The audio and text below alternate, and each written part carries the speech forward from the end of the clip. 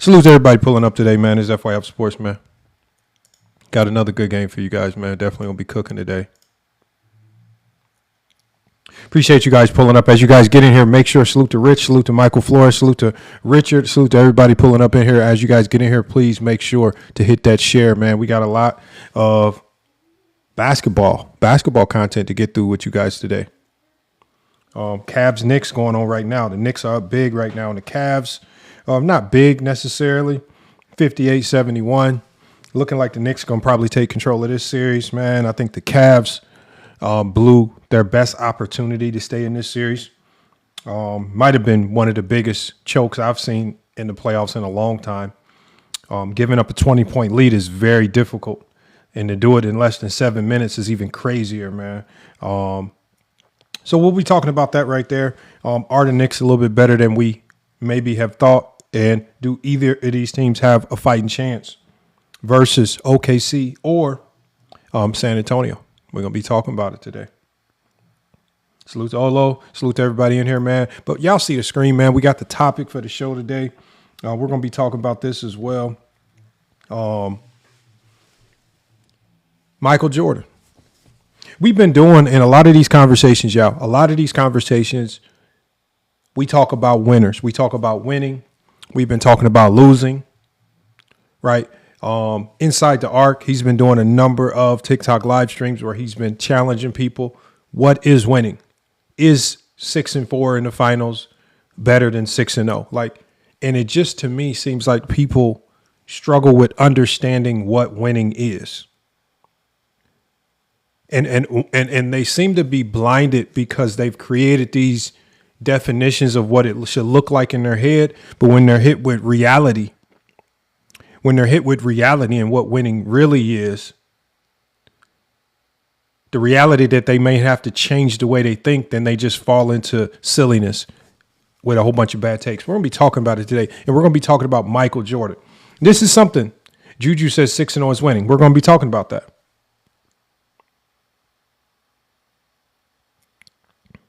Because this is more than just 6-0.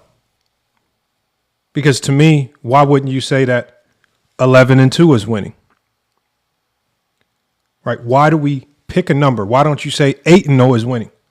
When we talk about the John Havliceks and the Sam Jones, why don't you say, why is it only 6-0 winning to you? And that just tells me where you guys have been brainwashed to a certain degree. Because when you look through all sports, getting to the Super Bowl is winning. That's an accomplishment. Getting to the Final Four in NCAA basketball is winning. Getting to the World Series is winning. Getting to Wimbledon finals is winning. Making the cut in golf is winning. But in basketball, it seems like we redefined it and we built what we think winning is around one person. When in reality, if we really focus in on that one person, right, and we really talk about winning, was Michael Jordan and his style of play ever winning basketball without significant intervention? We're going to be talking about Michael Jordan at North Carolina. We saw what Dean Smith did when Sam Perkins, when James Worthy, when the heavy hitters were there. But when those heavy hitters leave, that significant intervention, what winning happened? We saw Jordan his early years, obviously with Chicago Bulls. No winning. But with the significant intervention of a Phil Jackson, who essentially played, as you guys see on the screen, Jedi mind tricks on Michael Jordan to get him to buy into team basketball, that's when we saw winning. Another significant intervention. Is Michael Jordan's game in and of itself, without Phil Jackson, without Scottie Pippen, is it winning basketball? Is that style of play conducive to winning? We're going to be talking about it today, man. We're going to be talking about it today, right? And again, maybe it is conducive to winning. The beauty of that is there should be a track record that shows us. right? For example, if you want to ask me about Scottie Pippen, if his style of play is conducive to winning, I'll give you 93, 94. The Bulls were expected to be a below 500 team. He pushed them to 55 wins. That's winning. So we're going to be talking about this stuff, y'all. We're going to be talking about all of this today. And again, for the people that are coming in, please make sure you tap that share button. Tap the share button. Not only do you tap the share button, hit the repost. Repost it, add it to your story, share it to others on TikTok, share it to people outside of the TikTok community. We want to bring as many people in to have a really good conversation today because we're going to be talking about Michael Jordan's early career. And does it raise real questions that people do not like to ask? Was his natural style actually winning basketball, or did it have to be corrected? Did Phil Jackson have to correct it? Right. And we saw when other coaches didn't have the Jedi mind trick powers of a Phil Jackson, what those results typically were. Right. Because early on, Michael Jordan was putting up historic numbers in a high usage, isolation heavy system under coaches like Doug Collins. Dominant individually, yes, but not translating into championships. The shift didn't happen until Phil Jackson in the triangle offense and the development of Scottie Pippen created real structure. Where it wasn't Michael Jordan, go save us. It was a system designed to break defenses. That's when everything changed for the Chicago Bulls. Right. So today isn't about denying Michael Jordan's greatness, because that's what a lot of you guys are going to pretend that this topic is about. It's about asking whether he was a winning player or if he had to evolve within the right structure to become a winner. Right. A lot of people say Jordan was that guy when he came in. A lot of people say Jordan taught Pippen how to win. How did he teach him how to win when he hadn't won anything prior? Right. And as we start today's show, as we push through this intro, this is the same reason I've been using, you guys see it on the screen right here, Prop GPT. Because it's not about what looks dominant on the surface. It's about what actually works. I've checked a few matchups earlier, and what stood out and what significantly stood out were some of the matchups from this Knicks-Cavs series. My props are looking really good right now on Prize Picks. We'll see how they turn out after the game. But using Prop GPT, you guys, it's a quick way to validate a take, save time, and see if what you're actually thinking about any play on any sport, from baseball, right, basketball, football, if you think it's going to hold up and help you win money on any of these platforms, DraftKings, Prize Picks, FanDuel, all of them. So if you want to check your own angles and see what's lining up, make sure you download Prop GPT. Use the 7-day free trial. Use that 7-day free trial, you guys. Very easy to use. Use that 7-day free trial. Find it in the Google Play Store or the Apple Play Store today. Right now, we're going to go ahead and get into the show. Remember, I told you guys what the show is. I want you guys to really try to come in here very sharp with very sharp takes. All right. I do not want you guys coming in here with low budget basketball takes. Right. Because once you separate, we want you guys to think, once you separate the talent from the structure, I want y'all to keep that in mind. We're separating Jordan's talent from the structure. Will this conversation about winning change? Will people be honest? It seems like when we talk about players like a James Harden, they can be honest. When we talk about a Joel Embiid or Kawhi Leonard, they can be honest. But when it's time to talk about Michael Jordan, can we be honest, y'all? Hey, y'all, we're going to push through the intro. Please make sure as we push through the intro. And again, this intro song is one of the new songs that we have. It's going to be indicative of the people that come up on the panel, because as GOAT James Kingdom says all the time, there is absolutely no crying in the GOAT debate. And what we need to make sure of today, y'all, is that there's absolutely no crying. No crying, you guys, as we try to have a real basketball conversation, y'all. It's FYF Sports. It's GOAT James Kingdom. We back with another show, man. Make sure y'all lock in. Make sure y'all lock in for this one, because it's going to be another good one.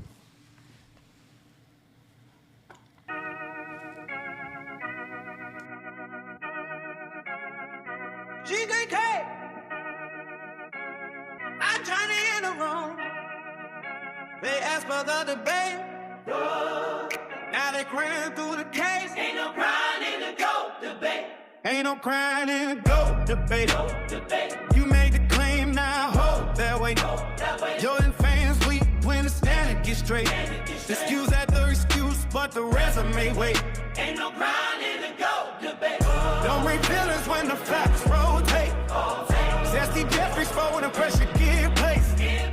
GJK pull up, not a room, not a face it. Every time I come up, they explain what he lack. Every time Ron come up, they throw dirt on the fact. Why he retired, what he didn't have access to.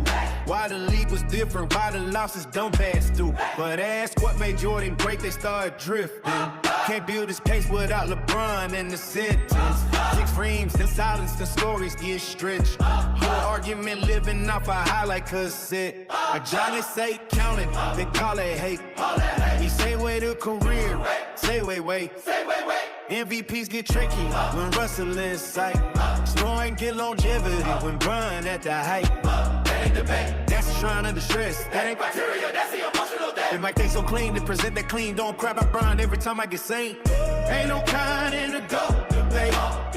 You made the claim, now hold that way. Jordan fans weep when the standard gets straight. Excuse after excuse, but the resume wait. Ain't no pride in the GOAT debate. Don't bring feels when the facts rotate. Zesty Jeffries flow when the pressure get placed. GJK pull up, now the home gotta face it. Soon as they box in, the tongue get personal. Coop talk down, now the search gets surgical. They want your address cause they can't address the point. Google your image cause they can't picture a joint. Make 101s, flare out threats in the chat. City girl groupies, but they call it in facts. Talking tough online, but they can't see a weak, can't define greatness. So they dig and they sneak. A Johnny know to play, he done seen that motions. If he gets exposed, then they reach for motion. Cry by the name while he throw dirt first. Won't respect and debate after moving like dirt. No crying in this room, no sobbing on the panel. He came with a claim, not a family channel. Cause then they got weight, they ain't curvy that load. If the facts hit hard, don't roll on the roll. Hold that, stand there. No tears, no spare. This so wanted to the young TJK assassin. Zesties don't play fair when the lotties start crashing. They mile in the room, it's straight for a room, trying to turn a whole debate into personal fumes. They sharp when they base, they calm when they reach. Let the record do work, let the footy still speak. Don't chase every clown when the circus get loud. Just let the stand up, put the myth in the ground. A tiny build pressure from the claim to the count. If they dodge the question, bring the question back around. What made Mike great? I'll say it with a bar. Ain't no ride in the GOAT debate. FYF Sports, man. Go James Kingdom, TikTok takeover, man. We back, man. Salute to everybody pulling up, man. All right, man. I see y'all in the comments, man. Full effect. Salute to everybody that shared the video. Again, make sure we sharing this video, man. It's an open panel show. We got to cook today. We're going to be talking about a salute to Hoop Whisperer. I see you in there. I'll try to get to some of y'all comments, but y'all got to understand sometimes y'all comments are going by so fast, I can't get to you. Again. Y'all, the comment section isn't a direct text message to me. I don't see them all. So again, don't be a secretary. If you have an opinion, right, come up here and it's time to cook. But what we talking about today is winning basketball, right? And it kind of goes hand in hand because James Harden is playing today. And to me, mostly Jordan fans have attributed something to James Harden that I don't think is fair. Because James Harden, for every single year of his NBA career, has been in the NBA playoffs. James Harden does not know what it's like to not be in the playoffs. But the only thing we consistently hear about James Harden is that James Harden is a choker. James Harden is a loser. James Harden is this. We got it right there. Hoop Whisperer says Harden chokes in the playoffs every single year. Problem, Hoop. There's a problem. One thing in basketball, we have to stop using terms that make you feel better. Choking in basketball, I keep telling y'all, you don't see it very often. Missing a jump shot is not choking. Turning the ball over is not choking. Choking is what Magic Johnson did when he dribbled the clock out, not paying attention to time and score.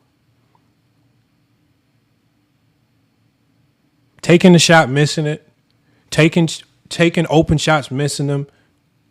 That's not choking. That's just players have good and bad games. The problem with y'all definition of choking is that every single player in NBA history falls under it.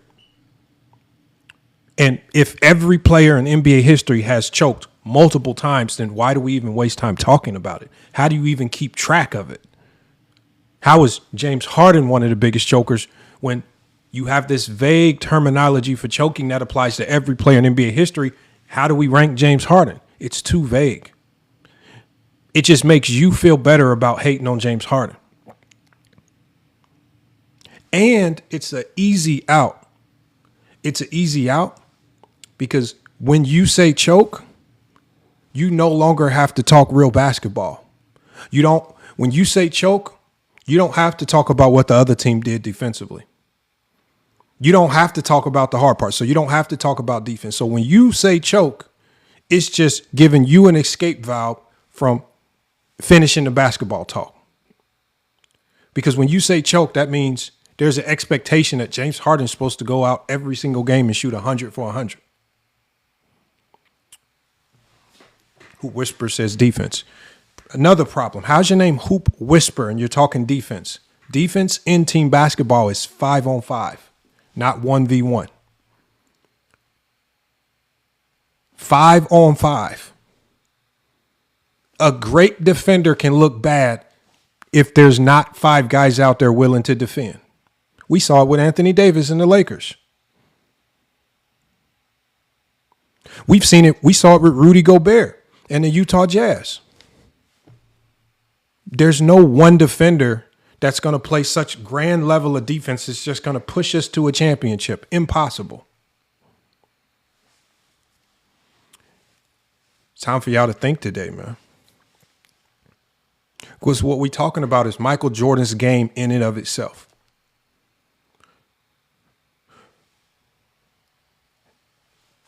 Was when in Michael Jordan's career, when his game, without any significant intervention, when has it been conducive to winning? When we take you back to North Carolina, Jordan and that North Carolina team won the NCAA championship with a loaded team. Jordan was not even the best player on that team. That team was led by James Worthy.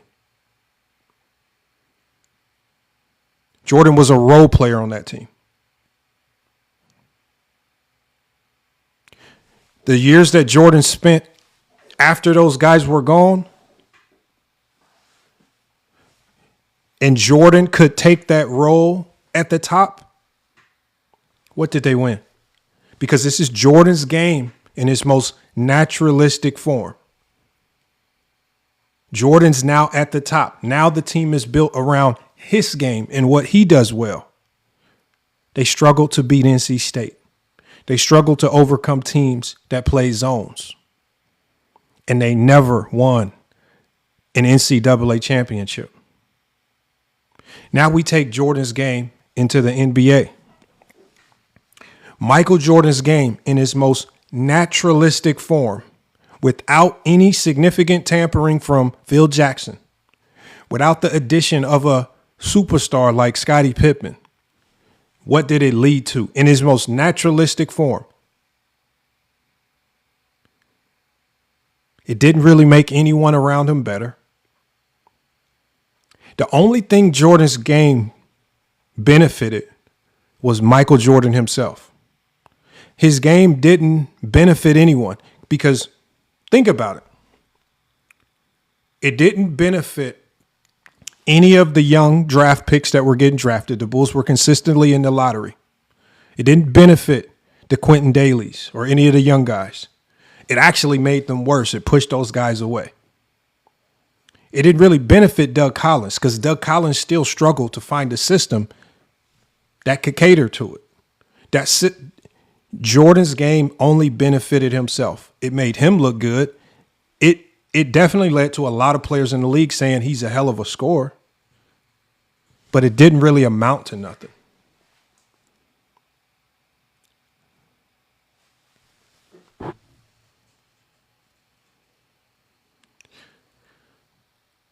We also saw Jordan's game, again, minus the significant intervention and tampering of a Phil Jackson in Washington, where I love how Jordan fans love to say, oh, he was just there along for the ride. But Jordan went and traded for players. He went and brought in Charles Oakley. He went and brought in a coach that he wanted to be coached by. They traded for Jerry Stackhouse. He brought in guys because, as Jordan said, I think this team can get to the playoffs. He was trying to win. But the unfortunate reality is that what did we see immediately? Stackhouse struggled to play with them.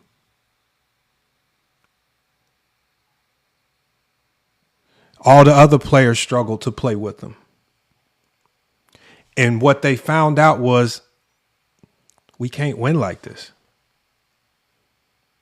How can we win like this with you playing like this? We got Hoop Whisperer saying, I'm lying. The beauty is that it happened already, Hoop Whisperer. I can't lie about the Washington Wizards years because it happened.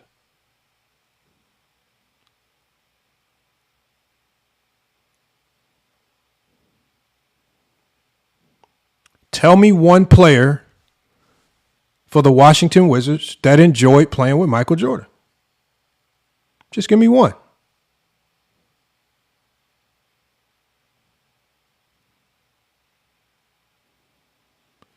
You guys say that Jordan and Stackhouse weren't compatible. Stackhouse and Dirk were compatible. They were both scorers. They played pretty well to me together.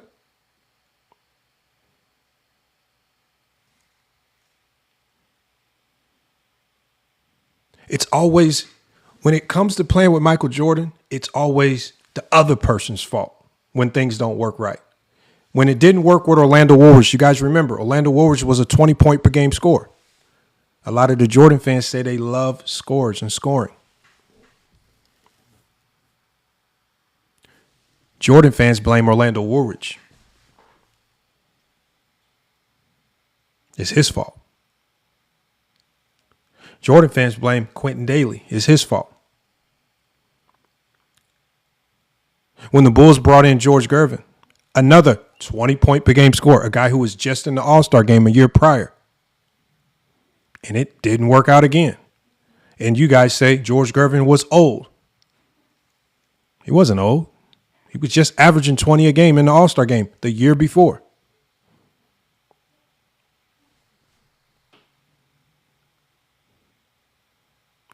Ira, as I said at the start of the show, typing in the chat is not a direct text message to me.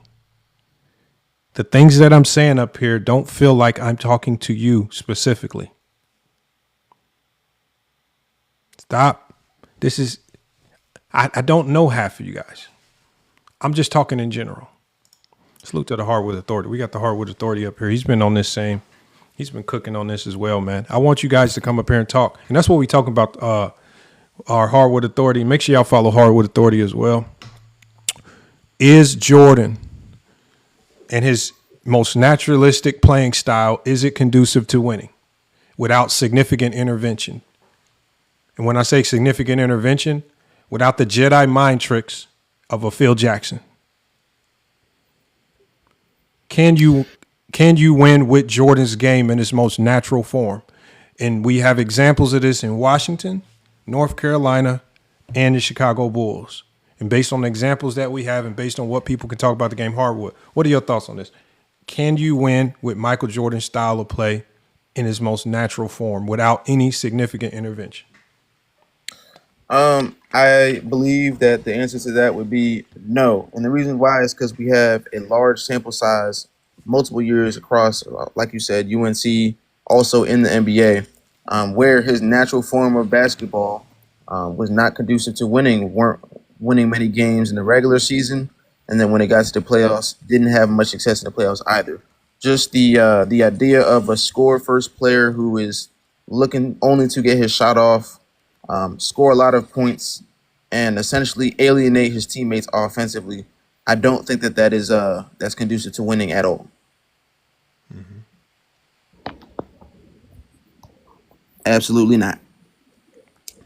I agree. I got it right here. We go back to college because a lot of people want to know about college.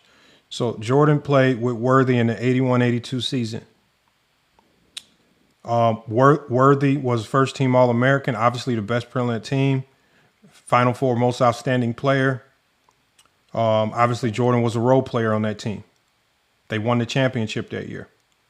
Now when Worthy left, he was the number 1 pick in the 82 draft.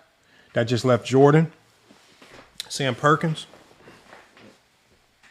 North Carolina got to the regional semifinals, right, and lost.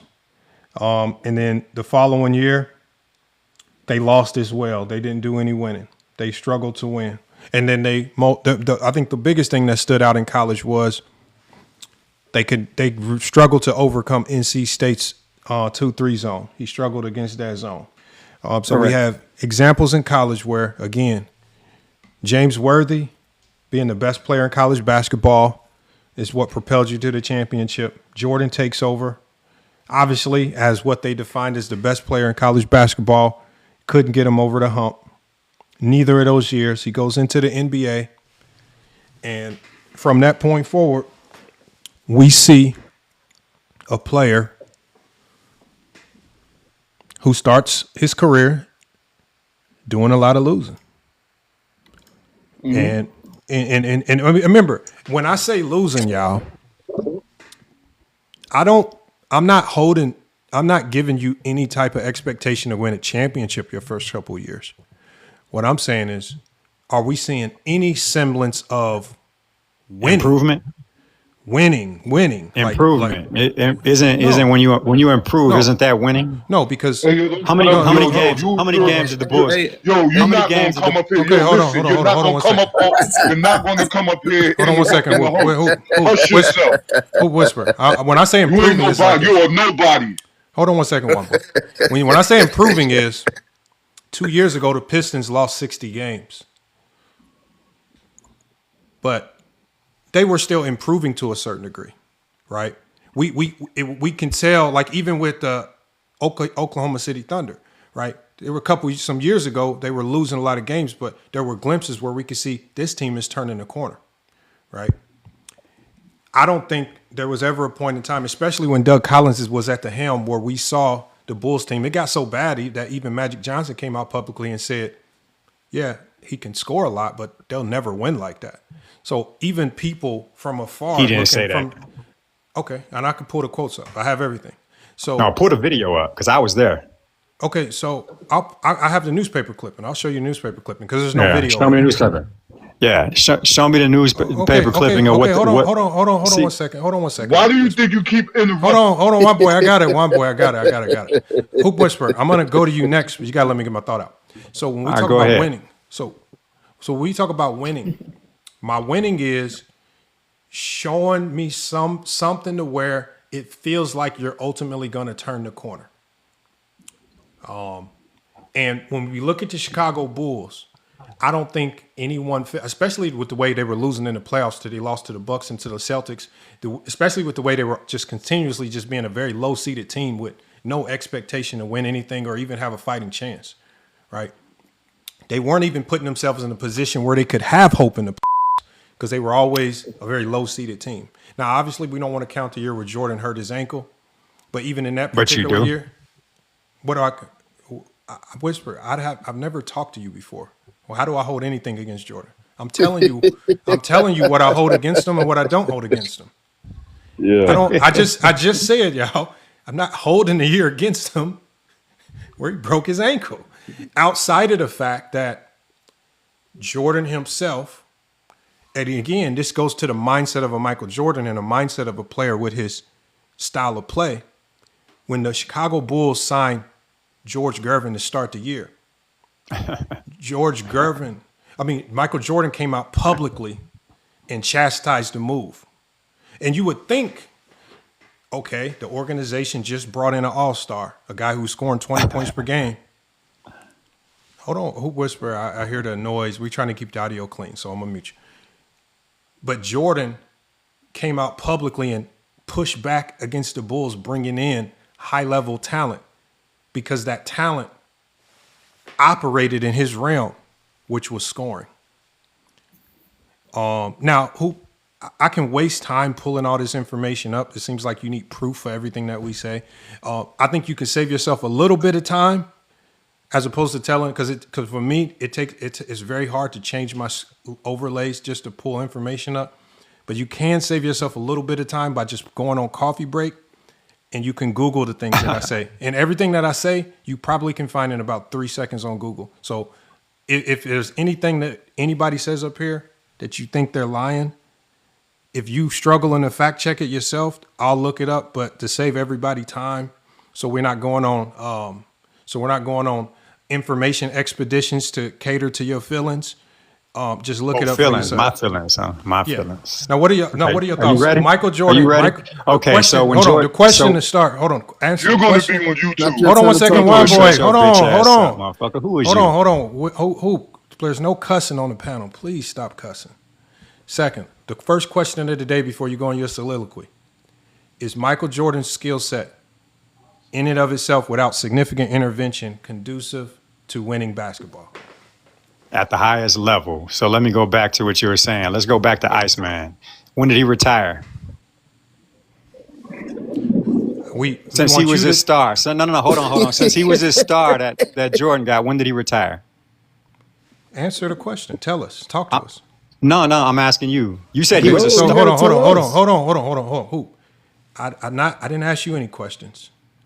I just want you to talk to us. Talk to us. Tell us your take. Tell us how you feel. This is not a Q&A. For you to say that Iceman was a... Okay, so just give us your take. Iceman was averaging 20 points per game before he joined the Bulls. That's a fact. He was a star? He was a star? Hold on. He was in the All-Star game the year before he joined the Bulls. That's a fact. Okay, and that was given to him, just like it's given to a lot of players. Like LeBron shouldn't have been All-NBA 2 years ago, but he was. Did he average 20 points per game the year before he joined the Bulls? He was no longer the Iceman that he once was. Was he averaging 20 points per game before he joined the Bulls? What was he averaging the year after the Bulls? Zero, because he retired. One boy. For clarity, hold on 1 second. Hold on. For clarity, one boy.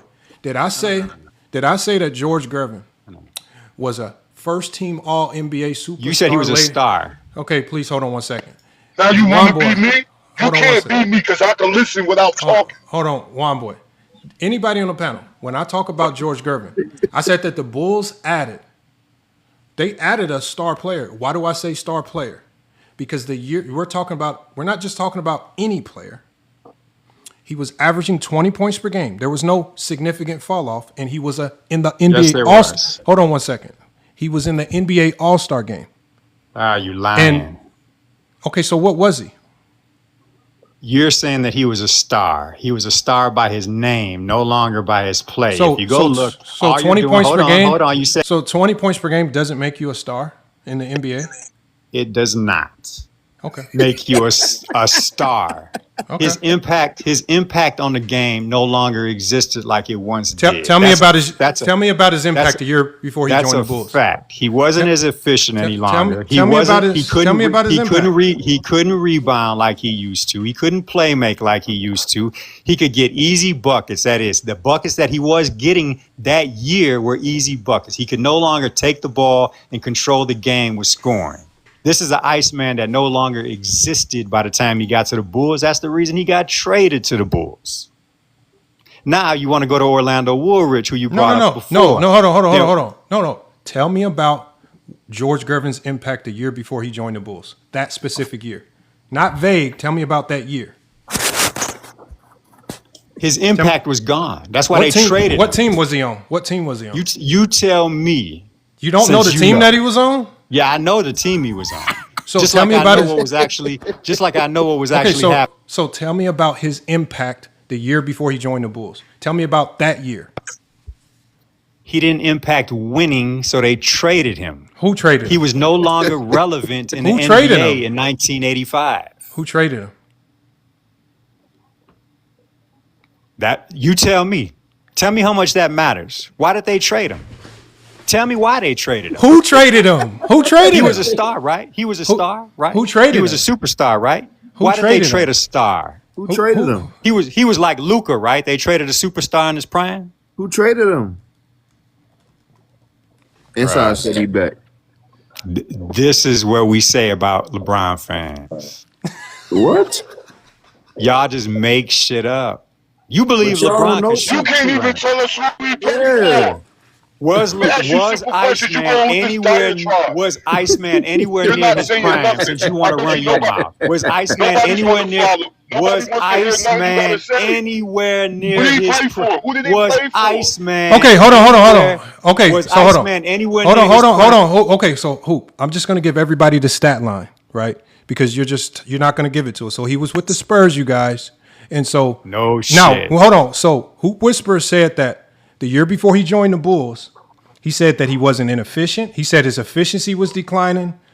Everything about his games, his rebounds, everything was declining. Okay, so I'm gonna give you guys his numbers the year before he joined the Chicago Bulls.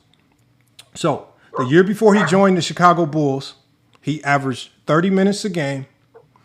He was an all-star. He averaged 21.2 points on 50% from the field. Now, before we go any further, Juan Boy, Olo, does that sound inefficient to you? 21 Go look on at his 50. prime. Hold on. That 50% from the Now field. you The year, gonna be hold on. Juan Boy, hold. The year before he joined the Bulls, he had his highest field goal percentage of his career.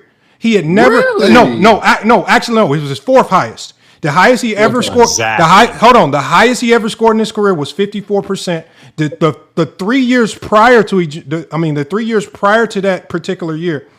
So it's like 50%. The year before that, 49%, 48%, then 50%. He was pretty much those 4 years ahead of him Not joining the efficient Bulls. to me. Hold What on. were The his 4 numbers? Please hold on 1 second. The 4 years before joining the Bulls, he was 50% from the field, and he was a 20-plus point per game scorer. Now, does this say that nobody's making this content? We're not here to say that George Gervin was a superstar teammate.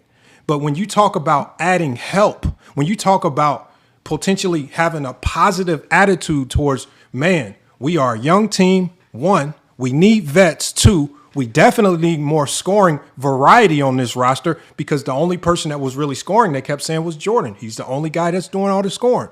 And so when you add in a guy, yes, is he still the 30-point per game George Gervin that we used to know? No. But can he still be a star, an all-star caliber player, giving you 20 points per game? Yes. He didn't join the Bulls to go be a 25-point per game scorer. He joined the Bulls just to go be a 20-point per game scorer that can be a vet presence on that team to help give that offense some variety. And again, I think he kept harping on it. I don't know where he went. I don't know. But he keeps harping on this George Gervin thing, which is crazy. And what we're talking about Jordan. Jordan skills independent of every other element. Jordan, not all of these other factors. And again, Jordan fans always want to blame others. They never want to talk about when things go wrong, what's happening with Jordan's game, right? Why when things go wrong, it's everything around Jordan, but it's not Jordan. When things don't work, it's Orlando Woolridge, it's Quentin Daly, it's George Gervin, it's Charles Oakley. But when things do work, they're learning from Jordan. Oh, I don't get that. And what they won't tell you is that he was the second option the year before he went to the Bulls. Man, I want people to answer the question. Somebody explain to me how Jordan's game is conducive to winning without some type of significant Jedi mind trick intervention? It's not. It's not, Lamont, and I think it should be hard. It should be hard for people to acknowledge that part of his game needed work for him to become a winner. Like it's that shouldn't be a fight. It shouldn't be hard to acknowledge. It was isolation basketball. It was high volume shooting. It was really basic. No ball movement. It just didn't equate to winning.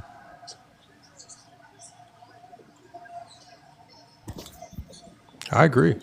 Hold on, we got more And people on the trying to other join. side, and on the other side of the ball was a very lackadaisical effort. Because when you see him play one-on-one defense, he's doing more swiping and cheating than he is trying to slide his feet and stay in front of his assignment. What? He's right.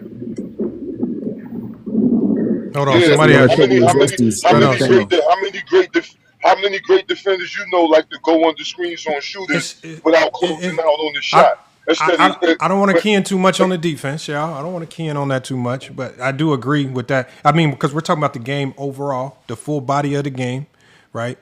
And the version, and I think a lot of what we're talking about is revolves around the offensive side of Jordan, right? Because as I even mentioned in the beginning, on the defensive side, that's 5-on-5, right?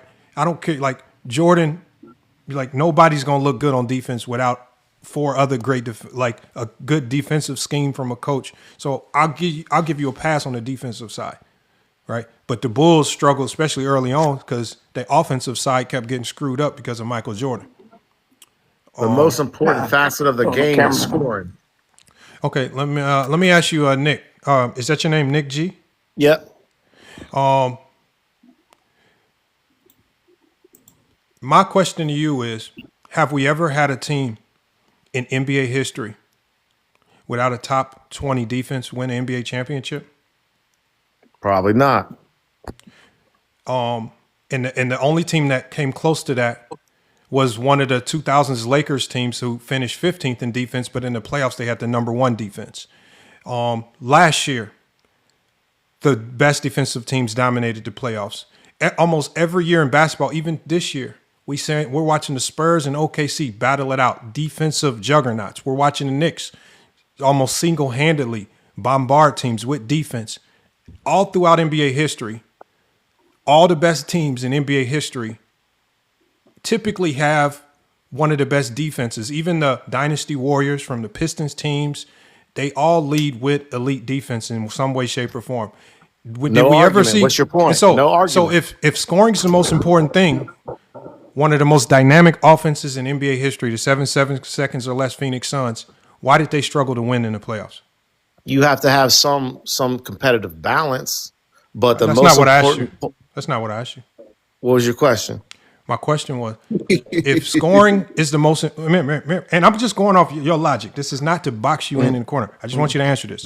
If scoring is the most important thing, and I can point to a team in NBA history that by per analytics and per a lot of metrics had one of the most efficient offenses and best offenses in NBA history, the 7 seconds or less Phoenix Suns. Why did they struggle to win if scoring is the most important thing in basketball? Okay, if I may answer that, and it's multi-level, but here's the thing: scoring obviously is important as well as defense. You can't just score without playing defense. But are you insinuating with your logic and reasoning that defense is more important than offense? Because tell me which team could win it without being a top 10 offensive scoring team. The Detroit Pistons, the Detroit Pistons of the 2000s did not have a top 10 offense, but they won a championship. Bingo. Okay, so you have one team. You asked for one, but you asked for one. You gave me one, right? So there are outliers and exceptions. But if we get to why is there not one single outlier for a great offensive team? Not one. There's not one single great offensive team that is not at least a top 15 defense in the NBA that's somehow been an outlier and just snuck and won a championship. Okay, so if I concede, let me concede to your points. Let me hold on. Let me answer. Hold on. 05 and 07. Okay, go ahead. But no, we're talking in general. What I'm saying is because there was a statement that was coined: "Defense wins championships." Why do you think that statement was coined? I'm not disagreeing with that wholeheartedly. I mean, I agree with that in part. But what I'm saying, if we're talking about that was calling football. If we're talking about Michael Jeffrey Jordan, okay, are you saying that what he did offensively compromised his team's success? Yes. Okay. So even though during those times when he was not winning, or excuse me, and you might have to correct me on this. However, what year was he led the league in scoring and defensive player of the year? A year when they didn't make the finals. A year he did not make the finals, right? Oh, no, hold on. He didn't win. He won Defensive Player of the Year in '88, And and he led the league in scoring. Right. That's '88. yes, They were in, okay, they were, and they did not, and he did not win a championship that year. no. Mm-hmm. So he was the most prolific scorer, and he was the best defender. He was Never not the been best done by. He was Voted by hold the on. media. Let's let him finish. Hold on. Okay. Voted so, by the media. Well, Not I'll give you best offensive player. Right. But give you how that. He are we led the gonna league say in he's not the steals. best He defender? led the league in steals, and he was the hold only. on. Okay, only Bounce. guard We're gonna come to you in next, blocks. Bounce. I can't talk to both y'all. We'll let Nick finish, and then we'll go to Bounce. But go, Nick. So finish. let's just- I'm trying to get what I'm trying to get where you're So trying you to go. can't. I can't What follow. I'm saying is, you cannot say that Michael Jordan's play compromised his team's success if he was, per your logic and reasoning, he was. If you don't want to give him the best defender in the league, fine. Let's just concede he was top 5. Okay, Nick. if he's top 5 defender and he's the best scorer, how can you say his play compromised the team's success? Okay, so this is why I say that. So when we go to 1988, they lost to a team that barely had an all-star. They lost Same to question. hold on, let me finish, Nick, so you can understand the logic. Because remember, we're talking about Jordan's individual skill set in and of himself, right? Because you just told us, and you did a great job of telling us how great Jordan was in 1988, right? If you said best scorer, best defender, we'll give him all of that. League MVP. He did all of that, right? All of those skills, Nick. Think about this. All of those skills, all of that talent. You even had to. We can pair that up with the league, one of the league's best rebounders, Charles Oakley. We'll give you that. You had all of that going on, and you lose to a team that barely has one all-star, no all-NBA players, and no all-defensive players. You lose to the Detroit Pistons. They didn't have an all-defensive player. They didn't have an all-NBA player. All this talent you got, and you lose to a team that's got nothing close to what you have. How did that happen, Nick? Because if you think about it, right? I mean, obviously, if you're going to use the accolades to justify that team's talent, I have no argument. But You if use the look- accolades, not me. You brought No, leading no. scorer, No. defensive player of the year. That's You one brought- player. That's one player, right? Are you telling me that one player cost the Yes. Chicago Bulls not to win against the Pistons? And I'm gonna tell you That's- why, Nick. I'm gonna tell you why. Because once the Pistons figured out, it's you that's not conducive to winning. So Isaiah Thomas did a good job of talking. Hold on, let me finish, Nick. Isaiah Thomas did a good job of talking about this recently in an interview where he talked about how once we figured out, all we had to do is, because of Jordan's, remember, we're talking about his innate skill set before it's tampered with by a coach. Jordan's typical mindset, especially on the offensive end, is to go be a killer, as you guys say. Go be the scorer, right? Go take the tough shots, right? And once Isaiah Thomas figured out, oh, that's what you want to do?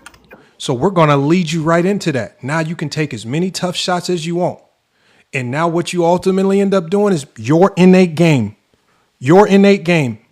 without being significantly adjusted. He said it got so bad that we knew Jordan wouldn't pass the ball to his teammates. He would take bad shots. He said it got so bad we would tease his teammates and say, look, he didn't pass it to you again. You was wide open. They would joke with him. And he said, so now they're using Jordan's greatness to win games. And they did it for 3 years in a row. It's so successful. It worked for 3 years in a row until significant change came. And the significant change, when Jordan started averaging 40 instead of 45. No, Nick. So what we're talking about is remember what I said. We're talking about Jordan's game before it gets significantly toyed with by a Jedi mind trick. What year Phil came to the Bulls? Phil became an assistant coach. So there's a long story with Phil, but as a Chicago Bulls fan, I would expect for some of these questions for I mean, you as guys head to know. coach. I mean, as the head coach. Hey, yo, Lamont, these dudes don't know nothing about Jordan because they coming up here asking mad questions about Jordan. They should have answers. Y'all don't know about Jordan, man. Y'all not basketball fans. Hold on, we going to big bounce. I mean, bounce, little brother. Salute to Nick though. Nick, let me let Nick finish. I want to go to bounce, little brother, because I feel like he had a good take coming up. No, Nick, it's a go good ahead, it's a good discussion, but I'm saying the Pistons, you said did not have any. You slighted the Pistons. Let's be real. How did I had a lot slide of him? talent. How did I slide him? You slighted the fact that year when Jordan lost, those guys had not been recognized with any accolades. They weren't. But however, we know that They those weren't guys recognized would with play. any accolades. However, what I'll tell you is when Jordan won Jordan, you can't say Jordan's offense didn't lead to those 6 titles. He's the points per game leading scorer in the playoff history at 35 points a game. So his scoring, there's a correlation with him being the leading scorer. There's a leading scorer in playoff. He's 6-0 in the modern era, right? And he's also the points per 90s game definitely leader in the ain't modern era. playoffs.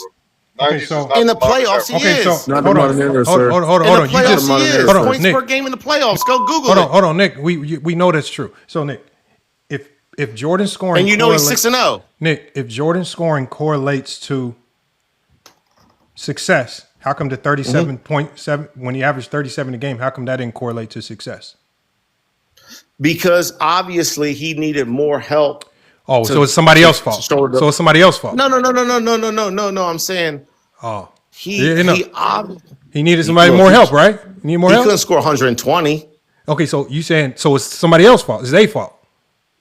No. I'm not saying it's anyone. It's not Jordan's fault. Are you saying it's Jordan's fault that he's defensive player of the year and he's scoring the most points and the team loses? You're saying it's that player's fault? No, I'm talking about the year he scored 37 a game. 86, He might have 87. been. Yeah, well, that was 87, 88. He was defensive player of the year, right? Yeah.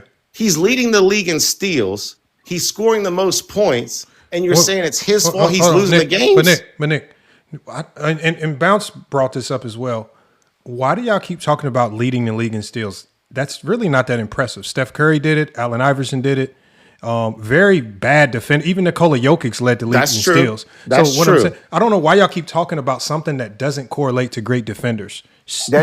Leading the league in steals. Hold on. Hold on. You Hold can't be a on. terrible Hold on 1 defender and second. lead the league in steals. Hold on. Yes, you can. Steph Curry's a terrible defender, led the come league in on, steals.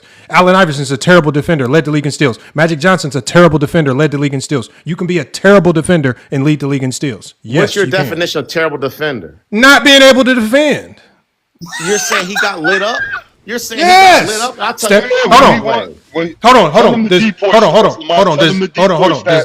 Does Nikola Jokic get lit up? Yes or no? Yeah, he gets lit up. He led the league in steals. you know what I'm saying, Does but Steph you- Curry, hold on. Steph Curry get lit up? Most likely. He led the league in steals. Did Allen Iverson get lit up? I don't know about that. Here's what I'll tell you about Iverson. You cannot tell me that if you talk about Jordan's Isaiah Thomas, to use your words, that killer mentality, that guy is not going to go out there and be lazy on defense. All right, okay, I got you. So how do you win Defensive Player of the Year and give up an average of 20 points per game? Yeah, I mean, but that's too deep. That's too deep. That's too deep. That's too deep. That's too deep. That's too deep. Cite that source. Synergy. You get It that. wasn't, Synergy. it wasn't I got just it. the steals, Hold on, it y'all. wasn't Hold just on. Let me go to. Someone put the source. Hold on. Okay, so cite that source. Nick, if I pull up the information, y'all just gonna get mad. And so let me go to Bounce before we do that. And if you want to stick around later in the show, if we have time, I'll pull it up. and you can You're go going through to it. someone else, but I'm saying No, come on, no. y'all. I just want to. No, but it's just facts though. These are facts. What I'm boy's giving saying? you facts. It's not. You're not giving me facts. I didn't Bounce. tell you that he led the league in all scoring. He was defense player of the year, and But- you're but going to Nick, say he's responsible Nick, for losing. Are you Nick, saying he's responsible? You keep for telling losing? me. No, what I'm saying is we're talking about your style of play. Is it conducive to winning? So, for example, when Victor Wembanyama, he doesn't always put up the greatest scoring stat line, but his style of play is heavily conducive to winning. Right? He don't. Well, they don't have the most wins in the season. But hold on. But Victor Wembanyama leads with defense. He leads with a style of play that's more team oriented, and he just leads with a style of play. Basically, I'll do whatever it takes to win this game. If Why being did the they win best, 72 games then? let me finish what I'm saying. Victor Wembanyama's mindset is, if I need to get 10 blocks this game, that's what I'll do to win the game. If I need to get 40 points, that's what I'll do. Let me finish what I'm saying, y'all. Victor Wembanyama is basically like a monkey wrench, where whatever we're missing this game, I'll try my best to plug in to fill that in. The problem with Michael Jordan is a one-trick pony, and everybody else has to try to build around how he wants to win versus him trying to be what the team is missing to win. How, let me go to Jordan. let me go to Bounce. They put Jordan, what happened to put Jordan a point guard? Let me. They lost a whole bunch Triple of doubles. games. They lost more games. They than lost. They won. But he had triple doubles. Hold on, but Nick, He had triple doubles. Okay, hold on, Nick. That's just stats. But did they win? You just gave me stats on Wembanyama. But they're winning. They don't have 72 wins like the Bulls did. Why isn't Wembanyama getting 72 wins like the Bulls did? Okay, Bounce, little brother. Well, hold on. Bounce, this on you, Bounce, and I'm gonna go to Juan Boy. I got him. I'm just the reason he didn't just win Defensive Player of the Year because of the steals. He was the only non-big in the top 20 in blocks also. Tell him, dog. Okay. And so Bounce. Just to refresh us, right? And you look, and I don't expect y'all to remember everything, but from the 1988 season, do you recall any good defensive performance that we can go reflect on that showcases Michael Jordan's great defense? I can't go to a specific game from 1988. Was there any matchup for example, when he matched up versus Dominique, or when he matched up versus the Sixers or Jeff Malone, or when he matched up versus the Pacers? Like, is there any game that we can go to where we can just say this is a hell of an example of a great defender? No, I can't tell you that right offhand. Now, the problem with that Bounce, little brother, is, and that was kind of a trick question, is I actually already did the research on all that. I went through every game, 1988, everybody that Jordan guarded for over 25 plus minutes. If I told you, Bounce, little brother, if I told you this next thing, it's probably surprise you. Do you know that Jordan only held one player in the entire 1988 season to less than 10 points? Do you know, Bounce, little brother, that all-star players in 1988 averaged 21 to close to 22 points per game versus Michael Jordan on 50% shooting, and non-all-stars averaged 19 points per game on 50% shooting? I wouldn't be surprised. So how is that?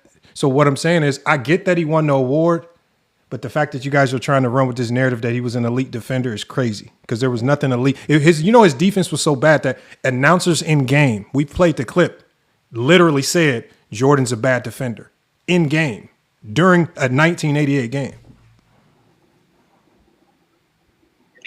Against Utah. We played the game. We played the game.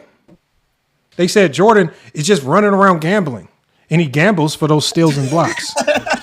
I'm not lying. But it paid off. It was so bad, they compared his defense to Larry Bird's. It paid off, though. It didn't pay off. It paid off. He got the award, so it paid off. No, I get you. I get that he won. I'm not. Bounce. I'm not taking the award away from him, but I like the fact that you're using the award to add to his greatness, right? Because it's just making my case stronger. Because every award, everything that you say he did great. And somebody has some background noise, so I'm gonna mute you. Hold on, is that Gray? Yeah. So every award that you try to keep stacking on to him in these individual years where they didn't win, you're just making his individual skill greater. And my whole point is that his individual skill set, without significant tampering from Phil Jackson, is not conducive to winning.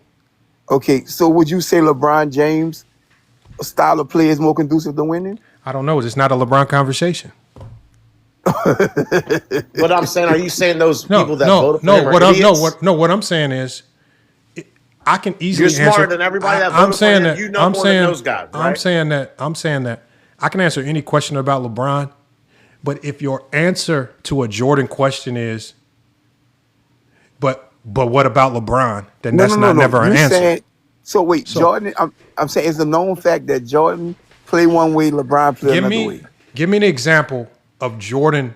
Give me an example of Jordan as a winner prior to Phil Jackson or post Phil No, Jackson. I'm saying, well, here's what I'm saying. Sounds like you're saying that you're more That knowledgeable than the that voters question were. was that question was for than Bounce that Little year. Brother. No, My but bad. we know that the award was given to players that led in steals and blocks, especially in the late '80s.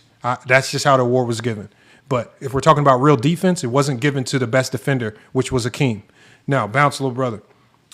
Again, we can go back to the question that I asked you. I definitely can't give you a time that he didn't win before Phil got there. I mean, but any example, like where they just showcase like some type of brightness, glimpse, future, anything to where we know that like maybe push to be a higher seed. You didn't maybe not have a losing record. Did they ever finish maybe third in the East? He didn't. Or He didn't have a team conducive to beating the stacked Celtics, the Detroit Pistons. He didn't have teams. You not. I don't care how good you are. but You went into Boston Garden and dropped 63. but Right. did he? And you know, but, and you exactly, lost. Bounce. And But but you did he lost. have a team conducive to not having a losing record? Like could he propel them to maybe a 6 seed so you can avoid those teams in the first round? Because you don't have to play He you don't didn't. have remember the beauty of the playoffs is you don't have to play the number 1 seed in the first round. You can really But listen, fight and claw if your you- way to a if your team is 6 not seed. if your team is not that good. Like you said, the year he averaged 37. How you gonna blame him for the team?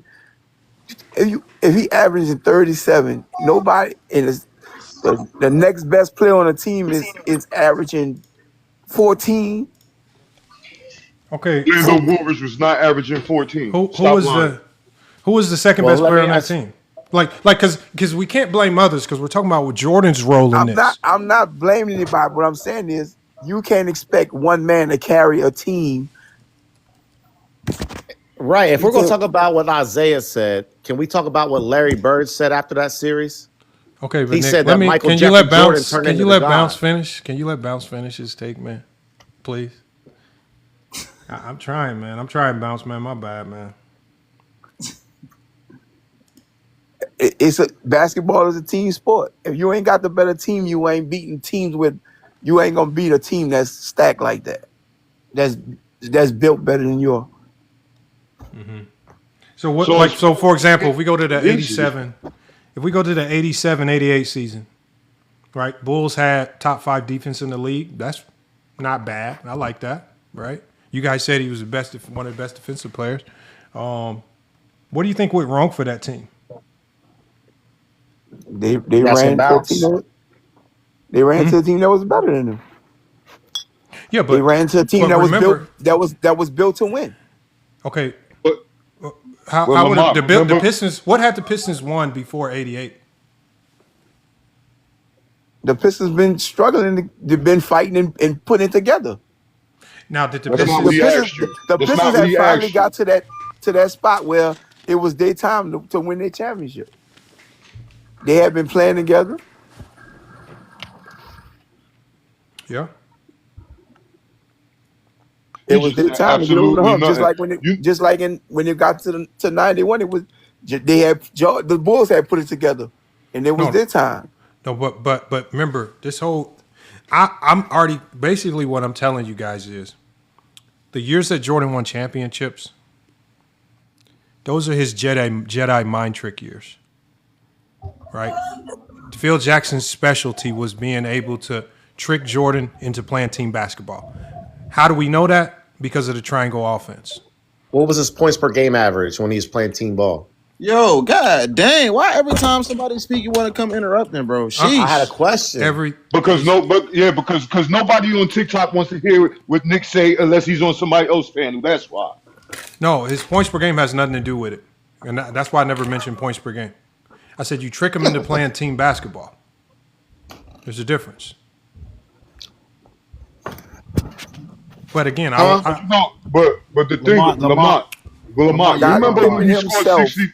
Hold on. Remember when he scored 63 in Boston, right? How many times did he have a chance to win the game with an open shot and miss?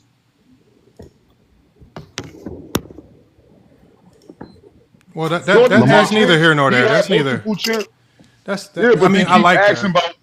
But he keep asking about, oh, what did he score when he Yeah, did that? When he scored but 63, he missed game-winning shots.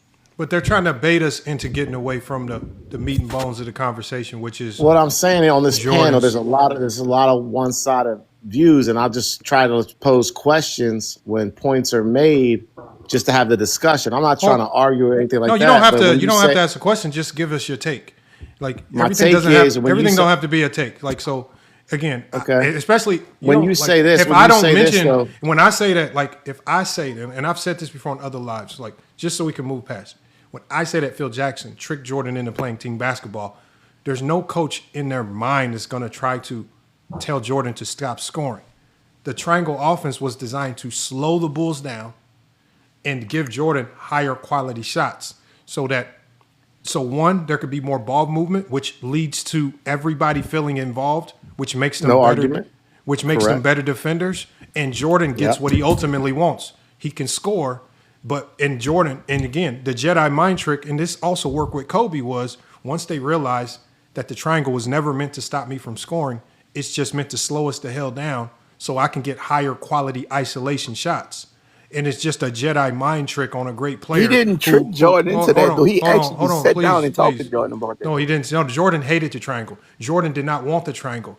Doug Collins also hated the triangle. Remember, when Phil Jackson was an assistant, right, you had the GM, Jerry Krause, saying, Doug Collins, please listen to our assistant that we brought in. I think he has something with this triangle offense.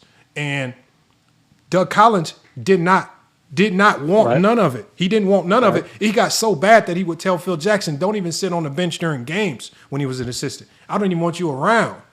This is why Doug Collins got up out of there. But when Phil Jackson came in with Tex Winters and they implemented the triangle, Jordan hated it. Jordan did not like the triangle.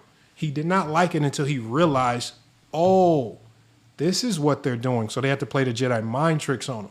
It was never to make him a lesser scorer. It was just to give him a higher shot quality, right? Remember how the Pistons stumped him with the Jordan rules? You can't do that with the triangle. They're running a zone offense in a man league with a legal defense. So if I agree with you there, what is ultimately your point with that? My point is that Jordan's game had to get toyed with for them to win championships. Jordan couldn't be the Coached. Jordan. Hold on, let me finish what I'm saying. Jordan couldn't be the raw version of Jordan that was averaging 35 and 37 a game. That's the raw version of Jordan. But then when we come in with the Jedi mind tricks, now we see, okay, now we have to do a significant tinkering, right, to get it to work. And then when Phil's gone and now you're in the Wizards, you have opportunity to show the world. You can get back to this raw version of your game. And He was washed then, though, bro. No, he was not washed. He was averaging 20 a game. Everybody's That's washed. washed for Michael Jordan. Why is that excuses? Being washed is not an excuse for losing. Go sit on the bench if you want. I'm just saying he didn't have the skill set Yes, he anymore that he He's had still in dunking on 87. He people. had it in 97. Hold on. So if you 2007, so whatever. think about what you said, because you're just hurting Michael Jordan. You said he was washed. He didn't have the skill set. But because of Jordan's because of what his skill set and who he is, right? He was hell-bent on just being the gunner for that team, even though his skill set didn't call for it, correct? Correct. So Jordan's game was not conducive to them winning because he couldn't get it through his head that his skill set, who he was as a player, couldn't win games. It needed to be one of the young guys, correct? And Jordan's game, without being tinkered with, he couldn't figure that out, correct? So are you talking about with the Wizards? Or you talking about with the Bulls? Yeah. I didn't understand. With the Wizards. We Which could talk one? about the Wizards because he had Doug Collins as his coach, and you see how he played with the Wizards. That's what we're talking about, the Guiding Wizards. young guys. Oh, It's the yeah, same with the thing. Wizards. It's the, With the- now, Lamont, it's I'm the not- I'm same not thing disagree with with that. Jordan and Gordon. It's the same thing with Jordan and Gervin because when Jordan was the older player and Rip Hamilton, as Jerry Stackhouse, was the younger players, Jordan's style of play wasn't conducive to winning. Same thing in Chicago at the beginning of his career was the same thing at the end of his career in Washington. Oh, I want to go back to one more point that you said that about when he was. I don't disagree that No, every great no, player no. needs Go a back to the great Washington. coach. And I, You go back to the you were Washington talking years. about The Washington I'll years. touch on that. The Washington I wanna years touch on is that, a but you made a good perfect point. No, the Washington years is a perfect example of this entire conversation because Oh, Jordan did not opened up the have- door. okay, Hold on, I hold on, opened hold up the on. gates. Jordan, Thank you. Jordan. Remember, we I'm remember Bobby Holly so because Jordan had an opportunity, right? Mm-hmm. Remember, this is his raw game, and as you admitted, he doesn't have the athleticism or the youth Right. to play Right. like he used to play. But Right. because his game is his game, which is also a part of Right. his mentality, Right. his game, he And couldn't Doug shake. Collins- He couldn't shake. It has nothing to do with Doug Collins. He couldn't shake his own game. His own game got in his way in Washington. His own game, Sure. which is be a gunner, made him shoot so much that none of the young guys wanted to be on that team anymore. We have a whole bunch of examples of all the people, even Juan Dixon, player talking about this Didn't was Rip the worst. Hamilton say he They were liked talking to about this was the worst basketball experience we've ever had playing with Michael Jordan. What did Rip Hamilton say? And who was his teammates? So what I'm saying is, think about Jordan in Washington because Nick, you What made a did good Rip point. Hamilton say? Yeah, Juju, That's we'll come to you I agree. next. Hold on. Juju, I we'll agree come with to that. you I'm next. not disagreeing. No, I don't get. but isn't that's the conversation that we're having? Jordan went back to who he was. Phil Jackson is no longer there to play the Jedi mind tricks. And You as think soon Phil as he- Jackson could and have as took soon that as- team to And playoffs? as soon as he went back to being his own self, he got it. He got in the team's way again. So your point is that Michael Jordan needed a great They had coach a to be winning great? record before he got injured. Are you saying Michael Jordan needed a great coach to be great?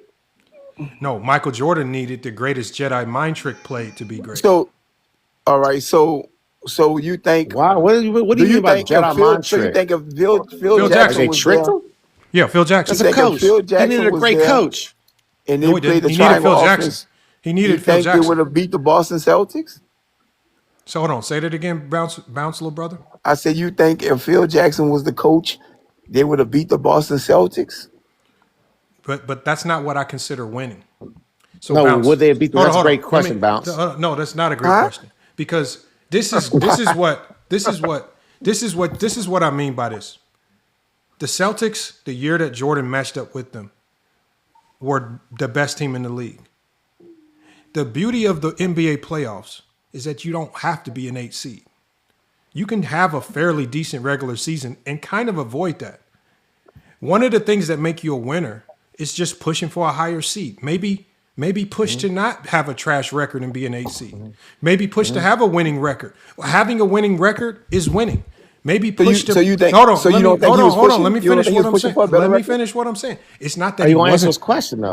It's not that he wasn't pushing for a better record. It's that his game wasn't conducive to them having a better record. Could you answer Bounce's Please question? speak. That you is the answer Bounce's answer. question? That's the answer to the no, question. Bounce's question. If I can say it again, would Phil Okay, Jackson? this is not like y'all keep losing. Y'all keep making this about a specific matchup, beating a specific team. That's not winning. Winning is putting your team in a better situation to go further, right? You don't have to be an 8 seed. The fact that they had to play the Boston Celtics in the first round tells me all I need to know. Because if you know that the Boston Celtics are a team we want to avoid, well, then maybe take the regular season a little bit more serious, maybe push to be a 6 seed, 7 seed, 5 seed, so that you can maybe advance further, right, and have a more of a fighting chance. But the fact that you have, the fact that you have to, the fact that the fact that you have a losing record, because remember, we're talking about your game. The fact that we're consistently year in and year out having losing records in the NBA, right? This has nothing to do with beating the Boston Celtics. I'm not asking him with that team to go beat the Boston Celtics. I'm saying go be a winner, which is be better than a team running around with a losing record. Be better than an 8 seed. Show some level of improvement without significant Jedi mind tricks being played. I got Go a ahead. quick question. Can I for you. please? Can I?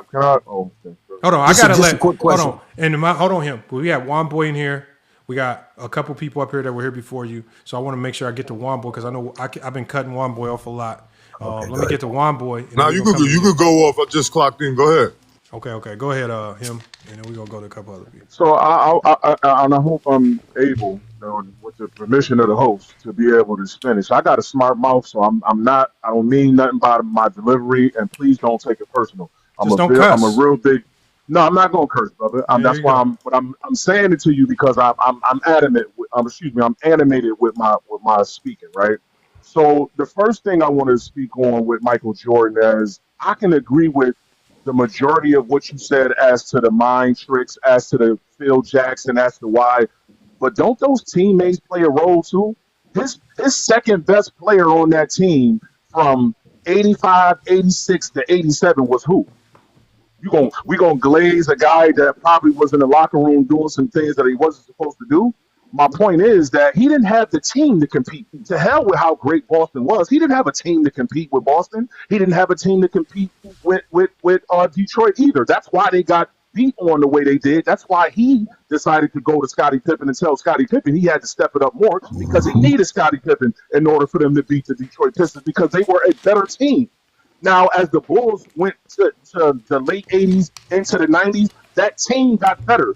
Those developed players that you were speaking about earlier, they got better in their role as well. That's why they started winning. It wasn't only because Jordan was taking too many shots, but he did. Well, how can you trust guys that average 9 points a game and I'm expected to give him the shots when I can score 35 with my eyes closed? That don't make sense.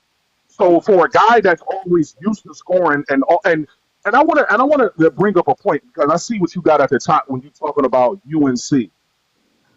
Of all those great players that he played with at UNC, who was chose to take that game winning shot over all the other Hall of Famers on that team? Hold on. Jordan was not chose to take the shot. Huh? Georgetown on the last play. Georgetown on the last play of the game ran a 2-3 Nah, zone. brother. Hold on, let me finish. Yeah, if you're gonna bring it up, yes, sir. they ran a 2-3 No, I'm zone. gonna let you finish. Uh-huh. All he did was dribble, penetrate. He swings it over to the open man. Jordan shot a wide open jumper. Brother. They just ran a zone. That was nothing special about this. But no, that was you're speaking on what the defense did, brother. That play was called for Michael Jeffrey Jordan, brother. That wasn't came a play. From so it was a play, bro. Were you saying that? We can. You want me to pull the play up? Because I can do that too. We can pull the play up and we can actually break down the play. It's more than just the Michael Jordan was the only one to touch the ball. He was the last one to touch the ball. What happened? What happened on the play? Just walk us through it. Georgetown sent the 2-3 zone. What happened? Sir. It's very simple. Yeah, and how many times did the ball go from the right side to the top of the key? Tell me. The ball was passed 7 times in that whole play. And that play off the timeout, the ball was passed 7 times. Michael Jordan was the last one to touch it. So let me ask you a question. Yes, sir. About the points he made if about the NBA. ball if the ball is passed 7 times, this is college. Yeah, how was the play for Jordan? The play was to open him up, bro. You just said it. They in the 2-3 zone, brother. You just said they in the 2-3 zone. So if they're in the 2-3 zone, how is he gonna get the ball? What do you mean? Hold on. Hey, one boy. Imagine me in the huddle. I'm gonna call it one of my players. Imagine me in the huddle saying, nobody. Hold on. Let me talk to the people real quick. Let me talk to the people real quick. Hey, everybody. So I'm in the huddle with my squad, y'all. Right? GCU. I'm coaching. Right? I'm drawing up the game-winning play. Now, I'm telling my point guard, pass to the wing, pass back, pass to the other wing. Hold on. Hold on. I'm walking y'all through a play where we got to have 7 passes to get the ball to somebody. So, Juan boy, I'm talking to my team right in the huddle. I want you to pass here, pass to the corner, pass it back to the top, pass it back to the corner, and then we gonna swing it over here. And you should be open by this pass. And you gonna hit the game-winning shot. That's not the only good point that Juan Boy made. Address the other points he made. He made other good points about the NBA. No, but hold on, brother. So because he's not a play, and that's cool. No, okay, cool. That's what you say. He just hit an open shot, brother. He just hit an open shot. May I rebuttal you? You don't want me to rebuttal? I'm just asking. If you don't want me to rebuttal, I'll keep it moving, brother. I'm just asking. Okay, we'll give Jordan credit for that. What did he do after Worthy left? Wow, bro. This is diabolical, bro. Yo, I'll tell you this. you said I'll what? tell you this. He played one After more year and after went to they the league. Like what we talking No, he didn't. He played after 2 more James years. He Worthy played left, 2 years. they didn't even bro. get past the get to the Elite Eight. Do you know that North Carolina went back to the Final Four the year Jordan got drafted?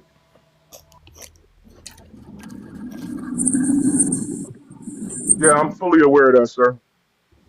I'm fully aware of that. So when I'm he was the also man, he couldn't do it on his own, huh? name the guy that does it on their own. We keep saying this in basketball as if this is a He couldn't one elevate the guy team. sport. It's not. He could not elevate the team. He couldn't But brother, elevate his team. He couldn't but he elevate his wasn't. team. He wasn't asked to elevate a team that already How got a you bunch know? of Hall of But being the Famers on it best player already. on the What we team, you're talking the best about? player on the team. How don't He you wasn't the elevate the best. team? He wasn't the best player on UNC, bro.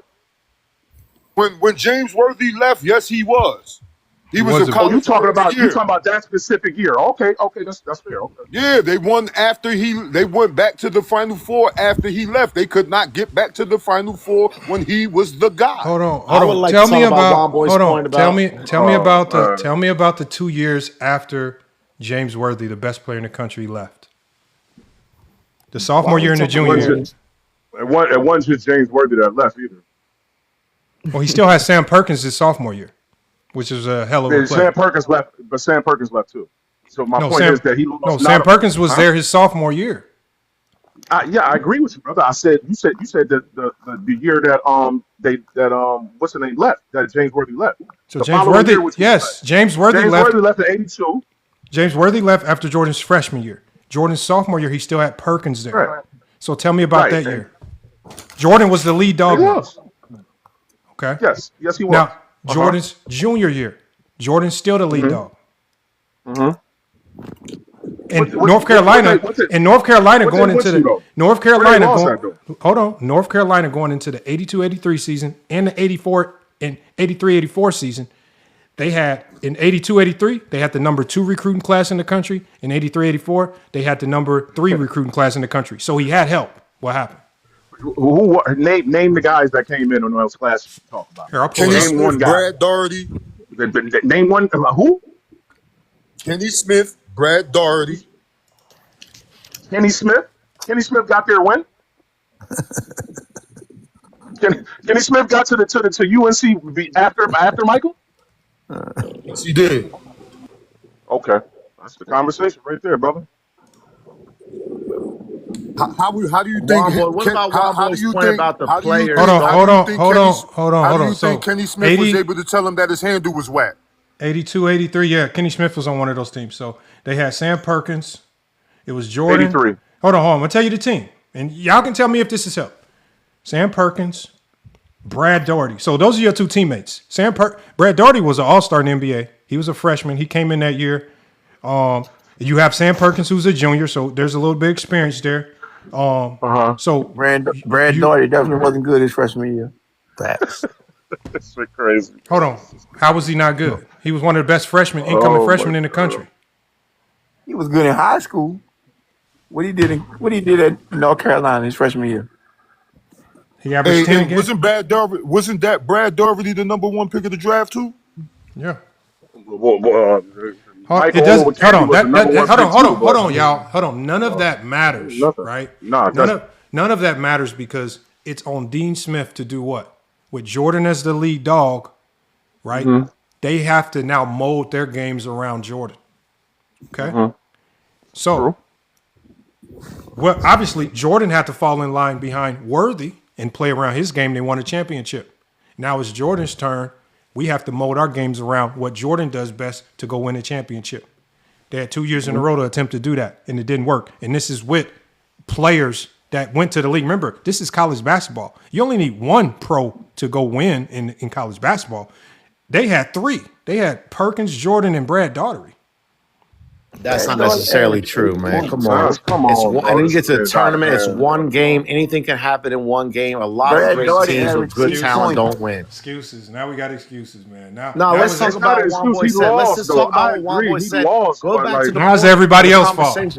Now it's everybody else's fault. Go back to the point of conversation what Womboy said about you saying it was a Jedi mind trick, but Jordan also had teammates that made him better. His name was him. That was him. That wasn't Womboy. Oh, my bad. You don't want Juan Boy to start talking to you, man. Then y'all My get bad, mad. him. My bad, him. Well, No disrespect. I'm not taking this. I love this kind. I love sports debating. So this is why I pulled up to this panel, and I seen the host, and I followed immediately. But would I love to appreciate continue that. the conversation. Appreciate Yeah, I it. would love to continue the But him conversation made them because points. I think Okay, I think what's being okay. Go ahead. No, I was going to say, go ahead and finish. What was the? I guess if there was a question and you don't feel like it got answered, what's the question again? I Yeah, think him made wasn't- those points. Him, tell them the points you made about the players, Well, about I the was Jedi talking mind trick. about what I was speaking of when it came to because I only mentioned the UNC because you had it up there at the top. But I wanted to speak about what you were talking because I do agree with it that he had to use that type of, as you said, ghetto mind trick against him to get him to feed into what he was trying to accomplish. But I also think you're speaking of it, and I don't want to speak for you. I'm taking it as you're speaking as if this was made directly just for him and not those guys that have to do those jobs. He went to how many guys in clutch moments? That means that they were a part of the system as well. So my point is, in the early years, he didn't have no teammates, bro. Correct. If Hold on. you're talking about UNC and you're talking about his early years, I agree with you 1,000%, bro. I'm a UNC fan as well, so I understand. I know what you're talking about. I get it. He did have talent. But when it comes to the NBA and especially those first 4 years, and we can even go because everybody Hold wants on. to glaze Scottie Pippen. Okay, But let's go to a year where they had a team. 87-88. The Bulls won 50 games. You can't tell me they didn't have a team. so Right? what do you? Hold What on. are you? Also, this is the point I'm trying to get across. Right. And this is the year that Nick brought up because 87-88 is special because Jordan's talent came to a spearhead that year. League MVP, best scorer in NBA, points per game, defensive player of the year, steals leader. I'm talking about all his talents. Then all of a sudden, everything that merged into one. And now he has the team to fight now. He got 50 wins, right? Mm-hmm. But remember, we're talking about his skill set. I didn't And say his that part. and his what did I say about Jordan? I didn't say he 88? had. I didn't say he had a team that he had to win. I didn't say he had a team. I No, said, Jordan. When your team wins 50 games, what you want me to just act like you just some bums? What do you want me to do? he was responsible for but 45 of them. well, wait, how many times have we seen two things? How many times have we seen teams that have those great records and get to the playoffs and fold? But I want to get back to the topic of those teammates though, because we talking about the 50 wins as if that made them the best team in the East all of a sudden. They were No, that's still not what teams I'm in the saying. East. I didn't I'm say. saying, just I'm saying the asking an 50 example, brother. wins. I'm just saying the 50 wins, right? No longer give you the excuse to say he ain't got nobody. That's not Yeah. that's not true, brother. That's not Oh. true. That's my point. The reason why I say that's not true, bro. So he because still didn't have nobody in 1987-88?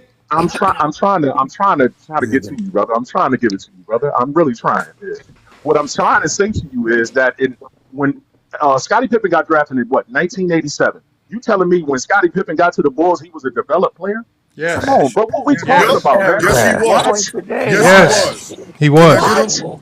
Oh my Seven God, points a bro. game. Oh Don't let my me get God, you. bro. Don't let me get you. Cause your feelings gonna be hurt. You gonna want to change your profile pic and name and all that.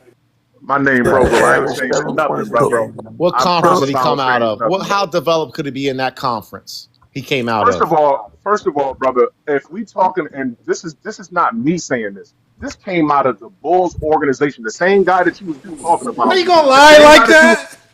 The same. What did I say? What did I say? What did I say?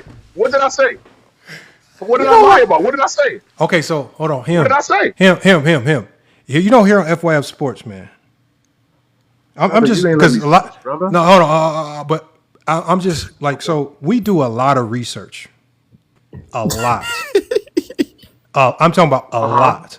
And the one thing Okay. that we know is that, and this is what, and I've told people this, and we did an entire show about this already. I pulled up everything. Before Pippen played a game for the Chicago Bulls, there were about 8 GMs in the NBA calling him the next superstar. They saw the talent. Even the Pistons GM, Jim McCloskey, he came out and said, I don't like they. So the only thing that stopped Pippen his first 2 years people just don't notice, is that Pippen came out. The Bulls started his rookie year. They started on a blaze, but then Pippen got hurt. He got a back injury, and then to double down on the back injury, he hurt his thumb. The problem is they misdiagnosed his back injury as back spasms, and he was playing at like 60% his entire rookie year. So he was only getting shelled up his rookie year because he was playing through injury. When he gets surgery over the summer, he spends his entire second season rehabbing from the back surgery.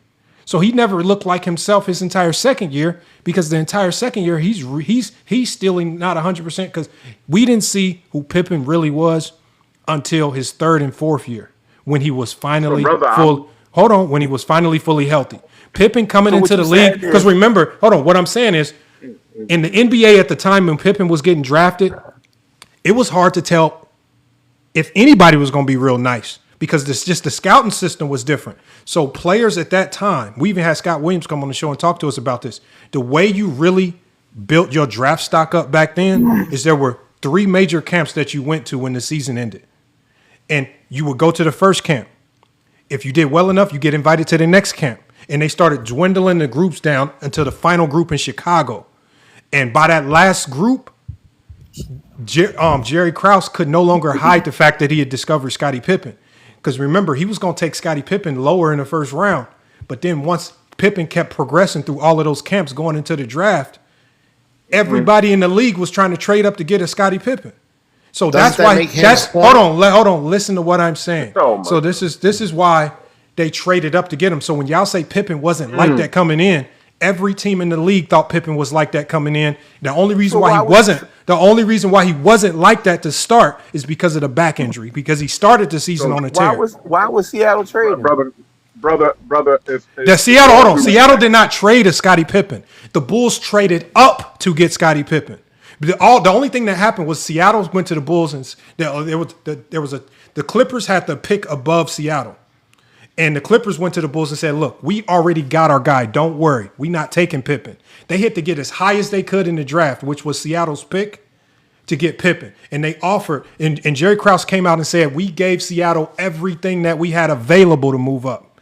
That's how bad they knew. That's how bad they didn't just trade up. They traded up so high. And Seattle drafted Pippen for the Bulls. The trade was already done before the draft even started. Doesn't that make his point, though? That makes my point. No, that makes his point. That wasn't you've been talking. Wait a second. Hey, yo, fam, you've been talking since you've been up here. Give it somebody else. I don't think y'all. Right? They always going to go to Scottie Pippen not having a good rookie season or what he was doing coming off the bench as a rookie.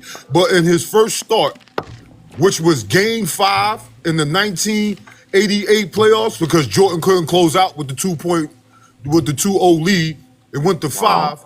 Doug Collins inserted Scottie Pippen into the lineup. It changed the dynamic of the game in the series so much.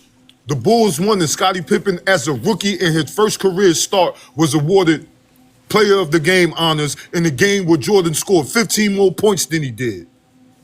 Okay, that's one game. Let me ask you, right, 1988. Hold up. That game was the first series Michael Jordan won in 4 seasons. 1988 Eastern Conference Finals against them Pistons. Give me Scottie Pippen stats. They lost in the second round. Stop Give me lying. They lost in the second round. Stop lying, Rich. They lost in the second round in 1988. They didn't get to the Eastern Conference Finals in 88. They didn't make the Eastern Conference. They made the Eastern Conference in 89. So when do I go? Because I didn't get to finish. I don't know. I wanted you to finish, man. But I was just saying that Pippen wasn't just some underdeveloped player that was just waiting for Jordan to touch his shirt so he can glow up. He was already him. I want to know if Scottie Pippen is lying by saying, because Scottie Pippen himself said Jordan taught him how to get better, how to stay in the gym, how to get better. And Jordan himself said Scottie Pippen's the reason why he won. So who do we believe? Both of them. So the point is, though, can two things not be true? No, they needed each other. My point, brother, and you just said it out your mouth, brother, that in '87 he had an injury. In '87 he had an injury. In '88 he had an injury. So goes directly into the point of he wasn't prepared yet, bro. And the Detroit Pistons knew that. So You telling me that Go ahead, brother. no, Go go ahead. ahead. I didn't know being injured was not being prepared. Injured is just injured. No, but I never said being prepared. I said develop, brother. And He there's a wasn't difference injured in between somebody. '89. I didn't Yep. say he was.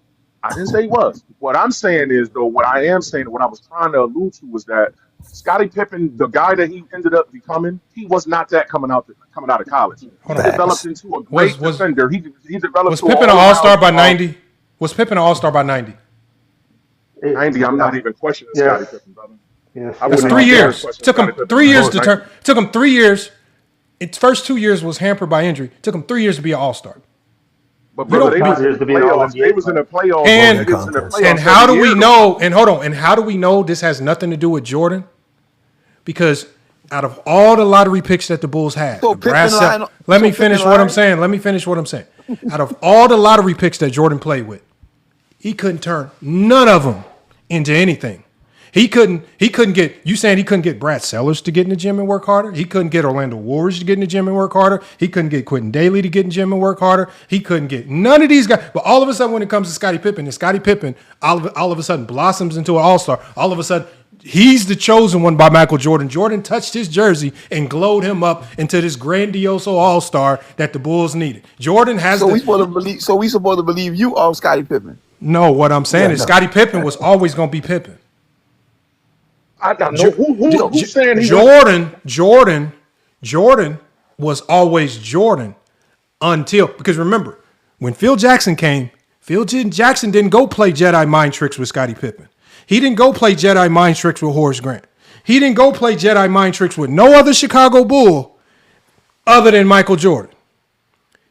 That's who he did. Pippen was cool. He didn't have to tinker with his game. Bruh.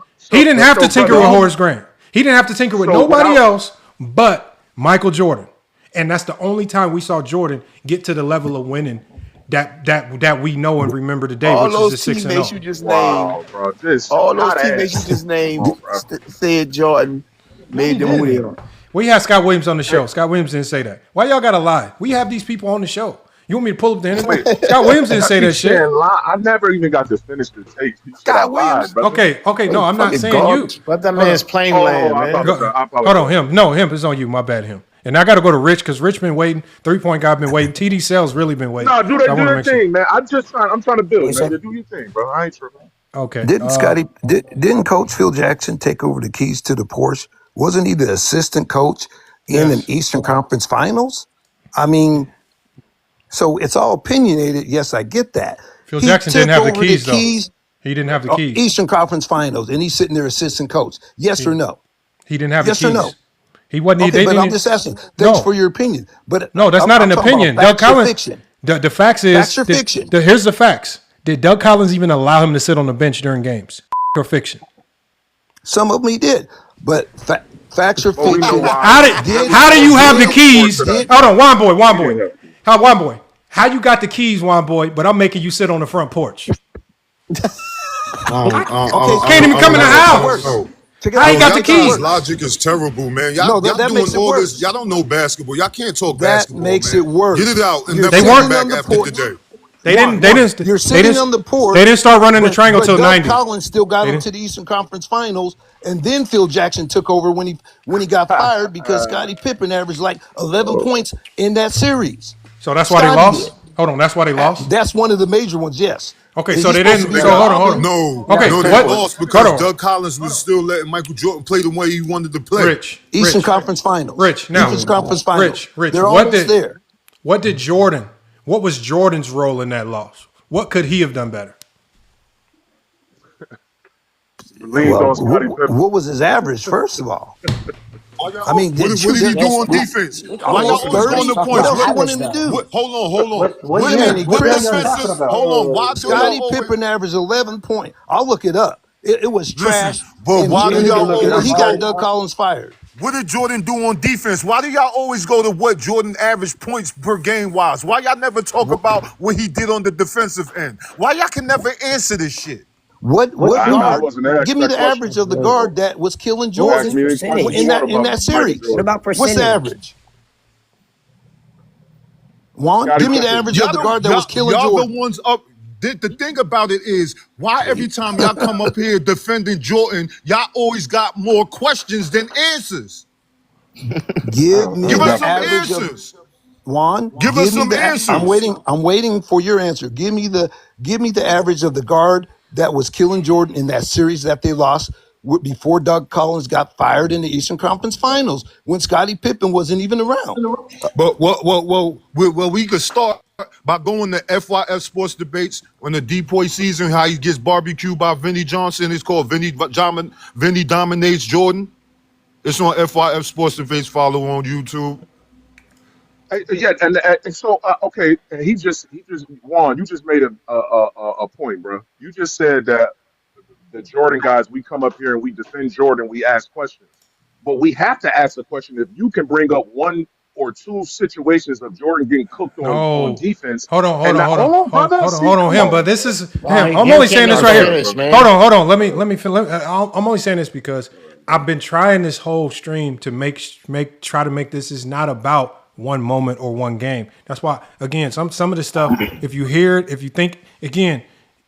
These one game jabs. That's for the guy that was talking when Nick tried to talk about I think it was the other guy that was up here. He was talking about one series versus the Celtics, and I kept saying this is not about winning one series. This is not about one main moment. This is not about one game. This is about everything in totality. It's really supposed to be about just Jordan's game and his impact towards winning.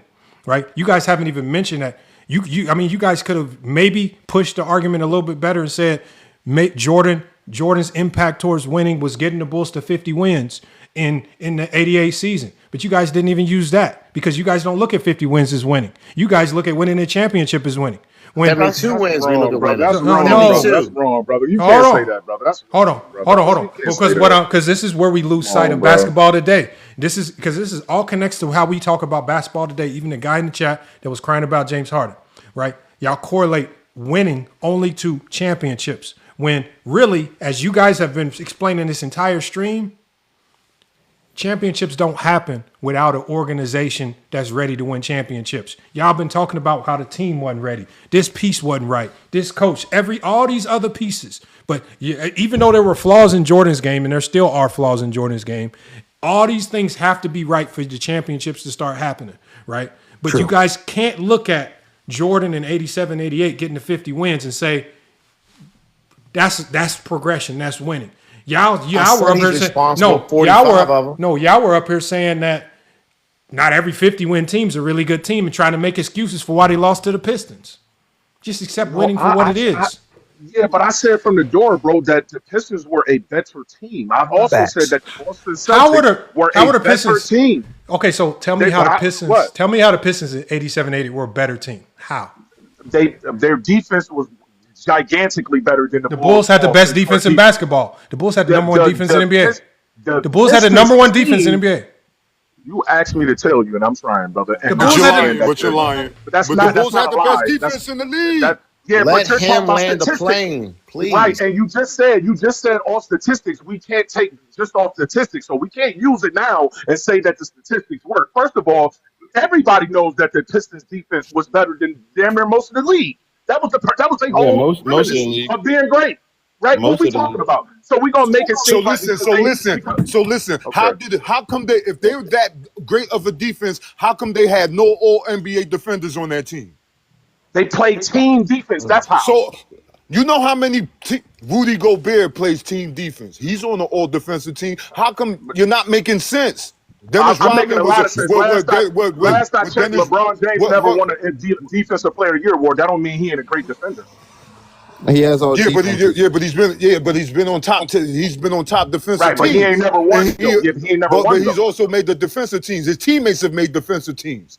So you telling me nobody on that Pistons team made all defensive? No. Included, huh?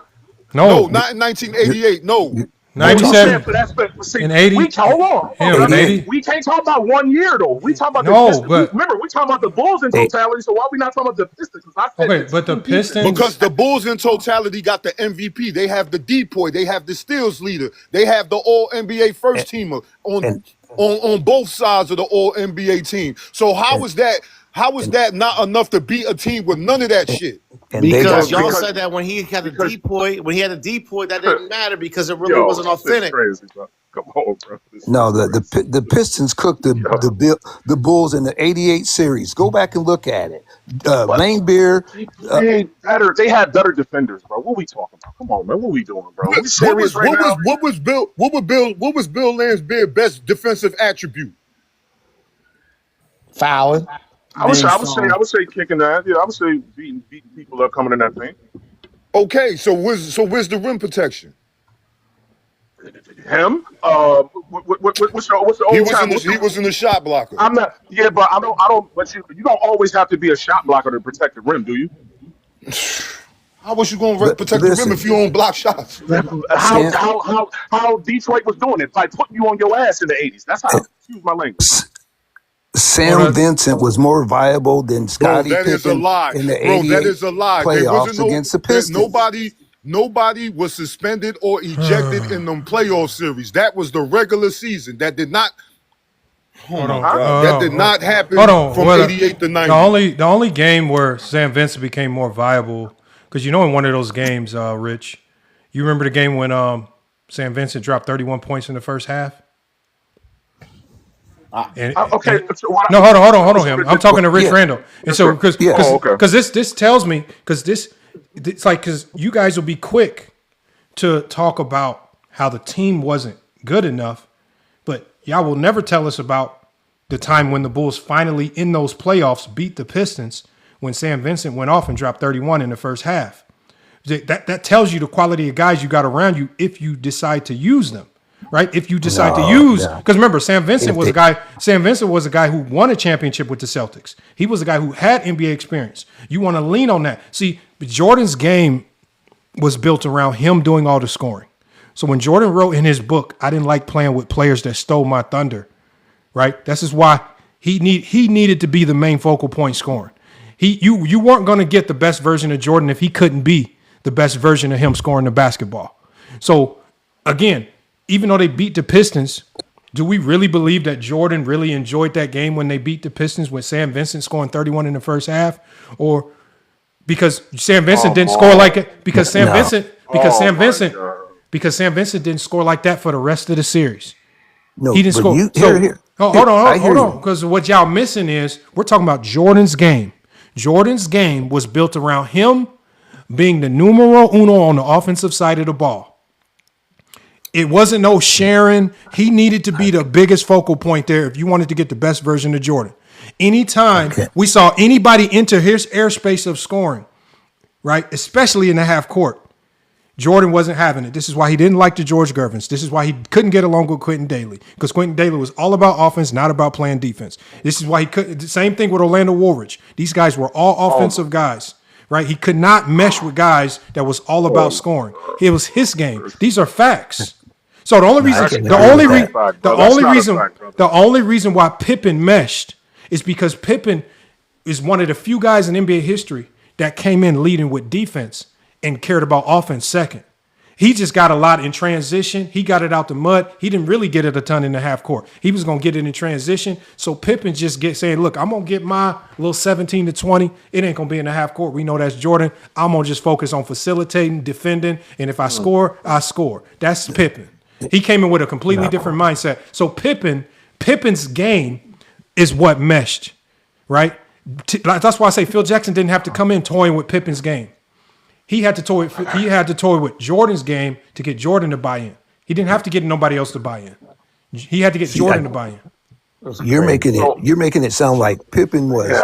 You're making it sound like Jordan was egotistical. He was. So I'm from that era. And even Coach Phil Jackson said, even Jordan, I have trust issues. If I can't trust you, I ain't passing you the ball. And there were so many with the drug. We can go back to when he joined the team. What was their record? And you're talking about matching up against the number one seed Boston Celtics that's been well oiled for 2-3 years. Bird sat there and won a championship and wasn't even the finals MVP in a 27-55 Bulls that Jordan joined was supposed to go and compete or even get a 4 or 5 Rich, seed. You talking about? Come on, bro. You're missing a Come point, on, Rich. bro. Because again, No, I'm not. because y'all 27 and 55. because you guys have a flawed view of what winning is. That's crazy. Because again, it takes us back to Yeah. you guys will never understand what I'm talking about because you guys think that winning is winning the championship. Winning is a year by win. This is why when I was talking about the Bulls winning 50 games in 87, 88, no one used that as an example of winning because you guys don't believe that's winning. You don't believe that's winning. So what I'm saying is this there's always an underlying meaning to these topics that I have. And the underlying meaning is a meaning that me and Johnny have been trying to disseminate for the last couple of months is that you guys don't appreciate winning. You guys, again, Jordan pushed that team to 50 wins, right? Oakley, all the other guys, Pippen, Horace Grant, right? That was good. 50 wins. That's hypocritical, and man. that would have That's been. Please hold on one second, Nick. Hold on one second. You guys are missing the point because you guys keep dumbing this down into thinking that this is that I have. Do you really think that I have some expectation for Jordan to go out and beat the 86 Celtics, one of the greatest teams in NBA history? That's not what this conversation is about. But you guys completely missed the point when you dumb it down to winning a series because that's how Jordan fans think. Y'all think that winning, beating one good team, good team absolve. Remember, and this is why you guys have such a flawed view of players today.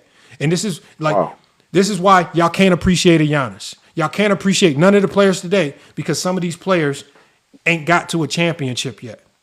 This is why when we talk about James Harden, who's been a winner his entire career, who's made the playoffs every year of his 17-year career, but y'all dwindle him down and people will say he's a choker, he's not a winner. All he's done is win in his career. Has he been lucky enough to be on a team or organization that's put together a championship team? No. But every single year that he's played, right, he's been the focal point of a team getting to the playoffs. That's consistent winning. But for Jordan, hold on one second. Because you don't know how to see the point that I'm trying to get across. Right? The point that I'm trying to get the point that I'm trying to get across, y'all keep missing, is that when did Michael Jordan's skill sets to you, skill set, not tinker with. So when I say not tinker with, it obviously means the pre-Phil Jackson years or the post-Phil Jackson years. When did it significantly attribute to winning? No one has still answered the question. The 50-year season. Oh, now I taught you something. The 50-year season. So what you got to say to that? His mindset won the 50 games. So what about his mindset that year? Attributed So his mindset that year was the 50-year season. He was still him. What's the 50-year season? The 50 game, the 50-win season. Yeah. No, so they improved. The 50-win season. Talk about the 50-win season. Yeah. Talk about the 50-win season because when I came on here, you were saying when I came on here,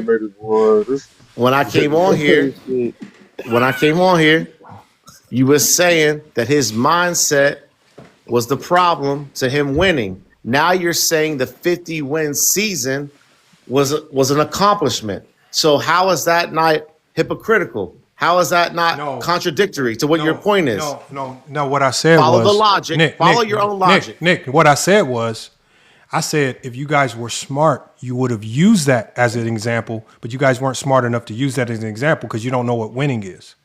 That's what I said. I don't have to use you to measure my intelligence. But here's what I'll tell you is, yes, you do. I'll tell you yes, this you do. right now. Yes, you do. The point you're making is contradictory. Hold on, Nick. Tell me what my point is, because I don't think you even understand the point. Your point is right that. Let's see. Right. We're gonna see if he gets it right, because you either gonna get the dugout music or we might give you a round of applause music. Let's see if you've gotten the point of this show. The point that you are trying to make is Michael Jordan's mindset and the way he plays the game. This is when I came on. Okay, this is what I call it since I've been here. Is not conducive to winning. And why do I say that? Why do you say? I don't know why. I'm not in your mind why you say it, but that's what you're saying.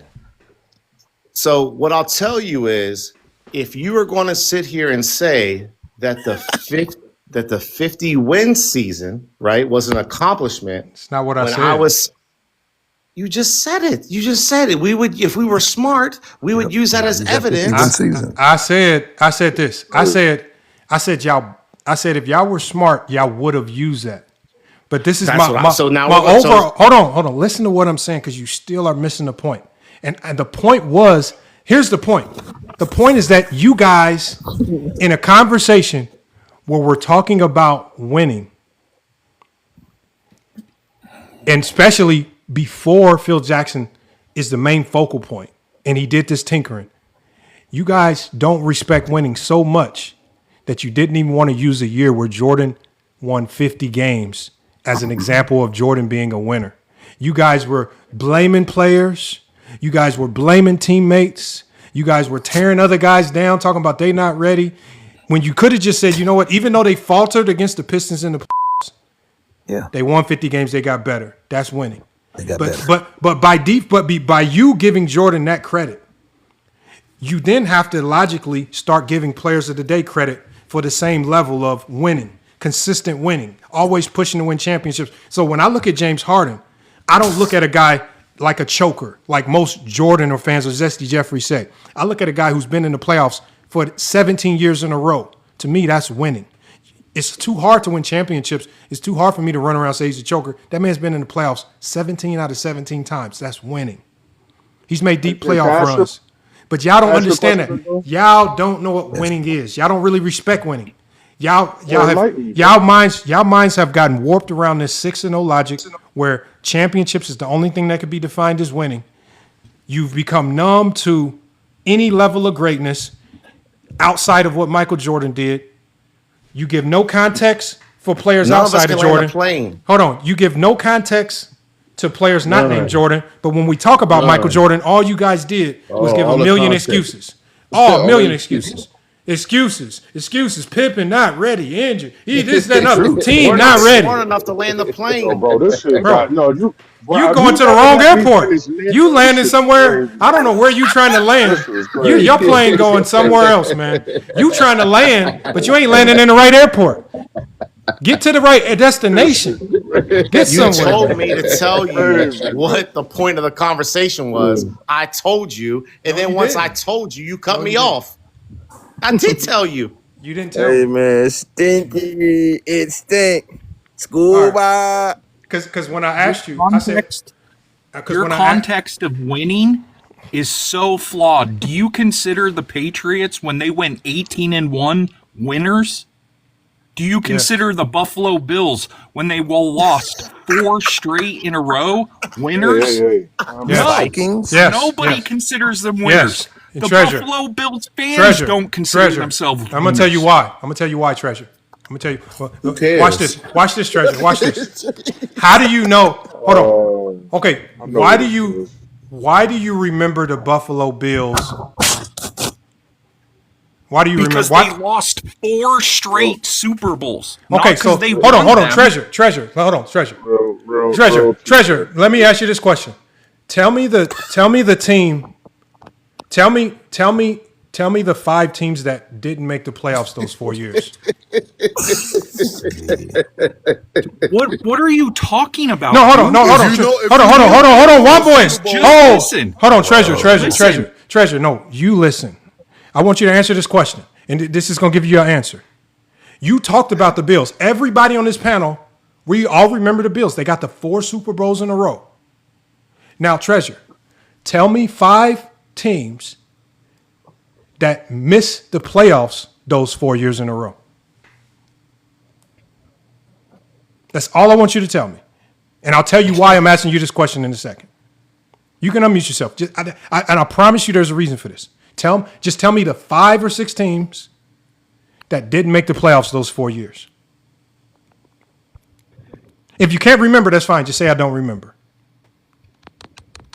I don't even think he know he's on mute. He might still be talking. He don't know. Treasure, unmute yourself, Treasure. We can't hear you. They lost 4 straight Super Bowls, but guess what? They won 4 straight AFC Championship games. No. I know. I just want Treasure to answer the question, because we remember the teams that got there. We remember the teams that did significant winning to get there. So the only reason why he's talking, even bringing up the Buffalo Bills in this conversation, y'all, is because they did a lot of winning to get to the Super Bowl. It's so Yeah. You might as fans be a little bit pissed off that they didn't win the Super Bowl, which I get. But the only reason why you're talking about the Buffalo Bills is because they did more winning than everybody else in the league for 4 years in a row. And for you to remember, we don't remember. That's what I mean. Y'all acting like getting to a Super Bowl is not an accomplishment. The only people that need to be upset are Bills fans. Outside of that, I respect getting to a Super Bowl. Crazy, bro. This nigga pissing me off. I didn't. Bro. This is crazy. That's a fact. Hold on. Y'all know that's a fact. No, hold on. Y'all know anybody that's played basketball. Let's just take it back to basketball. There's a reason why when a team makes the Final Four, they get a banner to hang in their stadium. Because getting to the Final Four, not winning, is an accomplishment. Winning a whole bunch just to get to a destination, they're rewarding the journey. When you get to an Elite Eight, you get a banner. When you get to a Sweet 16, you get a banner. When you get to the Final Four, you get a banner. Of course, when you get to if you win the championship, you get a banner. But we remember the people that make it further. For you to act like the only people that we remember are the teams that win the championship. Right, you talking about the Patriots? We still remember the Patriots for going 18-1. Did they win it all? 100. No. Hold on. 100% remember. Okay, let me ask you one question. The year the Patriots went 18-1, who was the worst team in the league? Give me the 5 worst teams in the league. The teams that didn't win anything. Tell me those teams. Okay, let me ask you a question because you talk over everybody. Oh, you can't Here's answer the question. Here's the question. Please answer. Please answer the first question that I gave you, and I'll answer any question that you have. Just answer the one question. Tell me the losers. Since everybody's losers, tell me the worst losers that year. Tell me the teams that did make the Tell me the teams that won less than 4 games. Since the team that got to the Super Bowl deserves no praise, give me all the bottom feeder teams. You don't know them. Hello. The only reason why he remembers the Patriots is because they went 18-1. That's a lot of winning. That's called winning. Oh, that's why. Okay, I get it. Big dummy. You don't know. We don't remember. We don't remember you if you go 3-13. If you go 3-13, hey y'all. Hey, what great do we remember? Anybody goes 3-13, y'all, in the NFL? Hell no. Nope. Yeah, the Indianapolis Colts when Peyton Manning took over He went the and looked team. that up. I didn't look it up. Peyton Manning took his team from 3-13 to 13-3. Hold on. Oh, so he turned him into a winner, right? Yes, that doesn't mean.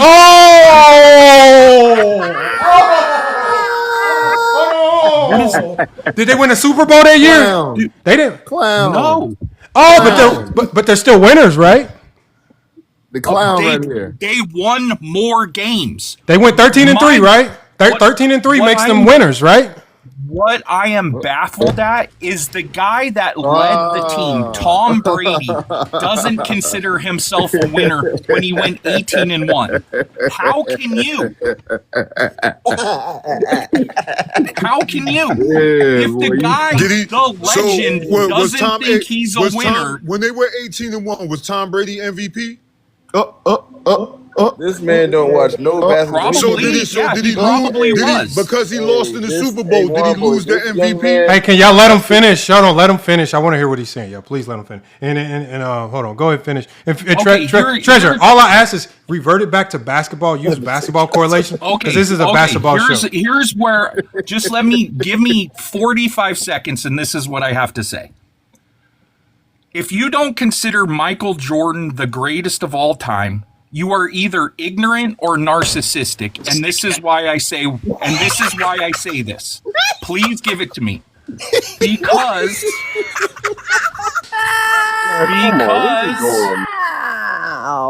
just let me finish. Let him finish, y'all. Let him finish. Can I please finish?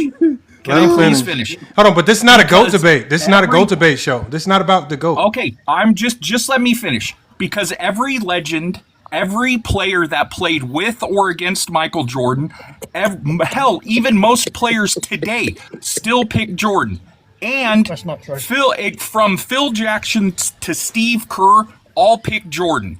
You guys want me to believe Lamar, he lied. You Lamar, guys he want lied. me He to just lied. believe? He lied. He You lied. guys You want me to lied believe to that me. you have I will more give you that one, basketball Lamont. knowledge than Lamont, all Phil of them? Jackson has Bill Russell as the GOAT. There's a long interview saying that. He just sat up here and lied to us for no reason. Phil Jackson has Bill Russell as the GOAT of basketball. He just came up here and No, lied he to us on live doesn't. television.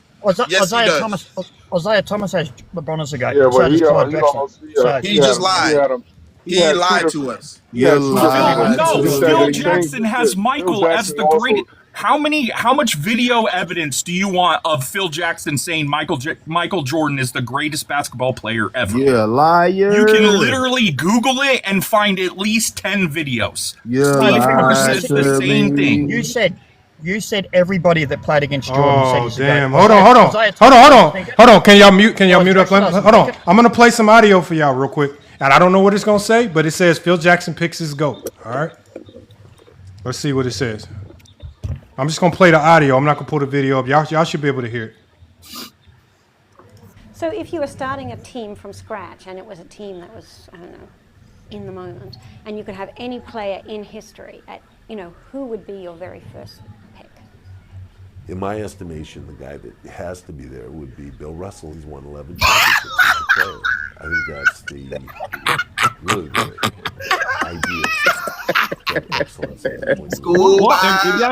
If y'all be quiet, we're trying to hear the audio. Y'all over here laughing and giggling. Let's hear the audio, brother. No mature. Mature up. Hey y'all got it. Yo, bro, please. You shouldn't be talking with Can that. y'all? That ugly Hold jump on. shot of I yours. got it. ARP, and we gotta respect people. Like we gotta respect people's games, man. I know I done seen people with some crazy jump shots. That ugly jump shot of yours, Uchi. You shouldn't be talking, brother. It don't matter. We don't do that over here. Get back in the gym, working your shot, brother. Can you read this shit? Ochi's not. Hey, This is Lamont, Olo. Can you read, sir? This clearly says Olo hoops. Can you That's read? not Ochi's not here. Ochi's not up here. Hold on, y'all. Hold on. But but Tim, and I'm gonna go to you next, Tim. Phil Jackson, right? It's funny how, because this whole conversation is about Michael Jordan's skill set and it being conducive to winning. And when the lady asked Phil Jackson who he would pick to start his team, he picked a player who he felt that skill set would be more conducive to winning as far as building a team around without the Jedi mind tricks. Look, I'm going to play this again because I think we can get more out of this audio than just obviously who Phil Jackson has as a GOAT.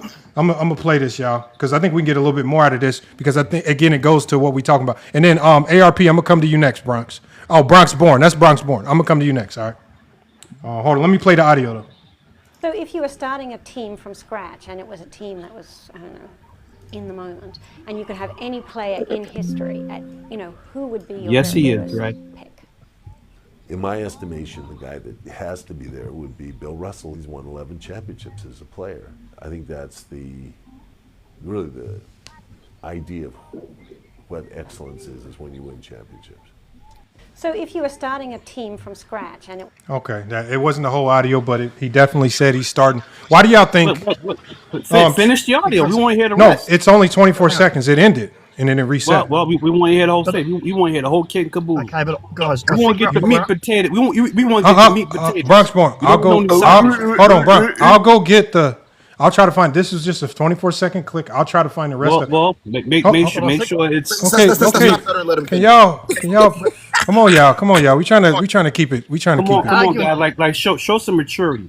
Yeah, act like kids. Okay, Bronx Born. I got it, Bronx Born. I got the panel. Yeah, control them, please. Okay, so it's not about controlling them. Dogs on a leash. Come on, everybody. Come on, y'all. You gotta chill, man. I don't know why. Guys. No, hold on. Let me let I know there is, because people keep trying to make this about a GOAT debate. Let me let Treasure finish, because he was the one that made the original point.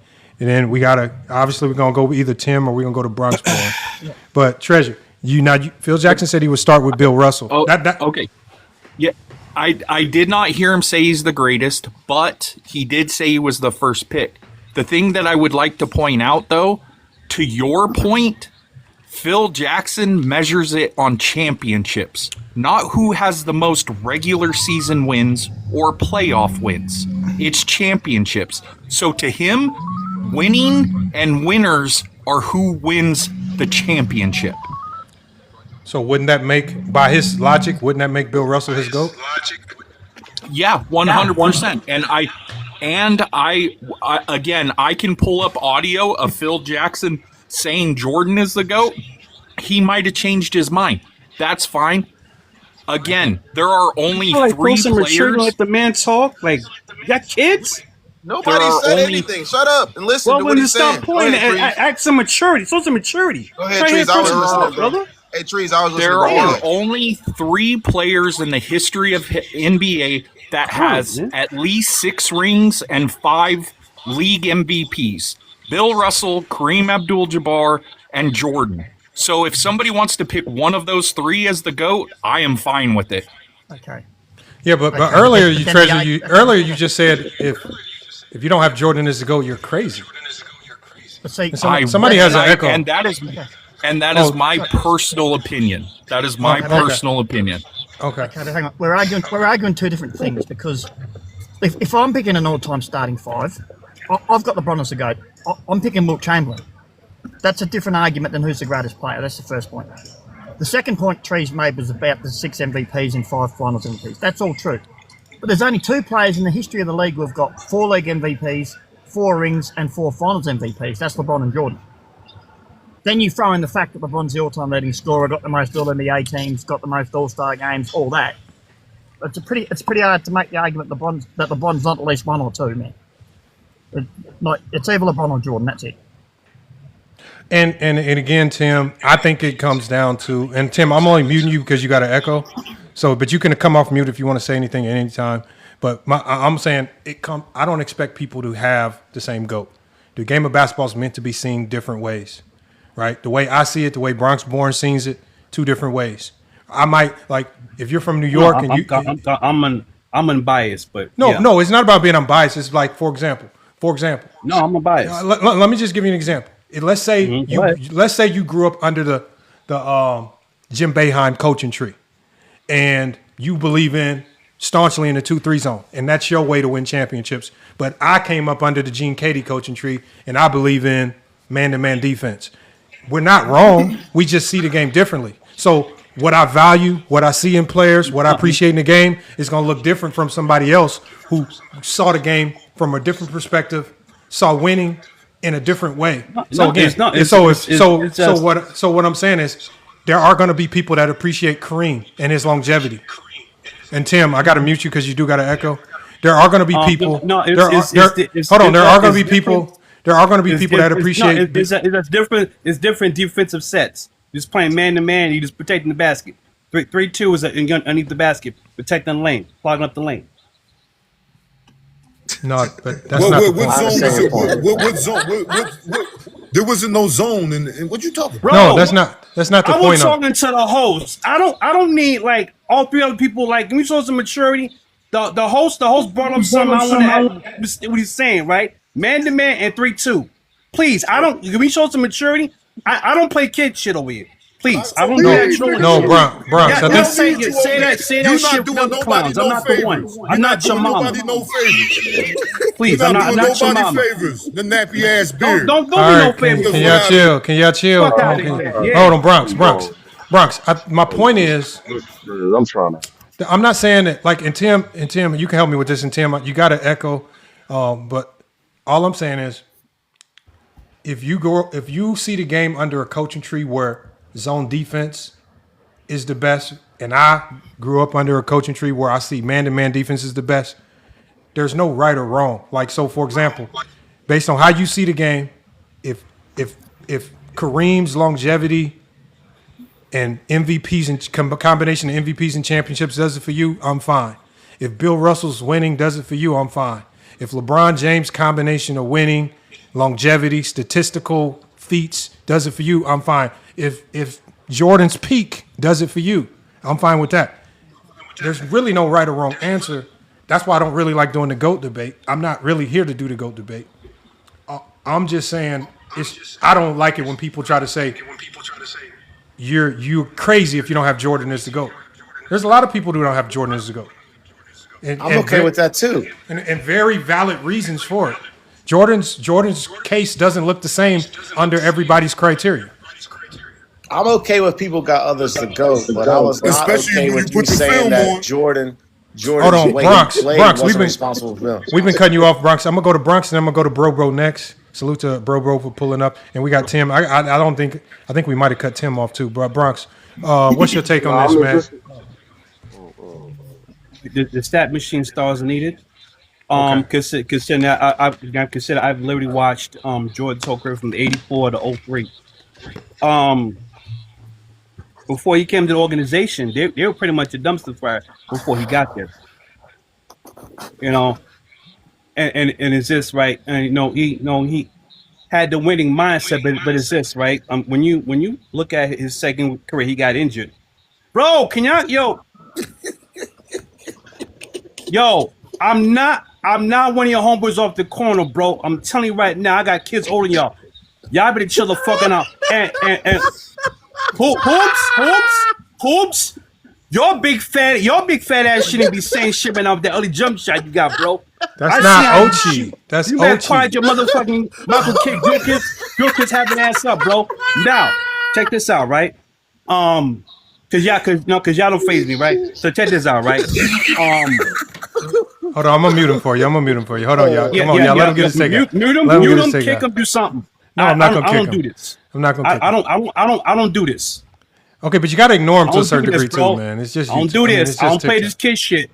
I don't know who the fuck y'all think y'all talking to, bro. Okay, you y'all got missing that shit in front of me. Let's keep the basketball. No cussing. Dig. Now, his second year in the league, playing 17 games, right? Considering this, right, that he still gave his good production. He didn't have much help around him. Didn't really have much help around him. You had an old George Gervin. This what we doing right now? No, I have to put you on a big screen. That way you don't see them. I don't want to be on big screen. I don't. Oh my God! All right. I'm trying to make it so you don't see them. That's all. Hoops. You, bro. You're not that one, bro. Please. I will fuck you up, bro. Please. You don't want this smoke, bro. You gotta stop cussing, though. Bro. Yeah. I will knock your braids straight, bro. You don't want this. Keep it basketball, my boy. Yeah. I'm talking to you. All right, come on, Bronx. Can we get back to basketball, please, man? Yeah, we get back to basketball. I didn't mind the direction of your take. Put your chihuahuas on the leash. I don't come in for this. They're muted. Put your chihuahuas on the leash. Put them on collar something, harness something. Hold on. They're not Put your chihuahuas on the leash. Control them. Can you just get control them? Control them. Control your chihuahuas, bro. They're muted, man. They're muted. Yeah. I don't know why we. Look at that. Look at his hairline. What is going on? One boy. Yo, none of y'all niggas. Y'all watch your mouth, man. Watch your mouth, bro. I'm not the one to follow. I'm not the one to follow. Nobody follows you on here. I bet you none of us follow you. Bro, one boy, you keep you and your little followers over there. I'm not the one to follow, bro. Hold on, bro. I'm not one of them off the block. Tell you right now. You ready for your take, right bro? Now, you better humble yourself. Quick. Not the one. Not the one. Leave me the fuck alone. Came in to talk basketball. Hold on, Bronx. We're cussing. We got to keep the cussing. I'm not your cousin. I'm not your nephew. I'm not your homeboys off the block. I'm not your mom. I'm not. All right, go ahead, Bronx. Go ahead, bro. I'm not your mom. I'm not your daddy. Okay, go ahead, bro. Yeah, so this is the same bro that was here. I was just on my backup page, so I wanted to come over here and be more direct with the conversation because, like I told you, I like the conversation. I just told some people to pull up too, but appreciate you. I feel like yeah. I got problems. You want to find out? I got plenty of problems. You want to find out?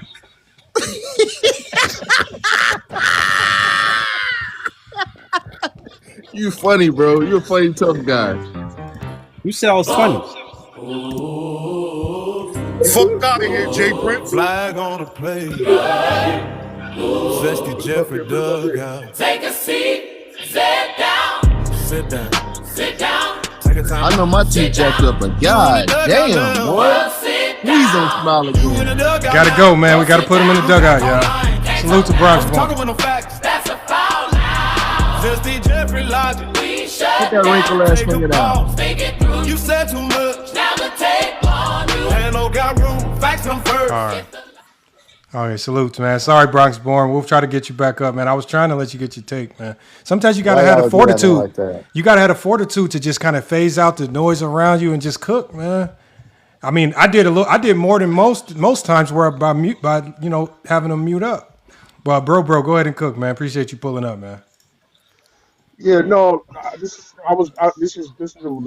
brother that had the him page. So I had to get my main page because I ain't had no coins there, so I wanted to give some coins out of shit. And I also sent some people over here. Like I said, I like what you got going on. And Appreciate I'm you, man. telling you, as a person, I definitely would love to debate. When I say debate, I'm talking about on the main stage because I'm not taking it personal. So I don't want brother to take this personal.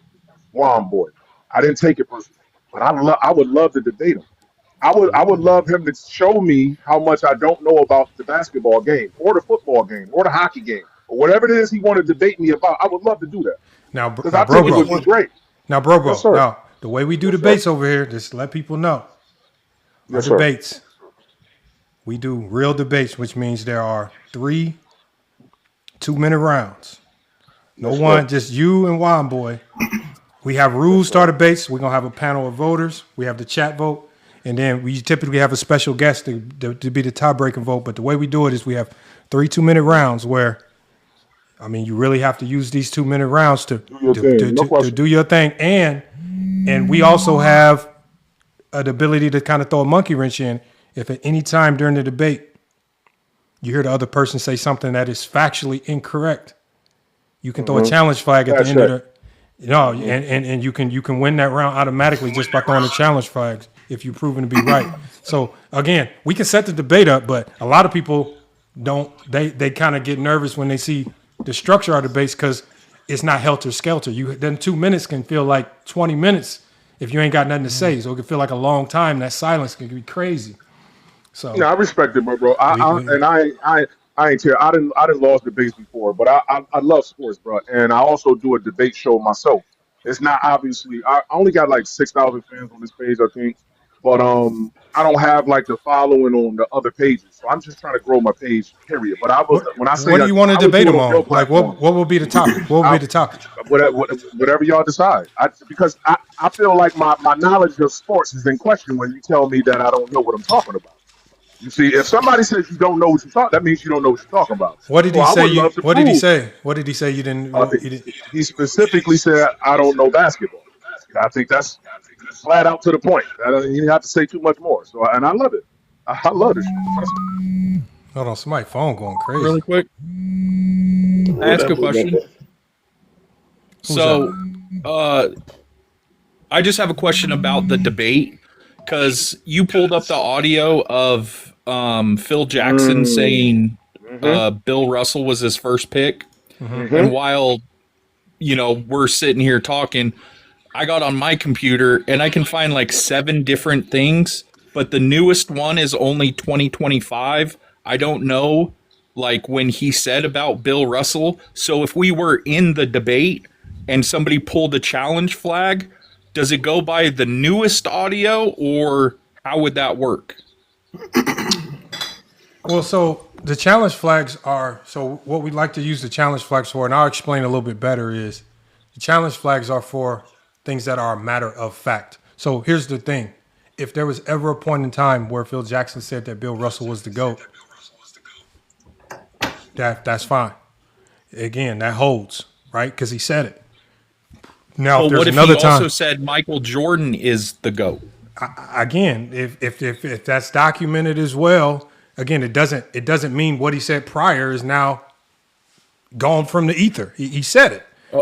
And that's what I was asking. Now it changes now it may be the credibility to who he has as the GOAT be in question. But if he said it and if you challenge that, you probably would have lost because to a certain degree he said it. It's kind of finicky, but I always tell people with the challenge flags, you only want to stick to matters of fact. Like if I say that Jordan in the playoffs averaged 39 points a game when we all know that he only averaged 29, and it's like something that's statistically a matter of fact. And you're trying to oversell Jordan when it so I try to tell people stay away from anything that can be subjective with the challenge flags. It has to be things that are like matters of I got a question. sense, I got a question. Why do you need validation from Phil Jackson?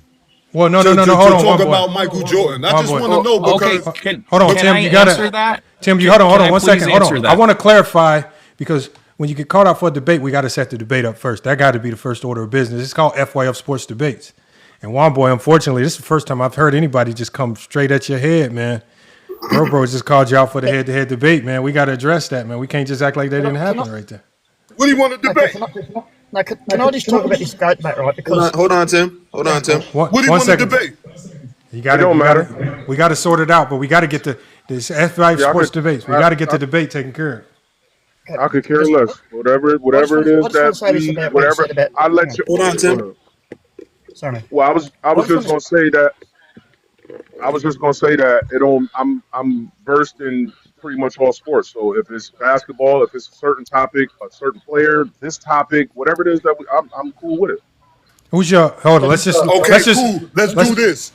I got an idea. Tell me how Jordan is the GOAT without the stats or the accolades, and I'll do that for LeBron. Oh, let's go. Let's go. Yes, sir. Let's go. Okay. So you fine with that, bro? You fine with that? Yes, sir. Now, I do, Captain. Left hand in the sky, right hand on the heart. Yes, sir. So, bro, we're gonna do the debate. Debate will be Saturday. Are you free Saturday? Around the same time. And I'm a maker. I'm a make free. The hell? Yes, sir. Well, it got to be early because I got to work at 11. Oh, hold on. What? 11 at night? Yeah. No, Okay, so shift. okay, hold on. So we can and Tim, I gotta only mute you because you gotta echo. But so we go live. So we start our lives on Saturday at 8 p.m. Eastern Standard Time. Okay. Is that good for time for you? Man, listen, bro. I'm gonna make the chat wants you to do it now, one time. Yeah, I'm gonna give. No, because look, our debates. I don't like the impromptu because I want people to be at their best. I want you to get your. I want you to be able to. I want you to be your best versus his best. Study, research, fine tune your logic because it makes the 3 rounds cleaner. It gives us better rounds. We could do it Saturday.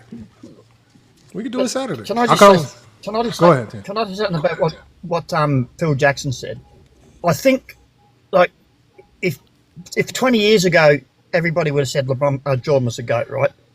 But you can change your opinion based on what you see. So, picking up an old clip of someone 20 years ago saying Jordan is the GOAT, and then 15 years later saying LeBron's the GOAT, I think them saying LeBron's the GOAT would hold more value because they've said Jordan was the GOAT and then LeBron passed him.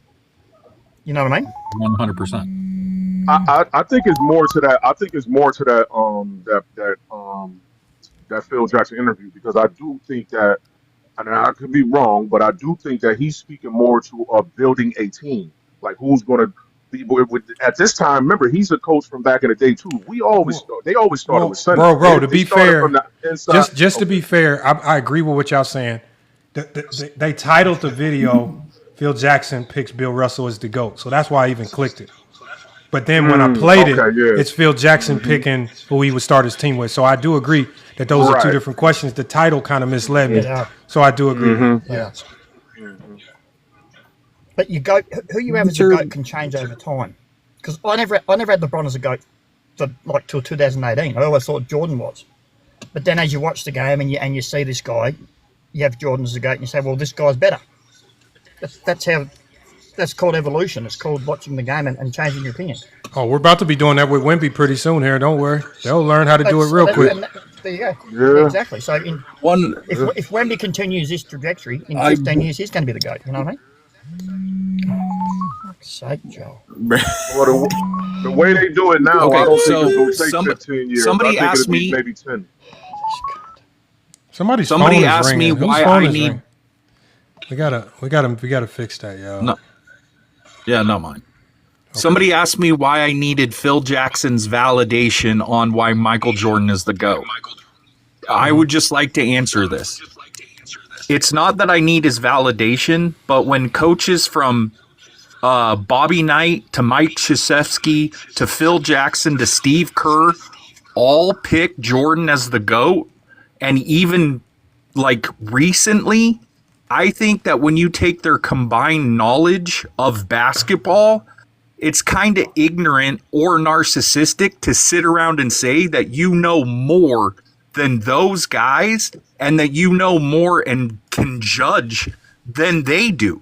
It's like if I needed a neurosurgeon, I'm not going to go on the internet and ask people who's the best neurosurgeon in the country. I'm going to find neurologists and neurosurgeons that say this guy is the best. Okay, that just seems logical. Okay, that's it. That's okay. So if it seems logical, tell us why we should take your word for it. I'm not. And that is 100% a very valid question. That is why I say when you see people from Bird and Magic to Phil Jackson and Steve Kerr to Jordan, Pippen, anybody that played, and they're all picking Jordan and nobody is picking LeBron, that should tell you something. Okay. Now, since you think you're such a hoop historian, go send me the film that makes Michael Jordan the GOAT. Hold on, y'all. Hold on. I don't want this to be about a GOAT debate. Somebody has an echo as well. I need to figure out who has the echo. Because somebody has an echo. I just don't much get. It's not about the GOAT debate, y'all. And secondly, the problem with the trees are us. Trees are us. The problem with the coaching logic is there are also a handful of coaches that say LeBron is the GOAT, like Greg Popovich. So then it just comes down to a contest of who can name more coaches. So again, yes. You want to, if you want, I guess having coaches that justify your logic, it makes you feel better about your premise. I get that. But then there are also coaches that can make LeBron fans feel better about their logic. Like if I'm following Greg Popovich's logic, I'm not, that's really not a bad road to go down. He's a hell of a coach. I mean, there's a lot of coaches there, like there's a lot of coaches, current and former, right? There's a lot of current and former players who stand behind LeBron, like Oscar Robertson, players like that, right? These are credible people who've shown themselves to be great basketball minds. So the problem is now you just get into a contest of saying, oh, I got more names behind me that support me. Then when I think one boy is basically saying trees are us. If you just have your logic on how you see the game, we're fine with that. We're fine with that. Your logic and how you see the game. You don't have to have no cosigns, right? Same with Olo, me. I got my criteria. Bro might have his. He don't need a cosign. And if you need a cosign, remember, when you go to the bank, you need a cosign, it's because your credit weak. That's when you need a cosign. That's the only time you need cosigners. So just stand on your own credit score, man. Your credit score need to be 800, man. You know, just have strong arguments. That's all. You don't need a cosigner. That's all. That's all one boy said. Well, I don't think that's not true. You got co-signers. I don't have. My co-sign. Hold on, my co-sign is the film. Hey, everybody on here. My co-sign is basketball. Everybody, tell bro. Who do I have as the GOAT, bro?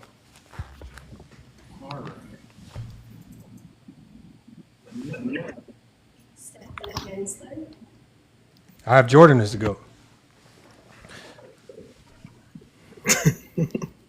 Why nobody ever want to bring the film to the debates?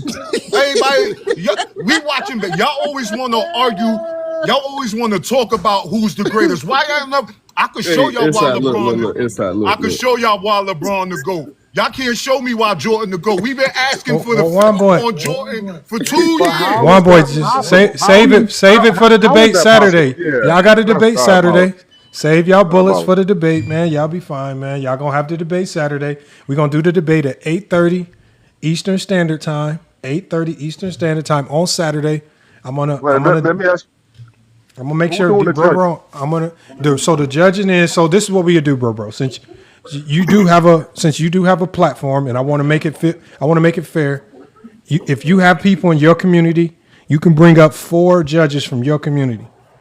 And I'll allow them onto the panel to be a part of the judges, right? That way you don't feel like it's just a whole bunch of FYF Sports community and then, I want your people to be a part of this as well, right? So if you know Yeah, 4 but people, I don't think, with all due respect, I don't. If I debate this man, you can tell if I win or lose the debate. I don't. That's not the point. I'm just asking who's the because I feel like just like we have you structure to our judging. The right. judging. You So feel what the I'm way saying? we And that's judge what is I'm looking this: for. That's what I'm talking the about. way Okay. we judge, and I always tell people the rules to how we judge. I always ask them. I say, tell us why, who you felt won, and please make sure that if you inject your own personal feelings at any time, your vote is voided. You get kicked off. We'll get a new voter. It has to be based Wait, say on that what? again. The voting, when every voter, they don't just vote. They have to explain to the people who won and why. And it has to be based on what the debaters actually said. You can't inject your own opinion in. So again, I might have so and so as the GOAT, but I can only judge the debate on words that came out your mouth. And if while I'm judging, if I say, well, I think Jordan should have did, well, then now you get kicked off the panel. You can't vote because now you've injected your personal feelings. So we are very strict. We have a very rigid voting system. So, I mean, a lot of people try to use that as an excuse to not debate on FYF. They try to say that it won't be fair, but it is fair. It's probably the most fair system. I have seen Lamont kick someone off as soon as if they're in the middle of explaining and they say, I think, he's like, all right, you're disqualified. He kicks him off. He brings someone else new up. So yeah, this has happened multiple times. Yeah, I just wanted to know what's the setup for who the judges, because sometimes I normally do a first come first serve, man. First people on the panel is the judges, but if you got some people from your community that you want to be on the panel voting, I'll bring them up. I'll make you because the debate is the debate. The rules are the rules. There's like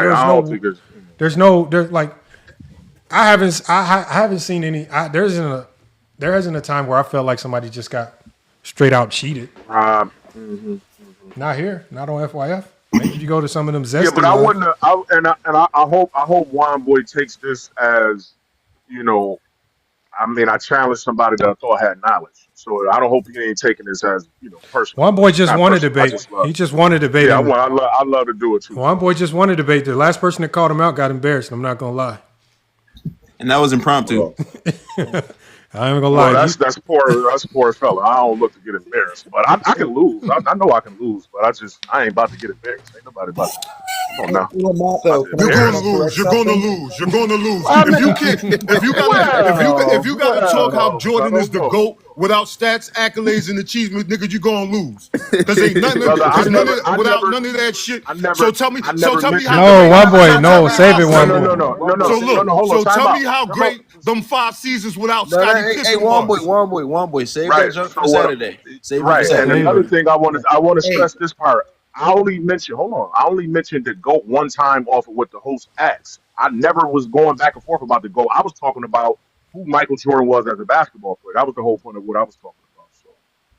Yeah, and I just want to correct one thing that was said incorrect by Trees RS. Phil Jackson actually said Bill Russell was the GOAT. Where's the video at, Tony? I can't find the video. I'll gladly pull up the video. Give me a second. And I will pull up video of Phil Jackson saying he's the GOAT. No. And I hope that while y'all pulling these videos up, this is why the media be the way it be, because they're gonna play 13 seconds of what was said instead of the whole conversation. The whole conversation is more into what he would do to start a team, not just the GOAT debate. Bruh just said that. He just said Tony that when he pressed on it. Tony said he has the video where Phil Jackson said, but Tony just said he had the video where Phil Jackson said Bill Russell is the GOAT, not the video that I played. Tony says he has the actual Which video did you play? I played the one where he's sitting there doing an interview with the lady, and she said that she asked him a question who he would start a team with. Oh, is that the same one? I got the one where it says, who do you pick, Wilt, Jordan, or Bill? And he goes, you got to go with Bill because greatness is always measured by championships. Yeah, that's the same video we just played. Okay, yeah. And that's starting a team, not who was the greatest. Semantics?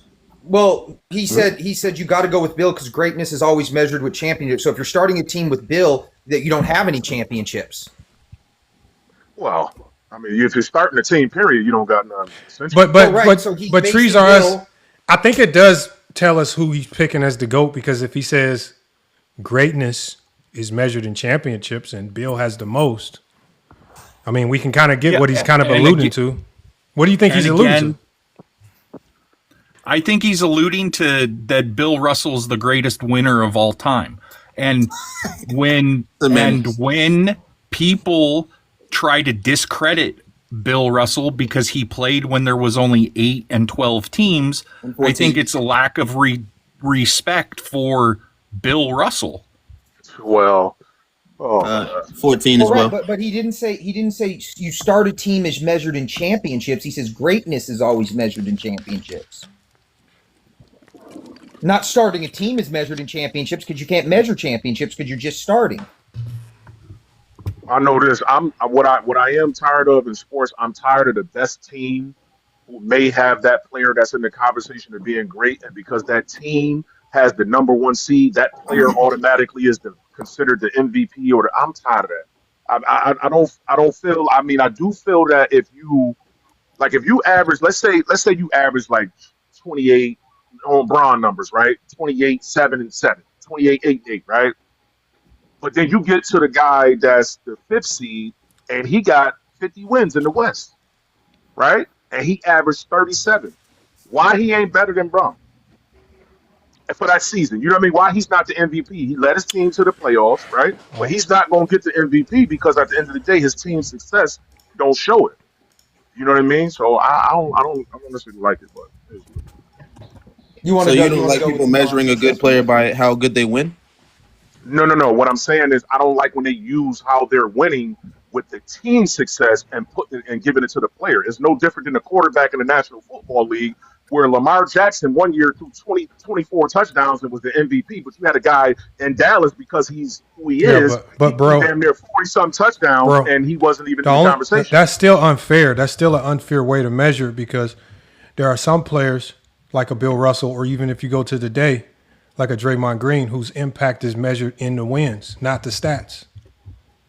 Right? No. Yeah. Not everything can be counted. It's not going to show up in your production or can be counted statistically.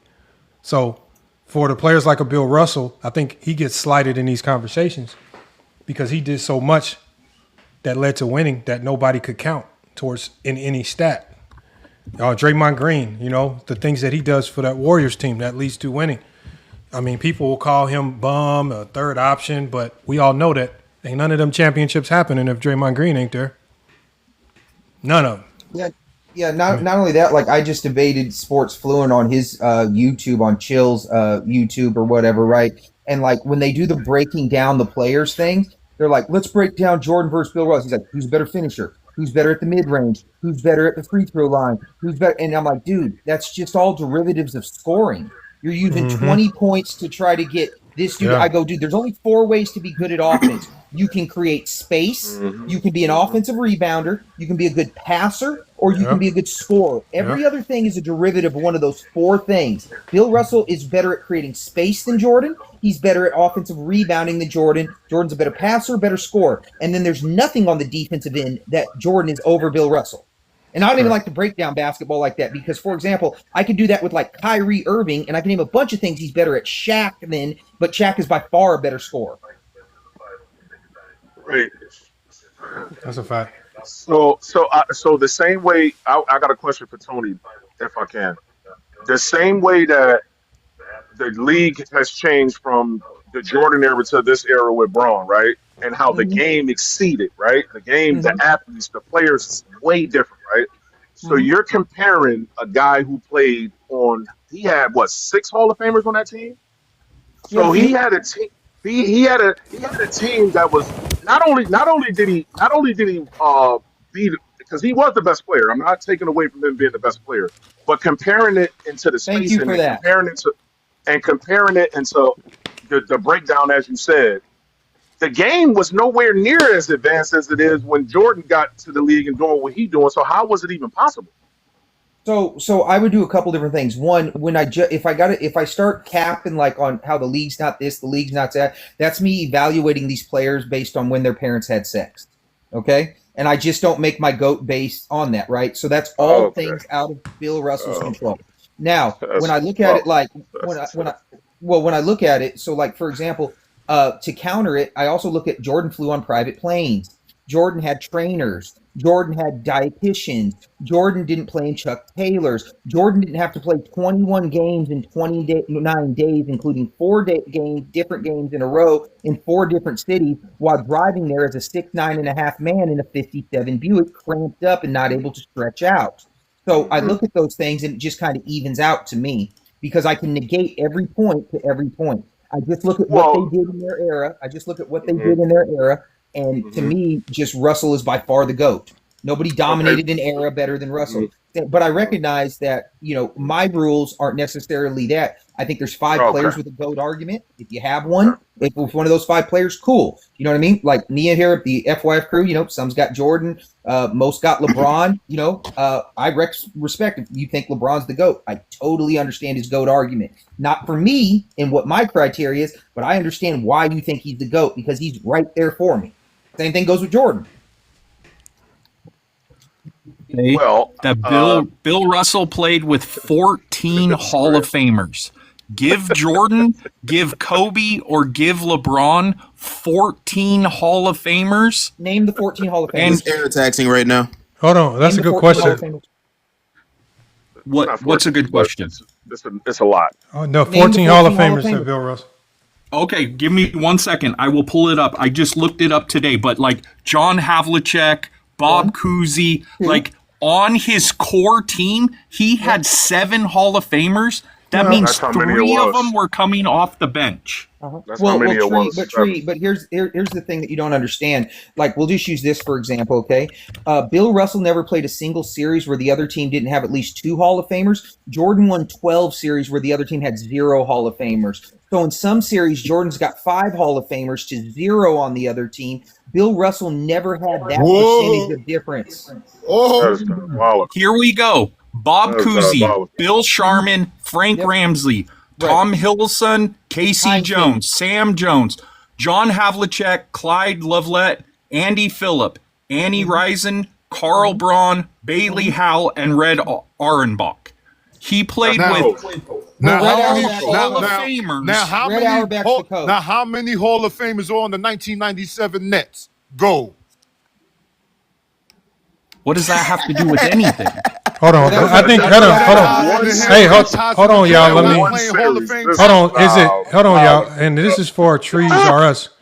I think it's not. I don't think it's fair to bring up Hall of Famers because the Hall of Fame came after the success. The Hall of Fame nods came because these guys played with Bill Russell, right? Remember, the one thing we do know about Bill Russell is this. The championships for the Celtics started with Bill Russell and they ended with Bill Russell. So we know that he's the driving force for the championships. And we know that for a lot of these guys, like for example with a Sam Jones or a Casey Jones, we know it's the championships that got him in the Hall of Fame because but damn sure ain't his production, right? So for a lot of these guys, they get to be on the roster and get the benefit of playing with the Bill Russell, right? They reap the rewards of playing with a Bill Russell, which is the Hall of Fame. We can't now retroactively go punish Bill Russell because he brought all these championships to Boston. Even the Lakers head coach, John Condola, said, this Celtic team is very mediocre without Bill Russell. He said that, not me. When he doesn't play. So what I'm saying is when John Condola comes out and says they're mediocre without Bill Russell, but then y'all come back and say these are all Hall of Famers, how come these Hall of Famers couldn't do shit when he wasn't there? How come every time how come when Bill Russell got hurt, all of a sudden, all that Hall of Fame stuff went in the garbage can and they couldn't win nothing? All I'm saying is it just seemed like the championships started with Bill, they ended with Bill, and to go back and try to give all of these guys and say that Bill Russell only won because it looks like these guys only won because they played with Bill Russell. That's what it looks like. It don't look like Bill Russell won because he had Hall of Famers. It looks like they only won because they was with Bill Russell. That's really what it looked like. I don't know because I don't know. They did win two. They did win 2 championships after Bill Russell. That wasn't immediate though. That wasn't immediate though. How many years Yes, did it it take them was. to win? It was John Everett. No, literally. Hey, It was hey, Larry, I'll just tell 74 you and what it is. 76. Right. So here's When what did happened. Bill okay? Russell retire? Right, he retired. I'll give you all the numbers. So Bill Russell retires in 1969. For example, Casey That's what I'm Jones saying. peaks It took years to win another one. 5 years. Sir. Hold on. 5 They years. immediately hold on. They immediately after Bill Russell retires, they immediately go from the title to the second pick in the draft. Not only that, Casey Jones, like you said, is a Hall of Famer. He peaks at 9 points and 6 assists, and those aren't even in the same season. Okay. Now, once again, like John Kundala. What's the coach? No, Tony. We don't have to run down all the players. I think what I'm saying is, again, some of these guys got good stat lines, and we can see it in the production. Some of these guys don't. But the one thing I do know is that it's clear to see when you look on the 60s, championships started with Bill Russell and they ended with Bill Russell. That is clear. Only one there for all 11. That's all I'm saying. Like, and try to make it sound like these guys were making Bill Russell have these stellar teams when most of these guys were offensive players, but the Celtics somehow always had one of the worst offenses in the league. Like, Three titles with the worst ranked offense. Nobody's ever won with the worst ranked offense. They're getting the benefit of playing with Bill Russell. You guys are calling them Hall of Famers after the fact, but nobody cared about these guys in the moment, especially the Lakers head coach. He came out and said it. He said they're not shit without Bill Russell. I don't know what. Gentlemen. So then why isn't that same? So why isn't that same argument? I'll pull a quote. Why isn't that same argument attributed to Scottie Pippen? Because he was with Michael Jordan, and then after Michael Jordan, he didn't do anything. Well, here's the reason. Hold on, y'all. I'll answer the question. Again, here's the thing with Pippen. Very similar to Bill Russell. Pippen's arrival is when the winning started. It's significant, at least to the degree that you guys are referring to, which is championships. I thought it was Phil Jackson. Hold on, let me finish what I'm saying, please, man. This is what I'm saying. We talk about Scottie Pippen. Scottie Pippen got there. Scottie Pippen, a lot of the winning, at least to the degree that you guys are talking about, that's championships that started with Pippen, right? It also ends with Pippen. Now, with what I was talking about earlier, yes, did Pippen not win any more championships after he left the Bulls? No, but was he still winning after he left the Bulls? Getting to the playoffs with Portland, getting to the playoffs with Houston, that is still winning. Did he win it all? No, but they weren't just some pushover team that wasn't making the playoffs like the Wizards. The Wizards weren't winning. They were losing and not making the playoffs. That's what in today we define as a team that's not a winner, because the teams that don't make the playoffs are in something special, which is called the lottery. I mean, they have a chance to get special picks to make their team better, right? So Pippen, I don't know why people say, y'all act like Pippen did nothing after the Bulls. He was a part of a Houston Rocket team that almost got back to the finals. He was on a Blazer team that almost got to the finals. They ran into a hellified combination of Kobe and Shaq. I don't know what y'all like. So it's not no come on, because this is what I mean. This is the whole point of this live. Y'all say that Pippen did nothing after the Bulls. Pippen got into the playoffs and was helping his team contend to potentially get back to the finals. Jordan, after the Bulls, couldn't even get his team into the playoffs to even have a chance. That is not winning. So that's what I'm saying. I don't know how this whole concept is so hard to understand. And again, it takes us back to what the show is about. You guys don't know what winning is, because if you say Pippen did nothing after the Bulls, then what are you watching? What are you watching? What do you mean he did nothing? That's crazy. To add to it. Hey, Lamont, please. Wait, hold on. Just to add to it, Pippen lost in Game 7. Pippen lost in Game 7 of the 2000 Conference Finals. And the guy that he lost to was the other guy that Michael Jordan won all his titles with, and Phil Jackson. One of the dudes that helped Jordan win was moving on in 2000. One of them kept winning. And that's the thing, Bill Russell. Go ahead, bro. Nobody for all I know you want to rings. say something, bro. Go ahead. Two things, sir, if I can. I hope I'm able to. The first thing is that I agree with everything you just said, brother. But that same logic that you're using needs to be held for everybody else, brother. You just said, like who? Like I'm gonna give you an example of what I'm talking about, brother. So you just broke down what you was explaining about how Michael Jordan couldn't get it done with the Washington Wizards. He had on his team on the Washington Wizards. Please let me finish before y'all cut me off. He had Rip Hamilton, who was what? He Blaming had. teammates now. I'm not blaming nobody. I'm only speaking. What about Jerry Speaking, Stackhouse? I'm only speaking on who was on the team, brother. And I'm glad you saying. Hold on, brother. I'm glad you saying that because fuck that Washington Wizards team. Excuse my language. You absolutely right. No. Because there's a point to it. There's a point to it, brother. Because my point is, he just mentioned that Portland Trailblazer team and bypassed the fact that Scottie Pippen and that Blazer team could have won the game. They blew an 18-point fucking lead. Does that make them lose? Hold on. The whole point is this. No, hold on, bro. The whole point is this, bro. Yes. By the Blazers even being in the position, by the Blazers even being in the position to play the Lakers in the playoffs, in the advanced stage of the playoffs, were the Blazers a winning team, or did they not make the and be a losing team? Repeat the question, brother, because I ain't understand. Please repeat the question. So Pippen helped propel that Blazer team not just into the but deep enough into the playoffs to face one of the best teams of the 2000s, the Kobe, just to even be in the position to lose a 15-point lead to that Laker team. Did Pippen help that team do a lot of winning, or were they losers and not make the playoffs? I never said he was a loser, brother. He helped them win. But hold on, bro. Hold on. So the other guy said Pippen did nothing after he left the Bulls. Well, Getting into the that's who I was talking to. So what I'm saying is getting into the playoffs, taking your team deep in the playoffs is winning. How have we gotten so blinded where we only can consider a player having anything successful in the NBA is the team that wins the championship? So last year, the only players that were successful were all on the OKC Thunder. The Pacers were successful. The Pacers made a hell of a run. They not successful, right? All of the upsets. That's so I wasn't talking to you. I was talking to Trees. I understand that. He keeps saying that, so tell me, after the Bulls, who was a winning player, Pippen or Jordan?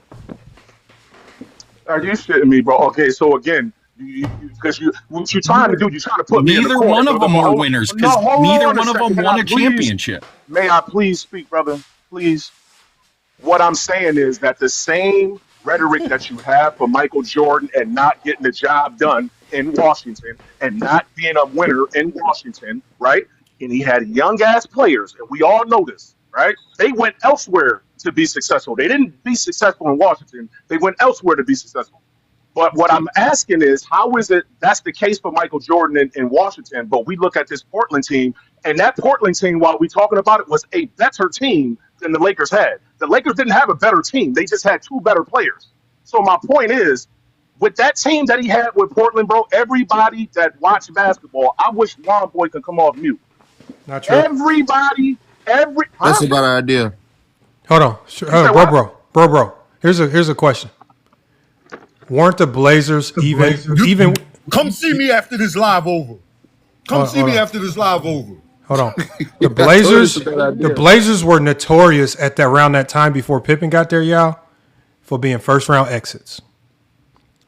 When Pippen got hold on. Yes. What did Pippen help? Pippen helped them get further than they had ever gotten further in a long time.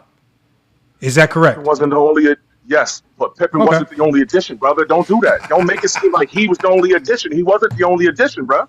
He wasn't the only addition that went to Portland. Portland had multiple moves being made that season, brother. So hold on. Hey, I'm not. I mean, look, because here's what we do know: if Jordan would have got that Wizard team into the playoffs, you guys would be giving Jordan all the credit in the world. Y'all wouldn't be running around saying that don't count as winning. Y'all would have been like, look, Jordan got this team into the playoffs. That was a hell of an accomplishment. Jordan just couldn't. That's all. Any team that Jordan played on that he didn't win the championship as a winner, not one. I don't care about the Celtics. I don't care about the Pistons. I don't care about when Nick Anderson stole the ball from him against the Magic. and that he only played 17 games in the regular season, what happened? He lost. He didn't win the championship. So trees are us. Every Trees are other us. season. But you're trying to make it a black and white conversation. So last year, were the Pacers winners or losers? Losers. So the Pacers exceeding every expectation that the organization had getting to the NBA Finals, and you say that they're losers. Yes, 100%. That's the point of the conversation today, y'all. This is why we don't really know what winning is. We don't respect winning. Because to him, winning is black and white. We can't give anybody credit for any of these small successes because even as Jordan showed you in 87, 88, it takes small wins every year to progress to a title, right? They went from 40 wins to 50 wins. They went from 50 wins to a little bit more. Then they won a championship. They progressed into that. And so we have to be able to identify what a win looks like for every player over the course of their career. Not everybody can just jump in the NBA and start winning championships like magic.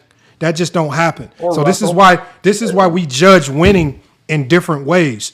Every year, teams can win. Like, for example, there's always a team every single year. For example, I think the Orlando Magic, with all the injuries they had this year, exceeded expectations with what they did in the playoffs, right? There's a lot of things where you can look at a season. Even the Pistons, when they got eliminated, what did the coach say? He said, there's no way I can go to the locker room and tell everybody this wasn't a successful year. He said, we exceeded everybody's expectations. 60 wins. Successful is no. What I'm saying is this is winning because it has to start somewhere. Nobody just goes from worst to championship. Is different than winning. It doesn't mean that you can't be great and not be a winner. Okay, that's like saying Barry Sanders. That's like saying Barry Sanders is not one of the greatest of all time. But he's not a winner. Purdue basketball. Is Purdue basketball a winning program or a losing program over the last 10 years? Are we measuring it on championships or are you measuring it on regular season? What you measure it on. No, I'm not asking. No, because you know that when we look, like, for example, when we go to other sports and we're not targeting this Jordan conversation, we look at teams based on the compilation of wins that they have, and this is the determining factor if you're a winning team or a losing team. So if for example, if there's an NBA team and for 7 years in a row they get 55 wins, we're not going to say that's a losing team or they're losers. We're going to say that's a winning organization. Have they gotten over the hump yet? No. But that's a winning organization. Okay. That's how we define it. You are right. 100%. You are right. But Purdue has won no championships over the last 10 years, but they're a winning program because year after year, 25 plus wins, deep runs in the NCAA tournament. That's really all you can ask, right? That's a winning program. So we're not talking about winning the championship is not again, that's the pinnacle. But again, winning isn't always just winning the championship. We respect greatness. We respect winning. I think anybody that is a true winner only considers championships. When you look at anything, if you look at anything from tennis to soccer to boxing to hell, ping pong, badminton, it's about winning championships. It's not like, hey, we won 16 regular season games, which is the most regular season games ever won by any team in the franchise history, and we're winners. Can I kill this logic real quick? First of all, nobody, regardless if it's a single individual sport like boxing, tennis, nobody starts out in the championship round. Every sport from like Wimbledon, the U.S. Open and all that stuff, you have qualifying rounds. So even in the NFL, you have to win a certain amount of games to win your division and possibly get the first week bye. Mm-hmm. How do you do any of this without winning? If you're gonna if you are gonna make it down, I gotta simplify it for you because you kind of complicated because you're only so. So if you win the conference, if you win your conference, or if you win your division, how are you a loser? Okay, so I think this is the difference in the mentality of different people.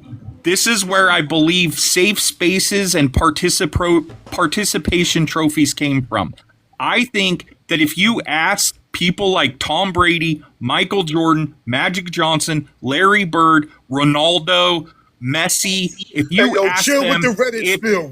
Chill. if Let you me just ask this to them, end this. if Look, you look, ask who them, has won My the boy, play? you gotta let him Who has finish. won- Let him finish, my boy. If Otherwise, you we're gonna be ask- trying to finish. Let him finish. Let him finish. I'm gonna come back if to you. you ask them, if you ask those players when they were winners, they are going to name every time they were champions. They Hey, are not going to name the times that they went 55 trees are us. wins. Trees are us. How many athletes? How many athletes do you know? How many? Just name them by hand, because again, and maybe you know the ones that just have a different winning mentality. How many Olympic athletes have thrown their silver medals in the garbage can? I mean, Muhammad Ali threw his gold medal in the Mississippi River. No. How many athletes, and we're not talking about something because he doesn't like the country, how many athletes who got second place in the Olympics got the silver medal or the bronze and threw that shit in the garbage can because they didn't think it was real winning? Probably none, because in the Olympics we are measuring yourself against the entire world, and to place is just something. Who has more wins who has more playoff wins? The person that went to the finals 6 times or the person that went to the finals 10 times? But that's like saying who has the most regular season wins. They don't matter. No, it doesn't matter. Because if I go to the finals 10 times, that means I've won in the playoffs more than you have. Dummy. Whenever they're done, I want a question. So what does that have to do with how many championships? They're still winning. I have a question. Hold on. Trees are us. This logic, how is Bill Russell not your GOAT? Yeah, that's my question. Hold on, can I just phrase it like this for him? No. Can I just phrase this? Hold on, Trees. No, go ahead. No, let Trees answer, please. Because you said, remember, to preface this, everybody in the chat, he said that. And like you got to be. Hold on one second, Trees. Let me talk to the chat real quick. Okay, go ahead. Trees are us. He said that you have to be absolutely out of your mind to not have Michael Jordan as the GOAT. But now he's saying that this is the standard of winning that he has. It's a very high standard that only a select few with this mentality have. And the person with the most of these isn't even his GOAT, y'all. Bill Russell isn't even his GOAT. John Havlicek 8-0, not even in his top 10. Sam Jones, not even in his top 10. The guys, no, you cooked right now. You're cooked right now. Go ahead. Why is Jordan your GOAT? How is Jordan your GOAT? The reason that I respond to this or the way I respond to this is I believe that the league wasn't as difficult as when Jordan played. 100%. I believe. Oh my God. So he's saying I believe that they were in a 17 times a year. Saying that's not difficult. Let him finish, y'all, so we can move on to the next person, because I want to know where he's going with this, because we got to understand their logic. You believe what? What do you believe? Okay, I believe that the league wasn't as difficult. To me, it's pre-color in baseball. You're trying to say that Babe Ruth was the greatest baseball player of all time when he didn't even get to play against the actual competition?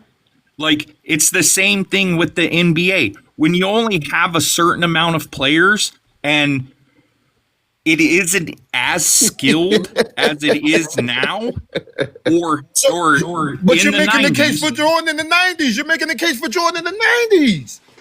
100%. That is the most difficult era to play in. The illegal defense era, the expansion era, the era that has the most 60 lost teams is the most difficult era. Jordan played against the most 60-win teams of any player in NBA history. He also played in the NBA with the most 60 lost teams. How many of them teams you win the How many of them teams? Again, you can look it up. Seattle, Chicago, Utah, and Orlando. Name some more teams that won 60 games. Houston.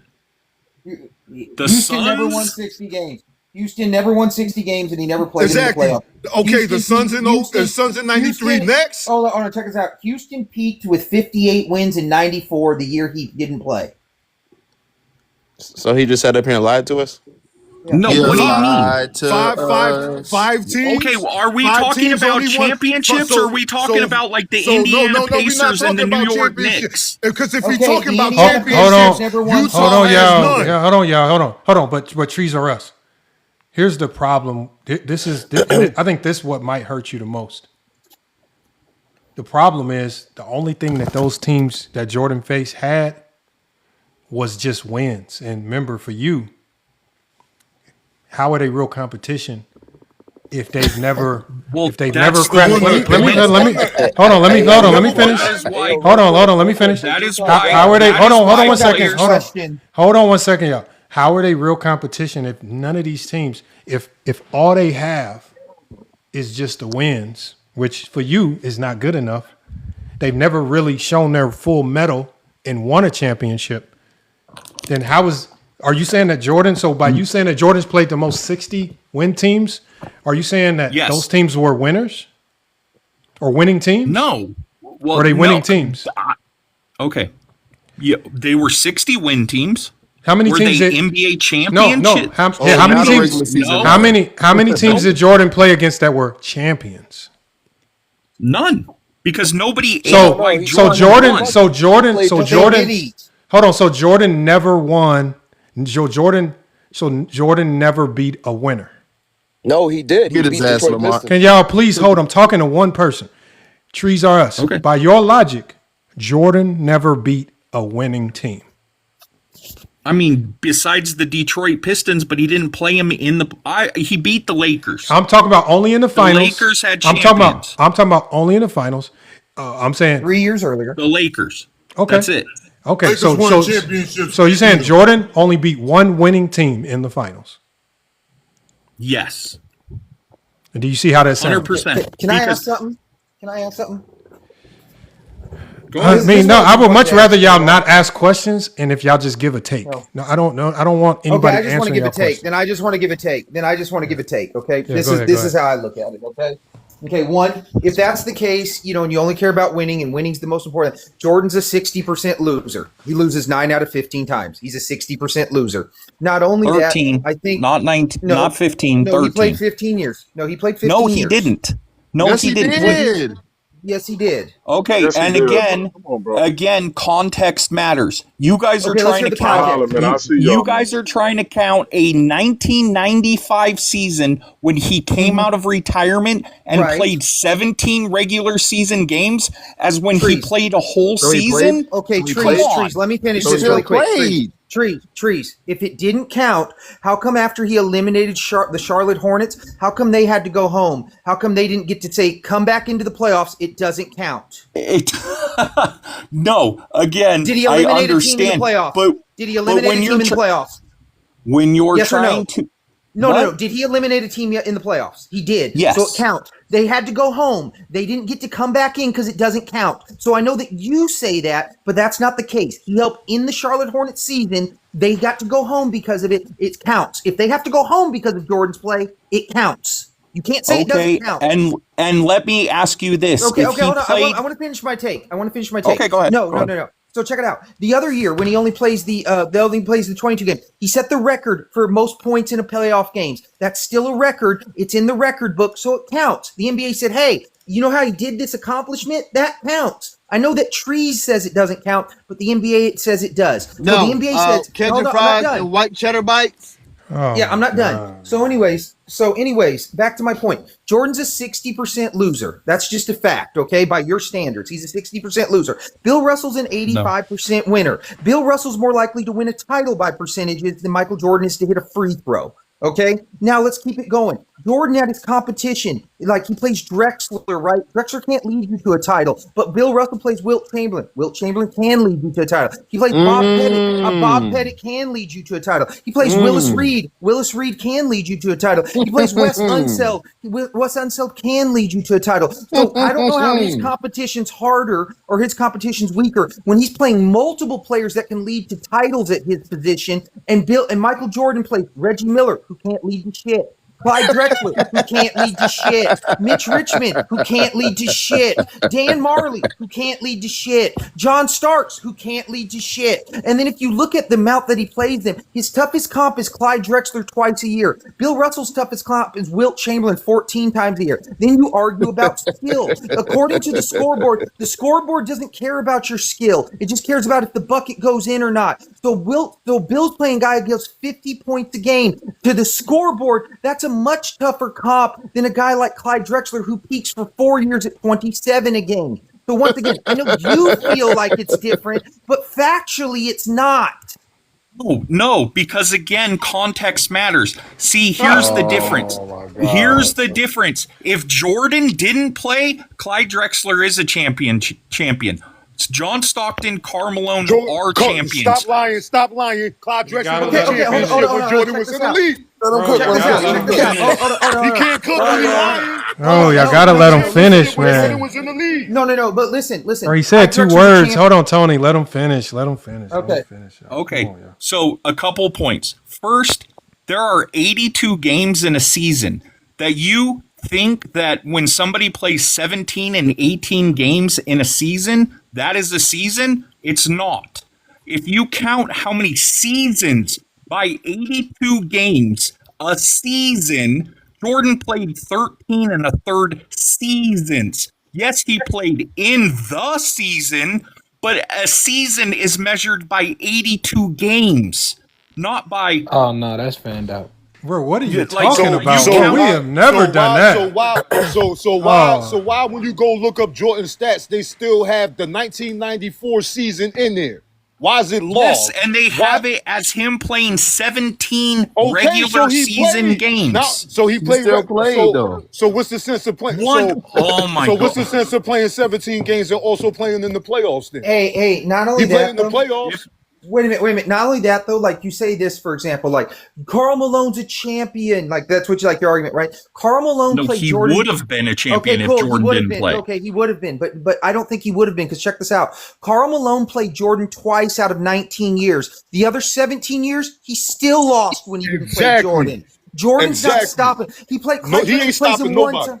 Clyde Drexler plays him one time, and Clyde Drexler's still a champion when Jordan's not in the league. But once again, we don't know if Clyde Drexler was in the league. Jordan was in the league in 94, 95. We don't know if Karl Malone would beat the 98 Pacers. We don't know that. That's the whole point. And not only that, since the Pacers went 7 and the Jazz only went 6, if you're measuring against the Bulls, it seems like the Pacers is a much better. But do you see the flaw in your logic? You are 100% right. You don't know if Karl Malone and John Stockton would have beat the Indiana Pacers.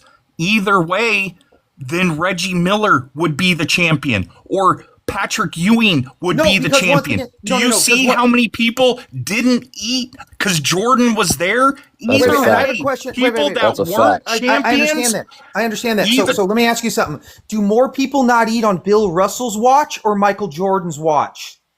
Bill Russell. Well, no, Michael Jordan. How many more teams? How many more teams were in the NBA? Once again, How many more players were in the NBA? More teams and players didn't eat on Jordan's watch because there was more teams and more players. Here's the thing, Trees, check this out. When Jordan's in the league, the Lakers win 3 titles. That's on Jordan's watch. The Celtics, they win a title. The Pistons, they win 2 titles. The Rockets, they win a title. On Bill Russell's watch, the Hawks, don't forget the Lakers Hawks and the Sixers and the Spurs. The Lakers and the Spurs won on Jordan's watch. Win 2, and the Lakers and Spurs as well. So check this out. Multiple teams win. Check out 2 teams win on Bill Russell's watch. You guys are talking about old-ass Jordan when he came out of retirement so he could buy a basketball team on the Wizards? So do this. Take away the 32,292 points if you don't want to count the Wizards years. He's not even top 5 scoring. If he's not even top. He's not even top 5. Well, he ain't top 5 no more. Okay, Shout out let's to KD. do this. Let's do this. Hold on, wait a minute. Just let's go with Hold this. on. No, hold on, y'all. Look, hold on, Tony. Hold on. Look, I just want to make this one point. Just no, can I but say we this one thing? turn it into too long of a point because Yeah. the question is this. It's as simple as this, Trees. If the Bulls would have won the championship in '95, would it have counted? Would Jordan be 7-0? Or would he still be 6-0 to you? I would put an asterisk by it, just like I put one by LeBron's bubble. No, Trees. If Jordan won a championship coming back from 17 games after voluntarily being out for the entire year, right? Came back when he chose because he just wanted to gamble and party it up. If he would have a championship that year, you guys would have said, man. Hold on, Trees. I'm only saying this because we had a player come on the show and tell us. This is not me saying it. He came on to FYF Sports and he told us the whole story behind that year. He told us, what did he tell us? He said that they knew Jordan was coming back at the start of the year. They were just told not to say nothing. He says Jordan could have come back to start the year if he wanted to. Jordan chose to come back later in the year. Remember, come on, man. Trees. I'm just not going to deny a player that was in the locker room. He told us the whole story. So secondly, my question to you is, me and you both know, Trees or us, if Jordan would have won that championship, you guys would have said that might be one of the greatest seasons in NBA history. Him coming back to win a championship, and he will most definitely be 7-0. Me and you both know there would be no asterisk. You know that sounds silly to say that. So you can't try to find new ways to create asterisk just because he loses in grandioso fashion. That's all, man. No. Come on, man. Stop it. Hey, I just want to kill this one thing and then I'm done. I just want to say this. On the not eating thing, I just want to say this. Tony? In Jordan's era, the Lakers got 3 titles. Every team combined in Bill Russell's era got 2. Why do you keep You're bringing up talking Bill about Russell, though? when Jordan was a youngster. He had to learn how to win. Here's a stat Russell for won. you. He didn't have to learn to win. Stat for you. Here's a stat for you. From November of 1990 until Jordan retired in 1998, the Bulls never lost 3 games in a row. Ever. Not once. But Trees are us. None of that matters because it's the regular season. And to you, it doesn't matters. Regular season, playoffs, regular seasons, playoffs, or finals. Not once did they ever lose. Okay, we got games. Hold on, y'all. This is not. Hold on, y'all. This is not Jeopardy. The trivia facts. It is not a lie. Hold on one second. Hold y'all. I'm tired. Like the trivia sounds cool, but I don't care about little trivia facts, man. This is silly, man. I don't care about the trivia. It's stupid, man. Come on, 3 games in a row. Who cares about that? That's stupid. All I'm saying, Trees are us, is don't pretend. We can move on. It's just silly that you would try to pretend that if Jordan would have won in 95, you would put an asterisk by it and he'd still be 6-0. We know that's a lie. Let's just don't lie with it, man. Come on. It counts. I'm with you. It just went out he just went out sad. You know, he just went out sad that year. It didn't look the way you wanted it to look. If he would have went out, hitting the game winner, beating Hakeem Olajuwon, doing all that crazy stuff, you guys would be selling it up, man. That's all it is, man. So just take it for what it is. He's just not as much of a winner as Bill Russell. Point blank period. You can put as many excuses to it as you want. He's not Bill Russell winning wise. You're gonna have to use something else. Use something else. Could I say something when it comes to Bill Russell though? Like everybody talks about Bill Russell, but most of us in this chat wasn't even born and didn't watch them play. Doesn't matter. But listen. Listen, 100%. You might be old enough. I don't know, but it don't matter. I'm young. I wasn't born yet. You understand what I'm saying? But listen, They had. I'm a basketball historian. You understand? So like they had Kuzi. They had. Who cares? Who cares? Their team was great, bro. Who cares? Hold on. High five. None of this matters. Why? You don't knock Jordan for having the best team of the 90s. What other team came close? What other team in the 90s came close to the stacked Chicago Bulls? Think about it. You don't knock Jordan. Dude, hold on. No, high five. You great. You win a lot because you have great teams. That's just part of the luck of the draw coming into the NBA. If Magic would have got drafted to the LA Clippers, we ain't talking about Magic. We talking about tragic. You know, so we talking about some completely different story. Sometimes it's about the luck of the draw. Jordan got with an organization that knew how to build a dynasty. They built a hell of a dynasty. They kept the team together. They knew how to accumulate talent, get new talent like Tony Kukoc, and keep it going. That's just part of the luck of the draw. Same with Bill Russell. Bill Russell went to the Celtics buyout. Again, there was a whole bunch of funny stuff that just happened to get him to land at the Celtics. He was supposed to be with another team if it wasn't for one owner being racist and all this silly stuff. Luck of the draw put him with the Celtics. He runs off, has one of the craziest runs in NBA history. It is what it is. Deal with the shit. Jordan will never have winning like that. Deal with the shit. Again, that's all I'm saying. It's like y'all make it seem like Jordan didn't have the best team of the 90s. There was no team. You can't tell me one team in the 90s that had talent like the Bulls from top to bottom. Who? Who? All right. So his second best player was one of the greats. Pippen is one of the greats. Besides Pippen, who? Besides Pippen, who? I told you, no, this is not NBA 2K. Teams are made up of units, teams, coaching staffs, organizations. A great team, the Chicago Bulls were great through and through. They had a great front office. They had the best three-point shooters in the NBA. They had the best six men in the NBA. They had the best defenders in the NBA. They had some of the league's best rebounders, right? They had the best offensive player. They had the most versatile player in the NBA, Scottie Pippen. Hold on.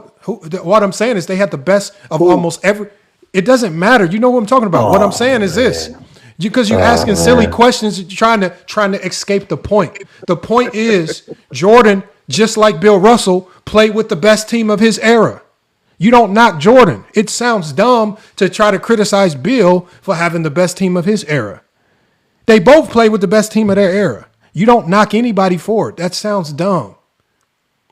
Hey, and then the silly, stupid stuff that y'all do, y'all try to say, oh, Bill played against, it wasn't good enough. Well, the league had less teams in the 90s. The league was much weaker in the 90s with expansion. It was so bad in 98 that Dennis Rodman came out and said, we can win games with our eyes closed. And this is when Scottie Pippen was out. He said, this shit is easy. He says, these teams don't even know how to play basketball. So again, I don't know. Even Larry Bird came out and said it. Jerry Sloan came out and said it. Like, so y'all be acting like the 90s wasn't some Stone Age level of basketball. Y'all talking about is the best era of basketball. That shit was hot garbage. Why do you think the games are unwatchable? Man, come on, y'all got to stop with this nonsense. Since he a hoop story, high five. Since you a hoop historian and all that, can you give us Jordan's best defensive series, please? No, they can't. Yeah. Hey, and I want to say this too. Like we'll use 1992. We got to give him a chance to answer. If we're gonna ask him, we got to. Well, he's on mute, so I just want to throw this out there while he's still on mute. No, hold on. High five. Just answer. I'm gonna come right back to you after Tony. High five, because I did cut high five off. One boy wants to know: do you know Jordan's best defensive playoff series ever? We've been searching for it. His best game? No, series. Can you hear? Series. Oh, like in the finals? No, playoffs, finals. Dog, man. I would say I don't quote me, but I would say probably the Jazz. I'm not quote you. You're a historian. I want to be able to say, yo, high five gave us the greatest Jordan defensive series of all time. I would say probably the Jazz. What year? 97 or 98? Jazz, or it's either the Jazz in 98 or possibly 96. Now, hold on. So no, I got this. No, tell us about it. Just tell us about it. Tell us about it. Just tell us. So you're telling me that Jeff Hornacek and Hersey Hawkins is why are you giving them the game? Just have them tell us about it. What made it a great defensive series? Tell us, high five. Tell us. What? As far as I remember, I guess I'm going by rating, like his defensive rating. Are you talking about specific plays? I don't know, man. You gotta ask Juan Boy. Let me give you. How many examples do you want? Do you want 1, 2, or 3? Go ahead, give me all 3, cuz. Pause. All right, cool. LeBron in 2009, he was tasked with guarding Rayford Alston in the conference finals. Why? Because Rayford Alston is not a great three-point shooter. So that gave him the ability to roam, because you also got shooters out there like Rashard Lewis. You got Hedo Turkoglu out there, but you also got Dwight Howard down there, and Dwight Howard is too much of a match for Cleveland's front line. He's too strong. He's too quick. He's too athletic.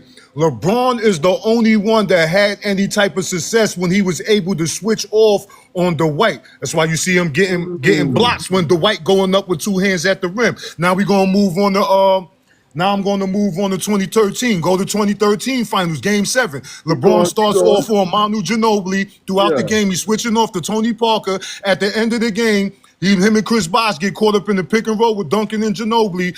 Bosh follows Ginobili under the paint. He tries to pass out. Who gets the game-winning steal? LeBron does.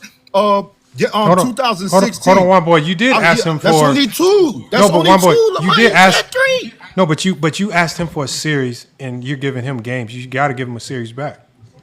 Okay, 2016 is his switchability on against the Warriors. It had a deep. Not only did it have the impact on what the Warriors was doing, and offensively, he was blowing up plays because when they run them switches, when they go through all of their switches, LeBron ends up being on Curry majority a lot of the times. So where he's either going to get the block, make Steph change direction. I mean, you seen when he tried to go with the pump fake on. You know what I'm saying? And that's all throughout the series.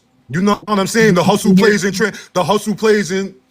plays in transition to get back, get the blocks and all of that. You can't. I'm going to jump in here and tell you all of Jordan's best playoffs. How about you do it? Defensively, were all in the 80s. All of Jordan's best playoffs were in the 80s. Give us his best. Give us his best. The Celtics. Okay. Give us his best defensive playoff series in the 80s. No, not game. Any of the Celtics series. That's his best defensive. So talk about That's his best defensives. So talk about okay. So which game 3 did? Which game 3 did he get? We got. Can I just finish? How did? No. Because I want to know how his defensive was an impact. He's about to tell us. He's about to tell us. Okay. Let me tell you. Okay. All right, whatever. Bro. So all of Jordan's best defensive seasons or series come from when Jordan was in the 80s and actually like 86 to 89. Okay, but tell us about what made it great defense. Okay, Jordan led the league in steals, blocks, and here is the thing. If you look at the 3 traditional defensive stats, it is blocks, steals, and defensive rebounds. I know you don't like trivia. When did Jordan lead the league in blocks? You said he led the league in blocks. When did he lead the league in blocks? I know you don't like little stats. But if you Google this, Jordan has beat LeBron in steals, blocks, and defensive rebounds if you look at their 3 best seasons. And when it comes to steals or blocks, so crazy, bro. Just Google it. You have a computer. Literally, he never led the league in blocks. Okay, hold on. Challenge flag. Literally Google it. And hold on. And do you know this? Real quick. Hey, Trees. I got this inside. Hey, Trees, do you notice that when I was breaking down LeBron's defensive impact, I never mentioned any stats? No stats. Why are you giving me stats for Jordan? Man, forget what you talking about. A 6'6" guard has never led the league in blocks. What the hell are you talking about? Nah, he never. Listen. Can I get a challenge and you know what's funny about that? Can I just clear Jordan's most blocks in a career. Jordan's most blocks in a season is 133. LeBron's is 93. I got you. Jordan has LeBron beat by 40 blocks in a season. Their best seasons. Yeah, Trees, let me clear this up for you really quick, though. So Jordan's best defensive rebounding season is 503. LeBron's best is 612. Then his second best is 542. That is not true, Jordan. Yes, Dude, it is. Google 612. I already know it. I'll tell you what year, too. He has 612 defensive rebounds in 2018 with the Cavs. His next second best is 542 in 17 with the Cavs. And his third best is 513 with the 13 Heat.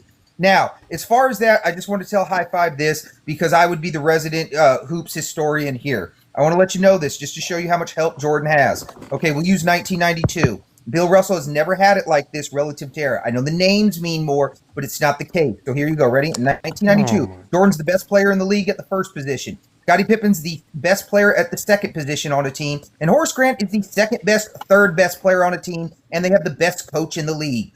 Even with Bob Cousy. Bob Cousy was never better than Elgin Baylor or Jerry West. And then when you look at like in the third level, like, you know, like a Bailey, like a Sam Jones isn't better than an Elgin Baylor either. You know what I mean? It's the 69 Lakers, things like that. So that's what we mean by like a lot of help. Bro, you can't just be out here lying and then saying Google it. Like, that's crazy. Yeah. Yeah, like LeBron's clearly a better rebounder, but we bro. still got away from, again, Trees. And I wanted to let High Five finish as well. Trees. Now let's go back to the Celtics playoff series. And I get that you know the stats, but what was Jordan doing defensively that stood out to you that would made you say that this is his best defensive playoff performance ever?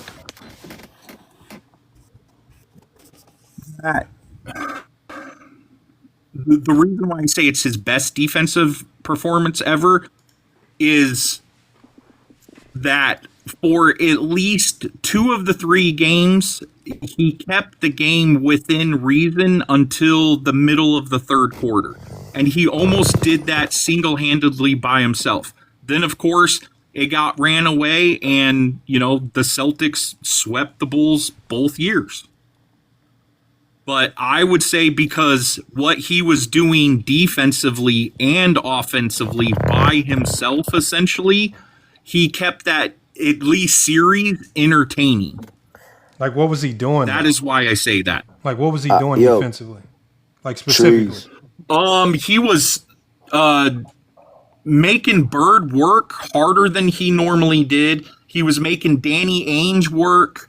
Like, if you, like, you guys, okay, let's just start with Ainge. Ainge, like, for example, in 86, in that series in 86, Ainge averaged 17.7 points per game, 4 assists, 3 rebounds, and 2 steals. What did he do to?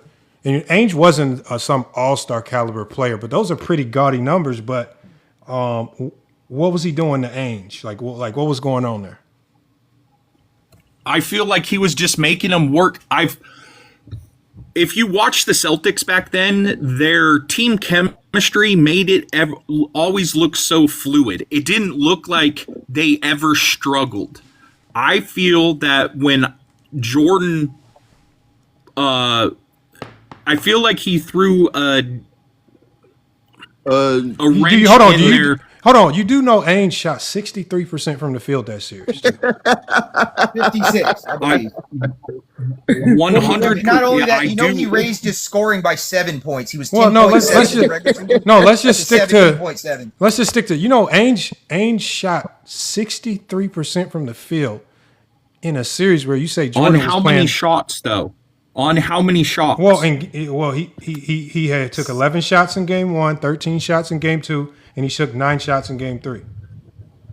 Okay. So what is that like? And he averaged 17 a game. That sounds like struggling to me, 8 shots a game in the regular season. This the thing though. Like, you're using Danny Ainge as a measuring stick for Jordan's defense. Hold on. I'm using 5 Hall of Famers. Hold on. Do you know that? Hold on. 1 second, Wine Boy. Let me get to the rest of the numbers. Do you know Ainge also shot 41% from the 3-point line in those games too?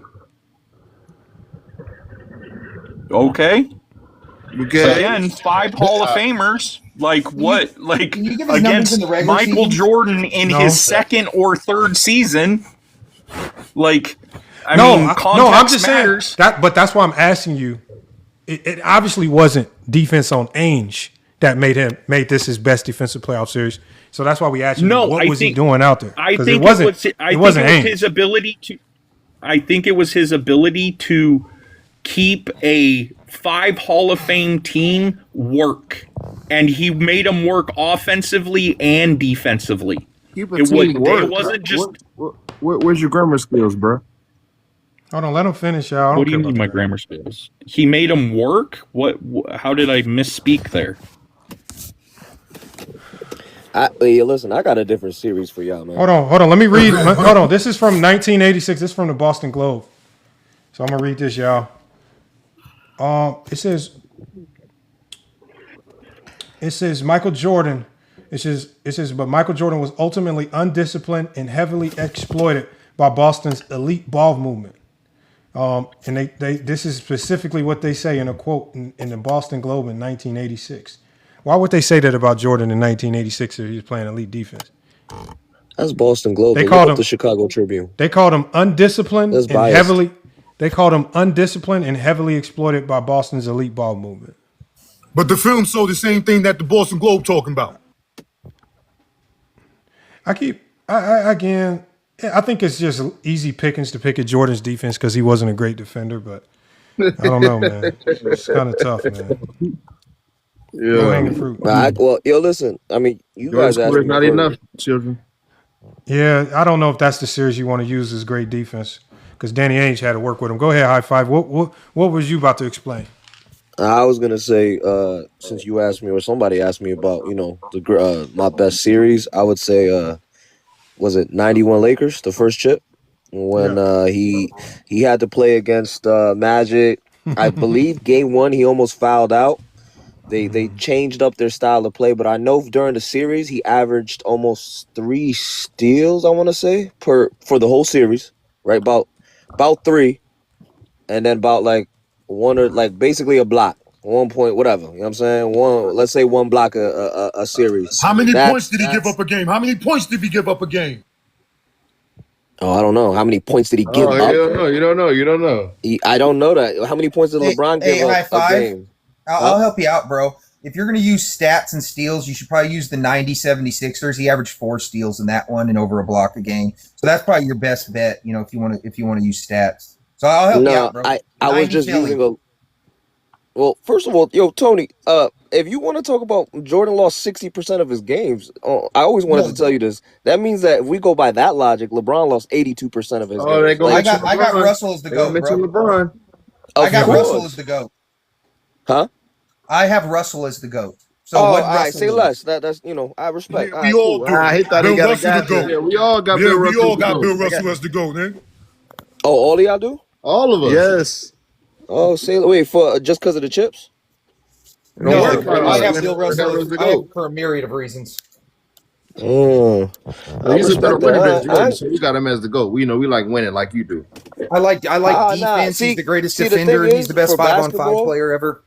See, basketball, I understand that basketball is a team sport. So it's not like Mike Beasley and them one-on-one, the YouTubers that now they got going on. So really winning a chip, don't MJ, LeBron, Curry, KD, it don't matter who you are. You're not gonna win. You need 6 other players, realistically. You literally need a bench here, y'all. As we get more people in here, I want to get back to the topic of the show because we kind of getting away from it. I told y'all I don't really care for the GOAT debate, and somehow it starts turning into GOAT debate. So I really don't care who y'all have as the GOAT, because unless you're Tony, and there's only a handful of people that can tell us why they got the GOAT as the GOAT anyway. So, but I respect that.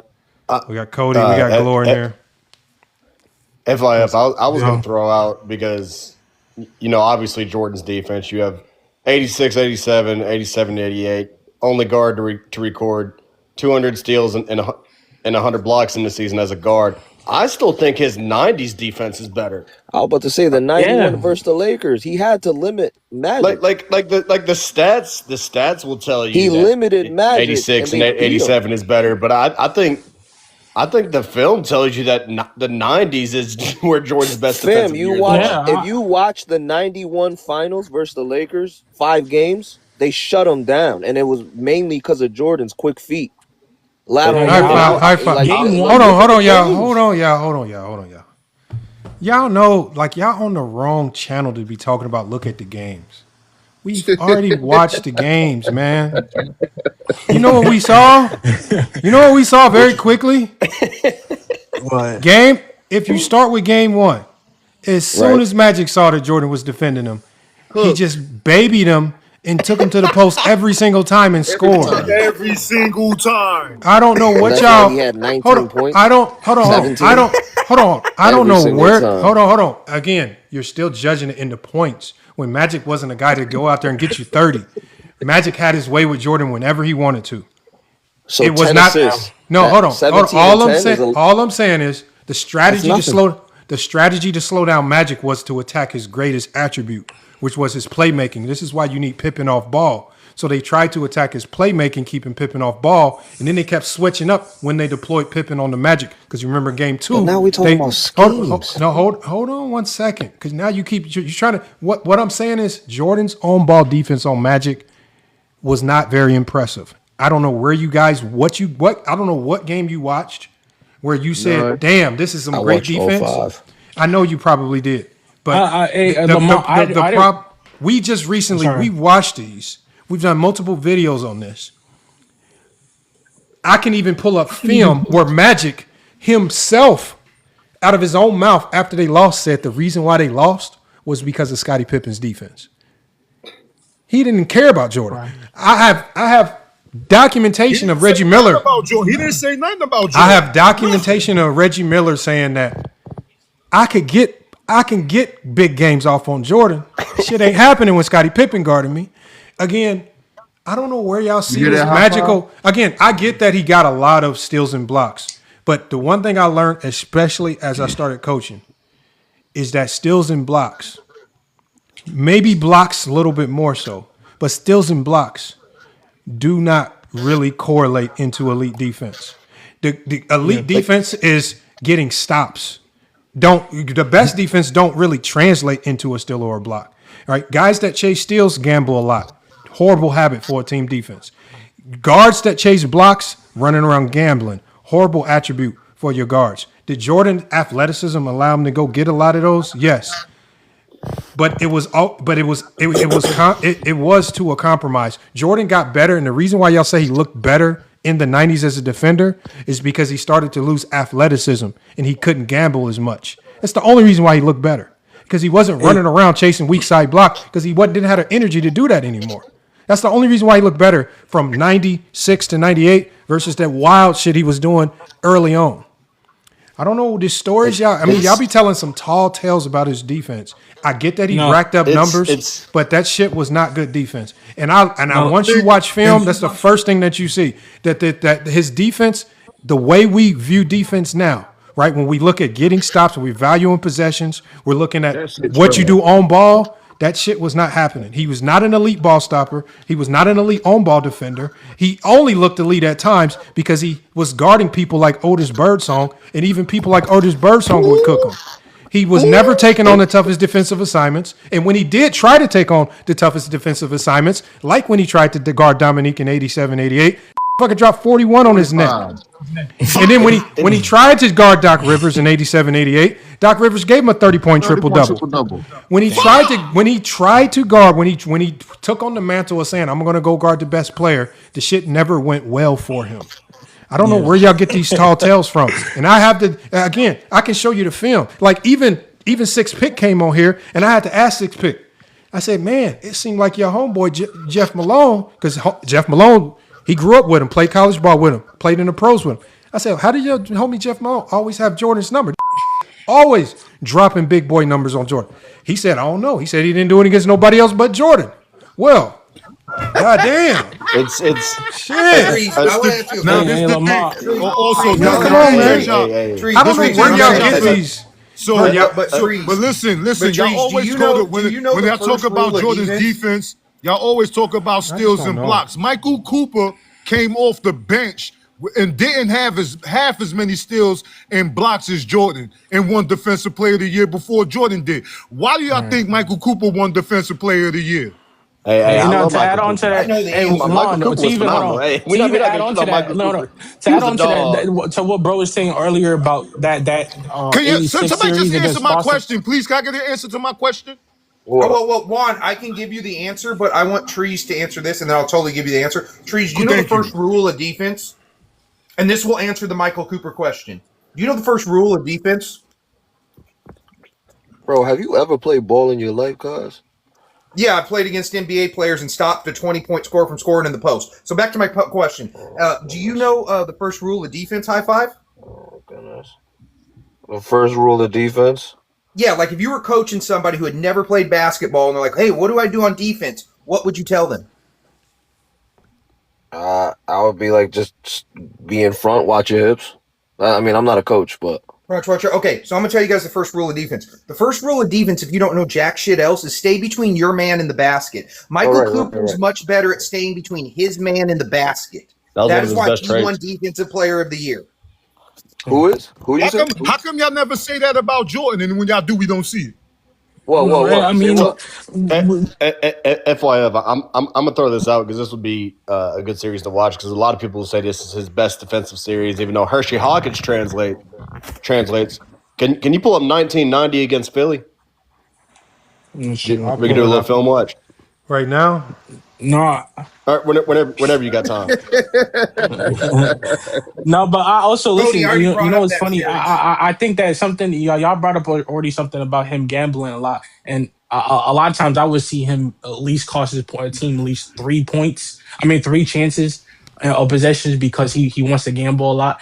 And like one series that I saw that he was really good, or game specifically because I was hate watching Reggie Miller, was Game 7 in '98, which is obviously the back end of his career where he's a little bit more conservative and he's a way more smarter. Hey Lamar, I'm telling you what I watched, bro.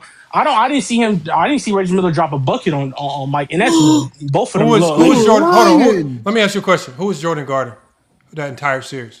Reggie. No, he wasn't. Reggie against. I said who was Jordan? Who was Jordan's primary assignment the entire series? Who was Jordan's? It wasn't Reggie. It wasn't Reggie. I know that. So who was it? Mark Jackson. It was Chris Mullin. It was Chris Mullin. Okay. Yeah. Chris Mullin. Ron Harper and Scottie Pippen took on the task of guarding Mark Jackson and Reggie Miller that series. Jordan was guarding old Chris Mullin. He was remember Phil Jackson's a smart coach. If I got this dude out here that's prone to gambling, let me put him on somebody that ain't gonna barbecue us. And Chris Mullin at that time wasn't an intricate part of the Pacers offense. Yeah, he would knock down a few shots every now and then, but he wasn't an intricate part. Now, they had some guys that came off the bench like Travis Best that was causing some major problems for everybody. I'm not gonna lie, for Pippen, everybody. But that series right there it's not a good one for Jordan, especially when we saw what Reggie did to knock down the game winner, right? Just a little bit of physicality. Get up off me, game winner. We go another way. I was just talking about specifically Game 7. I wasn't talking about any other games. Game 7, he definitely guarded Reggie Miller and did a I think he might have. He might have. I think stand on that. I like Game 7. He played amazing on. But Gore, if you're gonna tell us about Game 7, why don't you tell us about the spin move air ball? In the 9 for 25 shoot. All I was pointing out is I think Michael Jordan was a little bit better defensively and later in his career, especially in the 90s, he wasn't. As a defender. Me personally, because I think he was smarter and he didn't gamble as much and didn't cost his teams as much. I've already said that. But this is another thing with MJ. This is another thing with MJ and defense. The host was saying earlier, and I was interjecting I was saying what. It really goes into the scheme, how the coaches were scheming too. Because as Phil Jackson, bro, he had damn near 2 of the best defenders on his team, right? 2 perimeter best defenders. That's rare to have, anyways.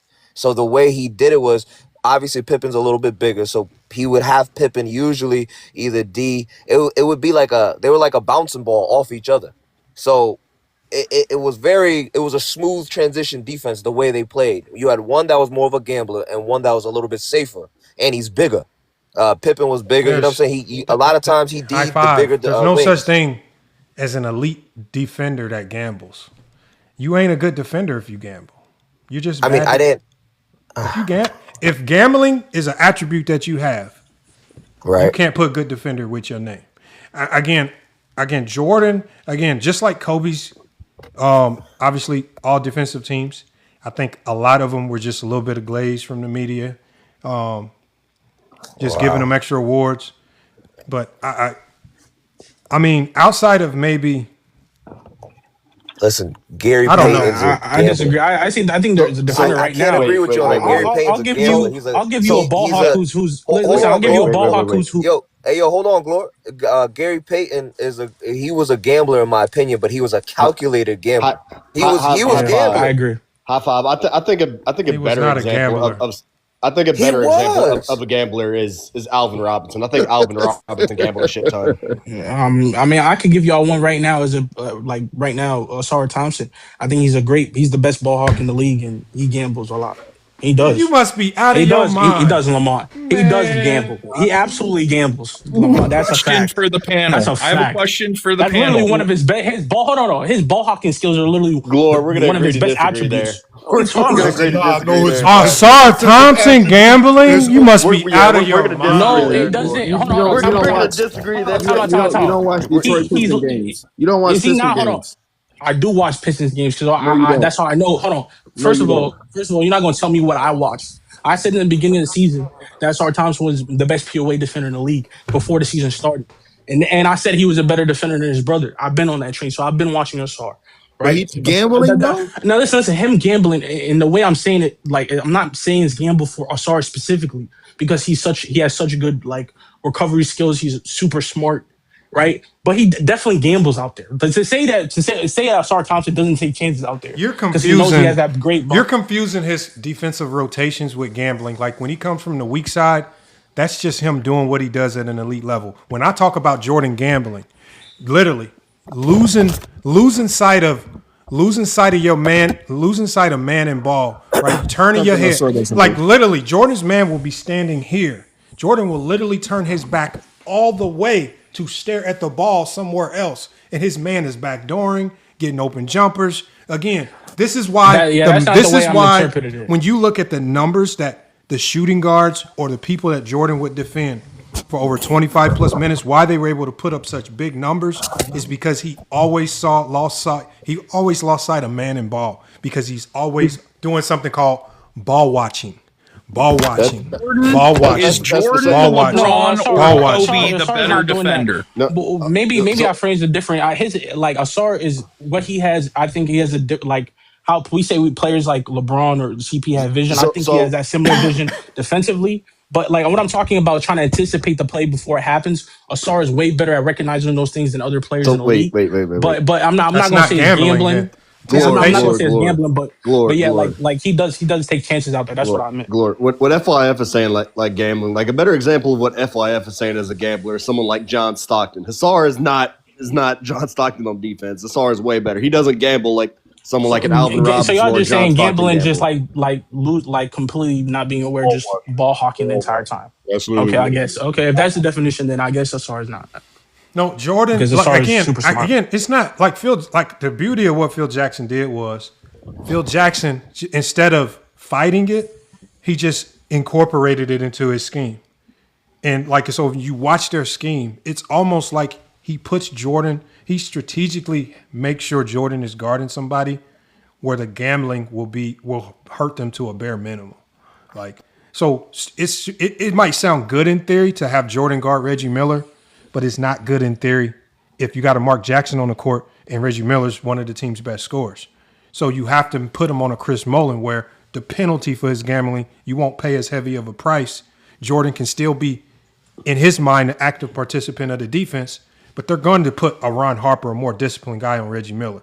So when we look at Reggie Miller's struggles that series, it's because he has a disciplined defender, or even Scottie. Scottie, again, on Mark Jackson. Why do you put Scottie on Mark Jackson? Because Scottie's not going to be gambling. He's not going to go for every pump fake. He's not going to do all these silly things. He's not going to chase blocks and steals. He's going to chase getting the stop.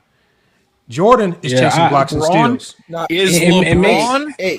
Hey, not only that though, being that Reggie Miller can't create his own shot, all of his scoring is basically running around on screen. It would be ridiculous to exhaust Jordan on the defensive end like that. You want him running miles around on the defensive end, 40, 50 feet back and forth. You wouldn't do that anyways. Thank you. Is LeBron, Kobe, or Jordan a better defender? LeBron's the best defender. LeBron's the best defender of the three. Both of them. He's the best athlete. He has the best body. Okay, so if we go off of defensive rating, which is a stat, you realize that LeBron is You ranked always better. have to go to the stats to talk about basketball, man. Okay, Because hold on. that is what everything is based Do you watch watch basketball? Hey, because Tree, we asking you about stats didn't matter, because Trees, I every have a time we stat ask for you, you. track Hold on, of hold on. I them. have every a time you stat for talk you. about Jordan's defense, you go on the Trees, blocks I and have a steals. stat for you. When are you going to talk about? Hey, Yeah, Trees, I when have are a you going stat to for talk you. about on-ball defense? Yeah, Trees. Let me just give you a stat, dog, and you tell me. You tell me with Kobe or Jordan. Do you know what defensive rating is based off of? Trees. Let me just give you a stat. Can I give you a stat? No Hold on. stats. No. Watch this, because this will kill his stat. How come LeBron's the only one out of the three to hold the current MVP of the league to 6% shooting in a series in the playoffs? What does that matter? What does that matter? We're talking about over their career. Okay, so let's over just do their this. Career, Trees. Jordan is a better defender than LeBron. Trees, okay, explain to us then. Okay, explain to us what defensive rating is and why it's valuable to identify elite defenders. Okay, Before you the go defensive off, rating defensive is based off of what your before you go off average. on your defensive rating, bro, you gotta understand something, because I'm gonna give you some context. Jeffrey played 15 seasons, LeBron played 23. So before you go around running using stats, just take into account that those stats are based on total games, and LeBron has played far more games. So it's not a fair sample size to compare that what is LeBron's not what it is based off of. Okay, so Trees, that is not what it is. Okay, See so again, just tell us, if Trees, you knew what you were just tell us. Trees, just tell us. Just tell us. It is based off of 100 possessions, how many points the opponent would average. So Jordan's career average still doesn't take into account for Jordan's different career average is 103. So every 100 possessions, the opponent will score 103 points. You're a box score merchant, man. You're a box score merchant. Now, okay, hold on. Can Jordan guard power forwards? Hold on, Can Jordan guard power forwards? Hold on 1 second, y'all. LeBron's is 105. Hold on, Trees. So hold on. What's Jordan's? Sorry. Okay, no, it doesn't matter. It doesn't matter what LeBron's is. Okay, so again, you were defining what defensive rating was, and so you said, so it's about what? So what is it measuring again? I want you to say that one more time. How many points a player allows per 100 possessions? No. Say it correctly. By definition, it's how many points a team allows. Correct? No, a player. Yes. No, it's team. No, it is. No. It's player. The advanced it's like metric estimates how many. No, it's not a one. Okay, I'll just put the definition on the screen. Hold on, let me just. It is not team. It is a player. Oh my God! It is a player. Okay. It is an advanced metric for a player. No, it's not. Okay, so yes, it is. I'll put it on the screen. All right, I'll put it on the screen. I'm putting it on the screen right now. And so we'll go over the definition, all right, together, right? And this is one of the reasons why statisticians, especially over the last 5 years, have said that defensive rating for an individual player is flawed. All right, but I'm going to put it on the screen right now. We can talk about it together. There's no such thing as measuring. Again, let me put it on the screen. Here it is right here, y'all. Wow. You were so disingenuous with that stat that it's amazing. Did anybody else Google it and see what I saw? It's not player. I literally just Googled it, Lamont. Okay. This is how people play with words and try to finesse. Yeah. So here it is right here, y'all. So defensive rating in the NBA, you guys, measures how many points an individual player or team allows per 100%. Let me finish. For team ratings, it evaluates overall efficiency, whereas individual ratings measure how many points the opposing. Hold on. It says, listen to it again. It says for team rating, it evaluates overall efficiency, whereas individual ratings estimate how many points the opposing team scores per 100 possessions while that specific player is on the court. It says, hold on, let me finish. Shut up. I'm still reading. It says, while useful as a baseline metric, what does it say, you guys? According to Bruin Sports Analytics, it is highly flawed for several reasons. Heavily tied to teammates, basketball Basketball defense is a team effort. An individual's defensive rating is strongly influenced by the 4 others on the floor with them and the team's overall defensive scheme. For example, what it's saying is why, for example, at one point in time when the Golden State Warriors were really good was Steph Curry in the top 10 in defensive rating because he was on the team with some really good defenders. We'll move on. Box score bias. This is where Jordan's kicks in.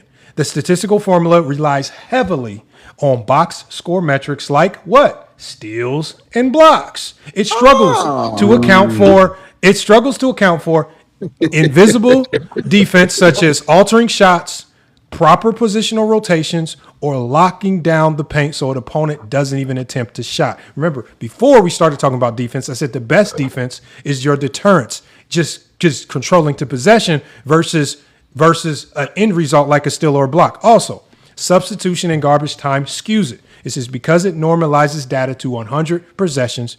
Playing with bench units against weaker opponents in garbage time can heavily or artificially inflate or deflate a player's rating. Right? It says positional disparities. It says this formula inherently favors big men. Why does it favor big men? Because big men typically get a lot of blocks. Sometimes they get a lot of steals, which is also what Jordan chased because they are in a better position to grab defensive rebounds, block shots, or even if their actual perimeter defense is poor. It says because of these limitations, relying on defensive rating alone to determine how good a player is can be very misleading. Most analysts use it as just one piece of the puzzle, combining it with eye tests and other advanced metrics like defensive box plus minus or defensive real plus minus. So the problem with you using defensive rating, again, as I said, as it says right here, when we read it, it says, hold on, please hold on. Please hold while I'm done. For one more time, you guys, it says, for team ratings, it evaluates overall efficiency. Whereas individual, what was he talking about, you guys? Individual ratings estimate how many points the opposing player? Team scores per 100 possessions while that specific player is on the court. So Jordan, just like we saw a multitude of times in the 90s, can stand on the court like he did versus the Pacers and do absolutely nothing versus a Chris Mullin, while the defense of Pippen, while the defense of Scottie Pippen and Ron Harper, all that defense somehow also gets attributed to him just because he's standing on the court. Again, you guys use these analytics and metrics, don't know what you're talking about, just because you see Jordan at number one. Again, defensive rating is one of the worst ways to identify a good defender. It is the worst way to me. It's horrible. We are not. It is not. Hold on, Trees. If we were going to use analytics, you could have used like defensive field goal percentage, something like that, but defensive rating, that's a team stat. Why are you using defensive rating? You can't use it is a team and Cody. Individual. He's using defensive rating because he doesn't watch. Hold on. You can look up a team's defensive rating, and you can look up a player's defensive rating. Hold on, Tree. Someone else is talking. Your player's defensive rating is based off of what your team is. It's not based off of what the individual is doing. Look what it says. I know you can read, sir, because it says that your individual rating is based off of who else is on the floor with you, i.e. your teammates. So if you have two All-NBA defenders on your team, you can literally stand in the corner and get cooked by Otis Birdsong while Scottie Pippen and Dennis Rodman do all the work, and you're still going to have a good defensive rating. Exactly. Your team has the number one defense. You have the number one defensive team, right? Regardless of whether you're on the floor or not, because you're on the floor with a whole bunch of guys, and you have a better defensive team than the other team has offense, then obviously it's going to make his defensive rating go up because his stats are being inflated. Can I now say what I have to say? Okay, bro. Yes, I don't really want to hear what you got to say because why do you? If we're talking about basketball, why do you have to go to a stat as opposed to giving something based off of what you saw? Go ahead, Trees. You ain't see shit. You up here wasting time, Trees. That's why you getting smoked. Okay, Trees, just ignore him. You getting smoked. Okay, Trees. What was you about to say, Trees? Hey, my point is I'm also using it as Yeah. another thing besides Jordan's blocks and steals. You guys also remember that Jordan had elite defenders in the 90s. Jordan also played from 84 to 89 without that. And his defensive rating is also attributed to that and the Wizards years. Hold on. You guys are trying to make it seem. You guys are trying to make it seem. Why you keep using the stat to talk Okay. about something you can Hold on. But in the 80s, he had great defenders. He had Charles Oakley. He had Scottie Pippen. He had Horace Grant. He had a lot of great defenders. He had Dave. No, you're talking about he had defenders. You're talking about he had defenders when they were rookies and sophomores. Wait. All right, so I just want to address this point real quick. There's two things, right? So one I'm going to address with LeBron. LeBron did not play with an all defensive level player until he was in year 17. That's his entire career, basically, until he got to the Lakers. Jeffrey has played with multiple all defensive players before he got to year 10. So that's a completely different conversation. And at the end of the day, we're going to talk about Jeffrey in the 90s, right? And in the 80s. Talk about it. You're talking about a guy that has played with the number one defense multiple times in his career. Oh no. Multiple times. Let me play devil. And you're also hold on, y'all. Let Cody go. How many Hold on, y'all. defensive teams? Hold on 1 second, Trees. Let Cody go, and we'll come back to you. So Trees, since you like numbers so much, I'll bring up a number that's related to the prompt that FYF has up here. So explain to us, why is Jordan 1-9 in the playoffs without Scottie Pippen?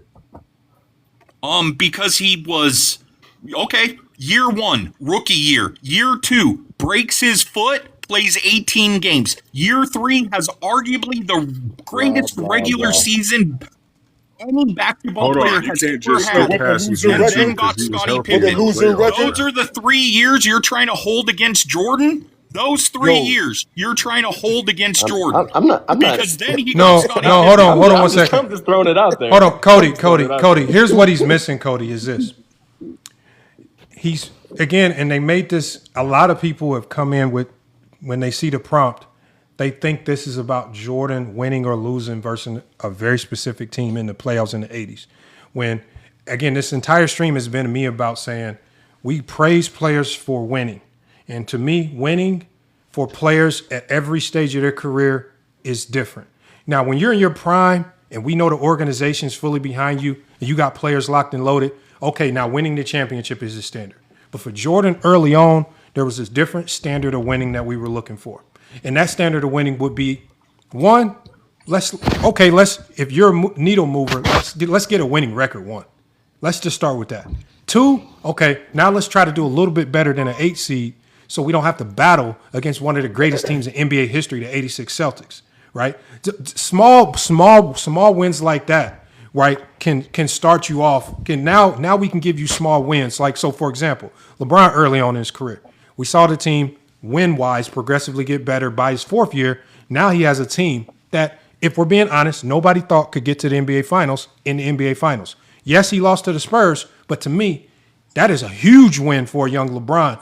By your 4th year, getting that team to the NBA Finals, win, lose, or draw in the finals, that's not only a winning season, but now we got to look at you as a winning player, right? Because you're doing things with, you're not complaining about who's around you, right? You're not complaining about this player not scoring enough points in this series. You're just finding ways to get the job done. And to me, that means your game. Like, when your game can just find new ways to win basketball games and it doesn't have to look one way, that's the sign of your game, right? Just having a winning formula just built into your game. And I think that's what, if Jordan doesn't have many flaws, but I think the one flaw that Jordan has in his game is that his style of play had to be one way for them to win. And it wasn't conducive. It wasn't extremely conducive to winning if the environment around him isn't almost damn near perfect, to say the least. And you can't show me a time in NBA history where he's shown these, especially championship level winning, but you can't show me a time in his career, pre-Phil Jackson or post-Phil Jackson, where his game without being tinkered with by Phil Jackson, is directly correlated to any significant level of winning, no matter how you define it. Hey, Lamar, I just wanted to add on to that because before I go, one more thing to put a nail in the coffin about that defensive rating. Y'all said everything, but I just want to let y'all know Steph Curry has years that he has lower defensive ratings than Jordan's career average. Right? So I just want to let y'all know in the 15-16 season, Steph Curry had a 101 defensive rating. Okay. That is lower than Michael Jordan's career. So let me just put that out in there, just letting y'all know, right? Thank you, that's Glor. Glor, but hold on, remember, he said we got to pair it with steals and blocks. Remember, Steph Curry led the league in steals too. He led the league in steals too. Exactly. So did Allen Iverson. Right? So that's elite defense. Steals with the defensive rating. He better defending than Jordan. Yeah, exactly. So that's the dumbest shit I've ever heard in my life. Stop using that dumbass stat. But one more thing I want to say. One more thing about before I go real quick, because I got to go to sleep. Another thing that doesn't get accounted for is a lot of times with some of the best defenders, what their superpowers, especially perimeter defenders, is when they're on a certain player, their ability to make the player pick up their dribble and pass the ball, or just stay in the corner. Like I've seen it multiple times in the Pistons series where Kenny Atkinson was just like, yo, let's just go away from him. It's almost as if you're trying to tax a corner for not having a high amount of interceptions, when the whole point of why they don't have them much is because they don't have getting the ball thrown at them, right? So it's the dumbest shit of all time. It's like calling fucking Travion Diggs, right, who led the league in interceptions, the best corner because he had the most interceptions. You sound fucking dumb. Okay, let's stop losing steals and blocks. Let me defend what I'm saying. Have a good night. I gotta head out. Salute, Gore. Hey, yo, Tree. Let me. So without bringing up too many stats and all that, right? I would say we can't really knock on, just like we can't knock on LeBron or any other great players. We can't knock on MJ for benefiting off of certain schemes in the system that he was a part of on defense. So okay.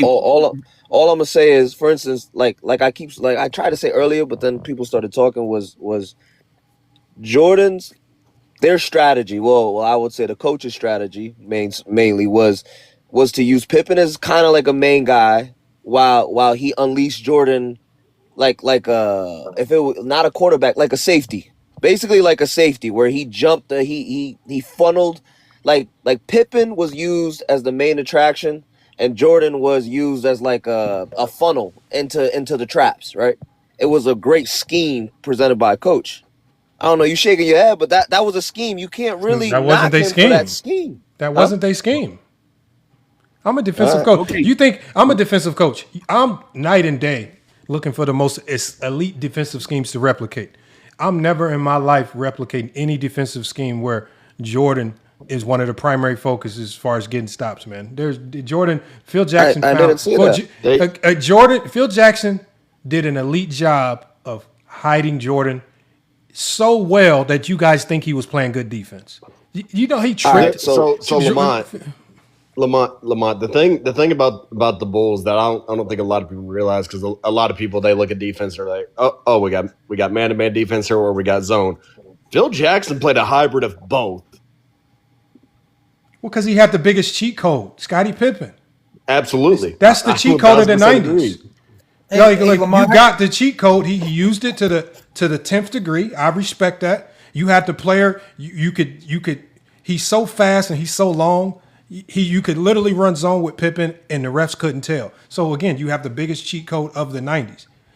Then you stack onto that guys like Horace Grant and Rodman. The shit is now is super powered. But Jordan played a big role in that scheme, though. No, he didn't. That's how he got the steals. He benefited off that, but we can't knock him for it. Hold on, but it's just like this. When the Sixers went to the finals with Allen Iverson, Iverson led the league in steals.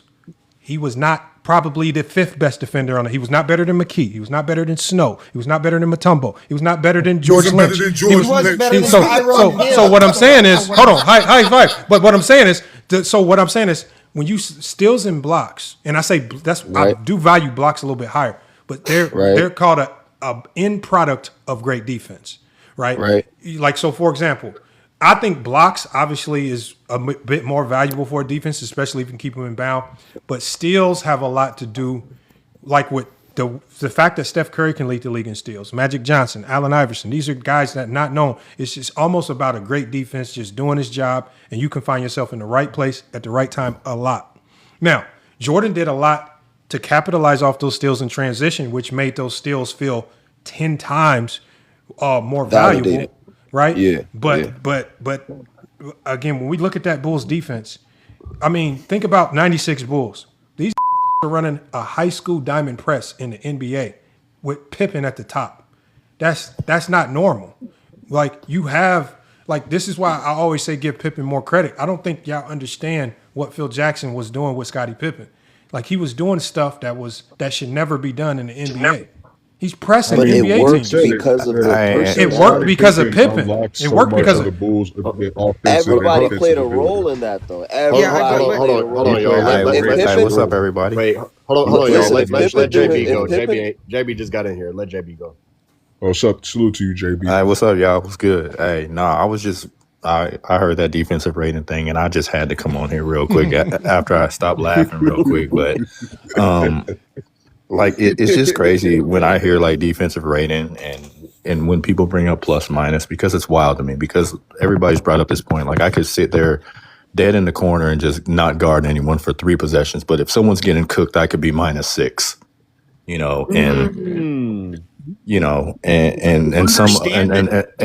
hold on, I've listened to you quite long enough, my guy.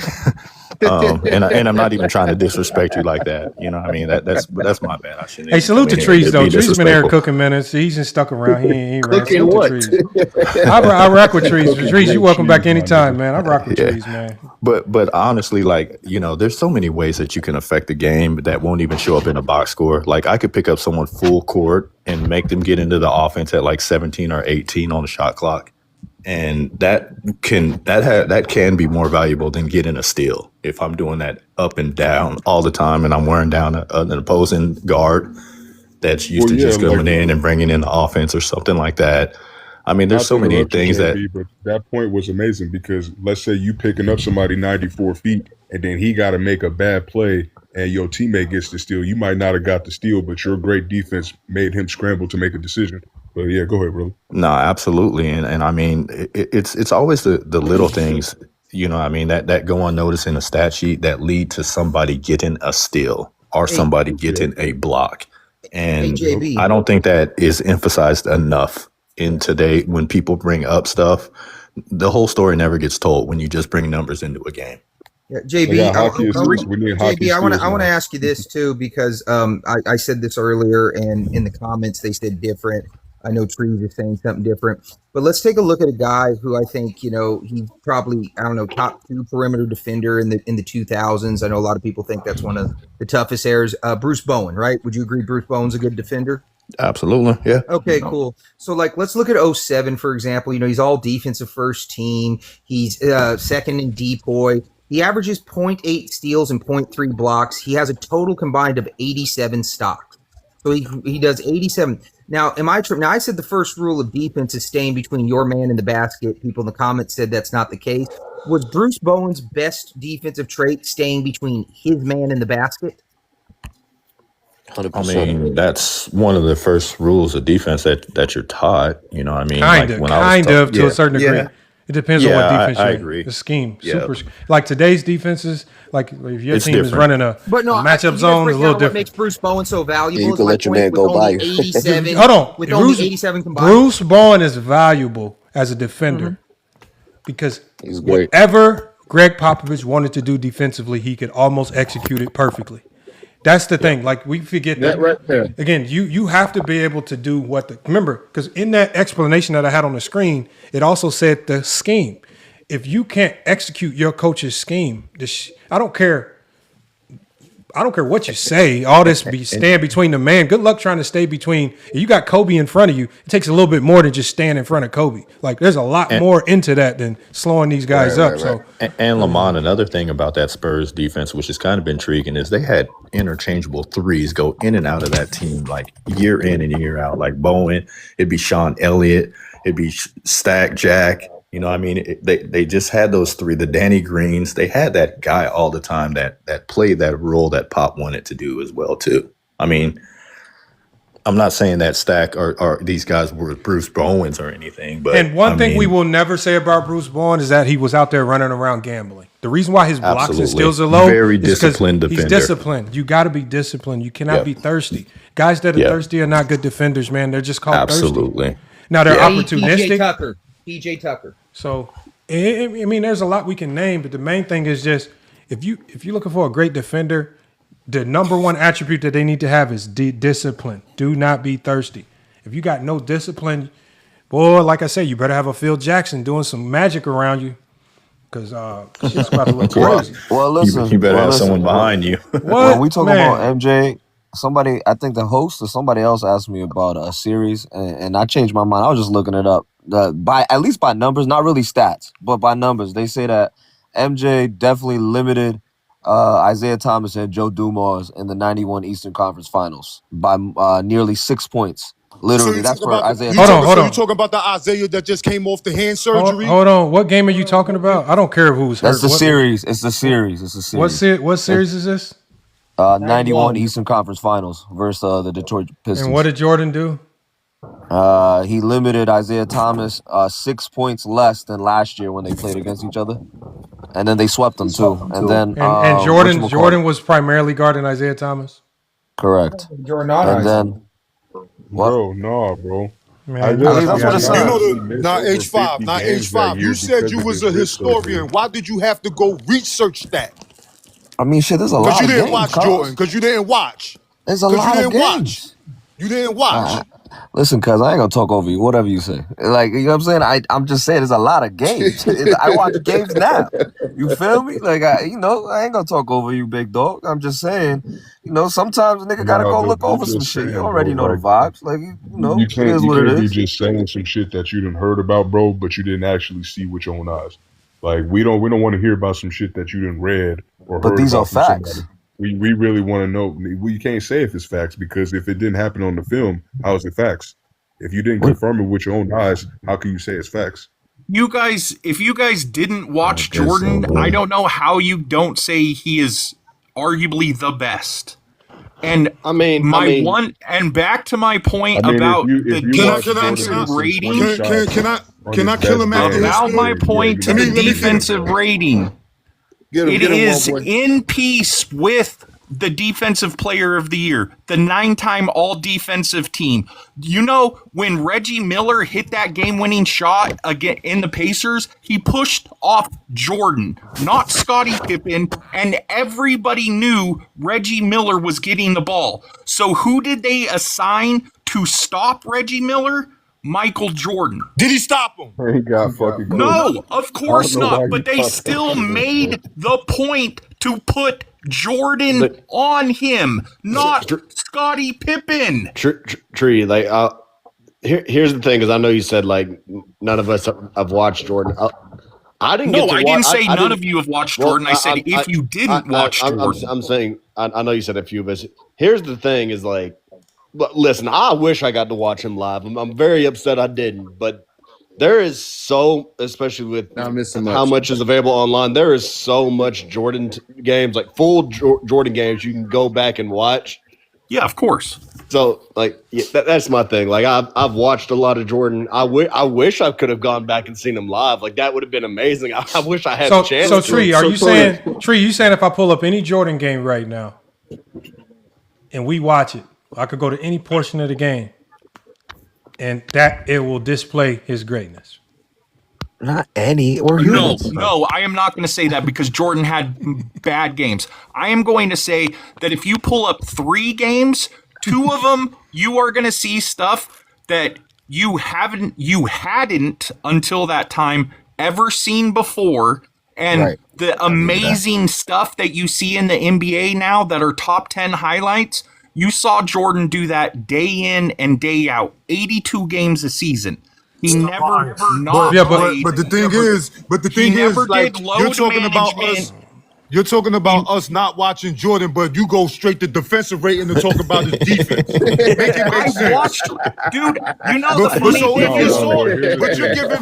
you base more of his defense on stats than actually anything we saw. Or anything the funny thing is, do you know where I lived in the 90s?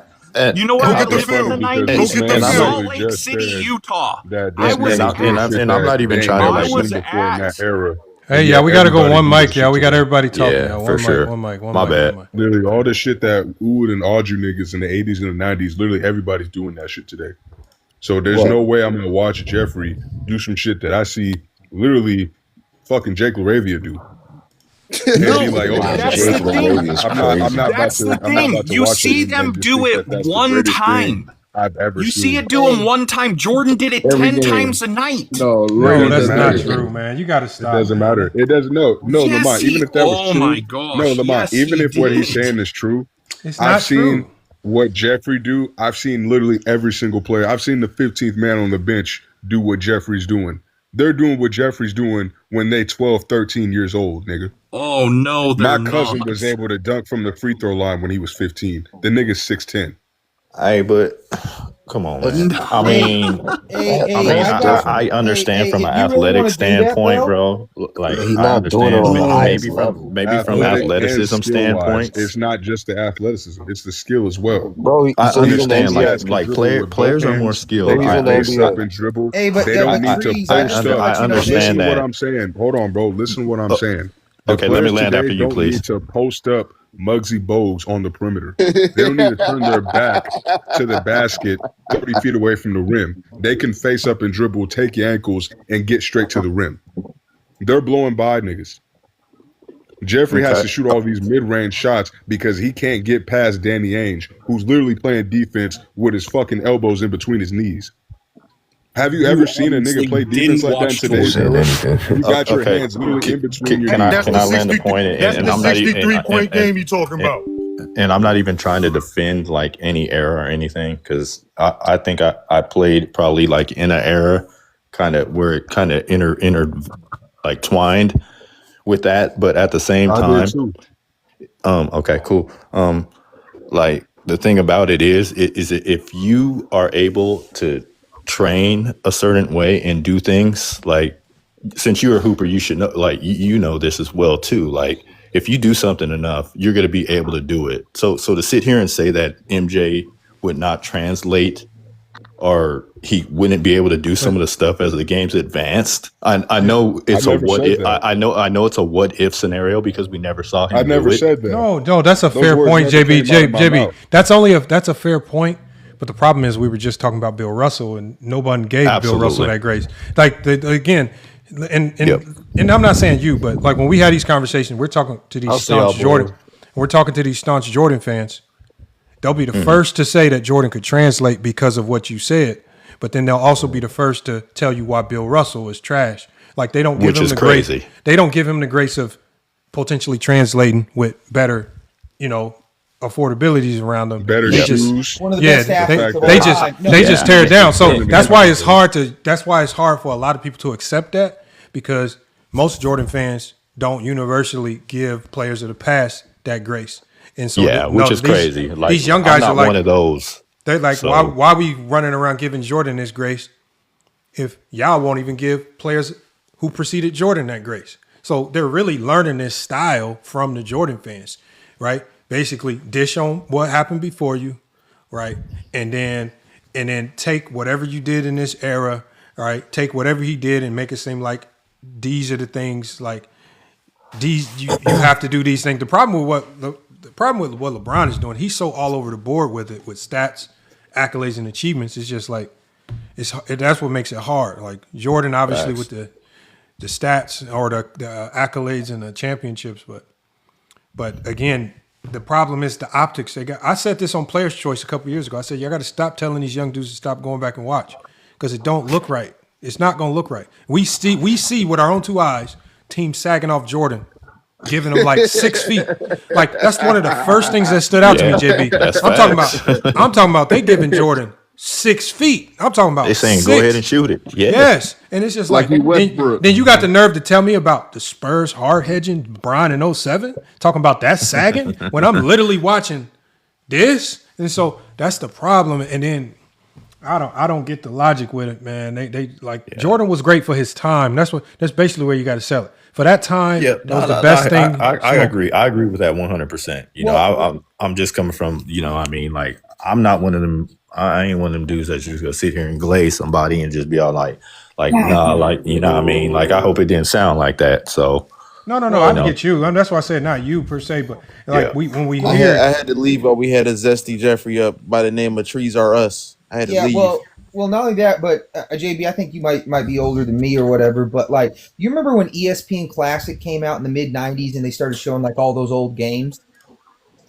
I don't know if you remember. Yeah, for sure. Yeah. Okay. Yeah. So I remember when I first started watching that in the mid '90s, and the game looked different to me. But then I knew that guys like Wilt were averaging 50 and 25, so I just thought my eye test was fucked up. I didn't have enough ego to say no, this is wrong, because like I knew these guys were NBA players putting up NBA numbers, and like I just didn't have enough ego as a kid to say no, well, this is fucked up. I just thought something was wrong with me in my evaluation of basketball. And look, Tony, I'm taking William Fenton on my team today ASAP. I need Bill Russell on the Lakers today ASAP. Dog, he might be the best athlete that's ever played in the NBA. Especially when he's jumping over people. Jordan never did that. Yo, Bill I ain't Russell. never seen Jeffrey jump over a man in transition. I seen Bill Russell do it though. Bro, Bill Russell in the pick and roll as a rim runner would be crazy. Supreme athleticism, bro. JB, what's your favorite team, man? You see that logo? We're bad defenders. I'm a Nuggets fan, bro. JB, I'm sorry. Taking Bill on your team today, right? Right or wrong? Are you taking Bill Russell on your team, JB? Yeah. JB, I just want to ask you this as scout, because I always ask it like this. Hey, if you had a 6'9" dude with a 7'4" wingspan that can run really fast, jump really high, has a really great mental state, only cares about winning, and is going to do whatever it takes to win, do you think that translates? I mean, motor translates to any level, so yes. The most frustrating sorry, how are you doing, Lamont? Man, appreciate you pulling up. Sorry. The most frustrating thing about like Bill Russell haters is that they don't realize like this dude is like a freaking Olympian. I think like, sure, like you could say that like he probably wouldn't have the same impact, but like this dude is such a great athlete. I think he would translate to any era. Like he runs like a Greek god. Yeah, but Karen, bro. But Karen, it's just a disrespect for the game. Like we shouldn't have to sit back and wonder if it would translate again. Oh, I agree. We just have to. I just say respect the game. This is what they did back then. We know it was different. Mm-hmm. We know it is. Absolutely. Again, it is what it is, man. That, like, just accept it. Like, stop crying. And then they expect us. Like the 90s, like I say, the 90s was just as screwed up as any other era, if not more so. I agree. The rules. It's like, so, like, don't try to sell us on this era's all screwed up and jacked up when I can clearly see the crazier flaws in the 90s just as crazy. Even the 80s got flaws. They was running around drafting chairs and Bruce Jenner and all this shit. It's funny. You got the Serbian smoking cigarettes in the locker room. Man, I'm talking about they drafted Scooby-Doo. I'm supposed to take the league serious. All of it's crazy, man. Like I said, JB made a good point. You train or something, you'll get better at it. I'm telling y'all right now, I don't RIP. I don't need Bill Russell to train on nothing. I'm taking the version that I see with the film right now on the Lakers. I promise you. I'm dead ass. I'll take DeAndre Ayton trash ass off of my roster. Hey, that's me, bro. I'm going live. That's the only Celtic I allow. I'm hoping I'm changing opinions one at a time. I am pumping Bill Russell like no other on this app. Hey, Tony, I've been a Bill Russell fan, my nigga. I was 6 years old when I found a book in my library that told me about Bill Russell being the greatest player of all time. The funny thing is how this man revolutionized defense and how blocks and steals are counted because of him. But go ahead, Kieran. My bad. The funny thing is, when I was like 14, so this was like 10 years ago at this point, I used to think Bill Russell was not that good because I looked at his points per game and his field goal percentage as a center. And as like the years is going on, as like learn more about basketball, like he's truly one of the most, he's arguably the most impactful player ever. So I respect, like, my rule is like I try to respect every era. So yeah. I don't know how y'all look across somebody's stat line and see 19 rebounds and act like, God damn. No. You know how hard it is, JB. Tell these guys. To average that for a season. JB, tell these guys how hard it is to grab in a pro game to grab 5. Oh my God. Bro. Yeah, that's crazy, hard, bro. In high school, college, it was. I think my career high might be like 7 rebounds. Like, I can't imagine game to 19, game, 18, 19 rebounds. Crazy. Lamont, did he average like 22 a game? Lamont, I can say 5-6 rebounds a game, nigga. That shit is hard. Well, Bill Russell Shit first is not career easy, averages nigga. 23, but Lamont, I can say this. Holy when shit. I played against Isaiah Ryder, it took all my strength just to box him out, and I couldn't move. I couldn't go for any rebound. All of my strength took it to box him out. Somebody else had to get the ball. I just can't see you, Tony. I can't see you guarding Isaiah Ryder. Isaiah Ryder would have you up, man. Ain't no No, not in the post, bro. Ain't no way. Not in the post, dog. He was like 50%. He was 100% on the perimeter. Isaiah Ryder would have jumped over you, man. He would have jumped over No. He had prime Isaiah Ryder. Well, first off, I guarded him at 38-year-old Isaiah Ryder. UNLV. Oh, okay. That makes sense. He said 38-year-old, 7 years out of the league, 260-pound Isaiah Ryder. Okay, that makes sense. He was at 260. Damn. Yeah, he did. But I was a stack 20. That was a stack 205 at the time. But what I'm saying is this. Once again, I used the Bill Russell thing. I started talking shit to him how he couldn't get me in the post. Now he had to prove to me. He wasn't jumping over me. He had to prove it to me. You know what I mean? So I had him play into what I wanted him to do so he could prove it. And like I said, he went from 100% guy on the perimeter to 50% in the post. But like I looked like Dale Davis in 2000 on Shaq, just bouncing off him like 3 feet. Like, I mean, that dude was, you know what I mean? Like, but I was a strong motherfucker. You gotta stop Tony, man. Come on, man. Hey, dog. Hey, dog. I can make shots off my head. Can I not? Now I'll give you that. I'm just gonna say it like Tony did. Wait. Hey, Tony. And I can make shots from my knees, right? I can make 3-pointers from my knees, right? Tony was doing some horse shots that I've never seen. He was bouncing it off his head and stuff. Jordan never did that. Wait, Lamont. Rick Barry did that? Like, so Tony's like Rick Barry or something with like the hook shot? Tony definitely was pulling some trick shots out the bag that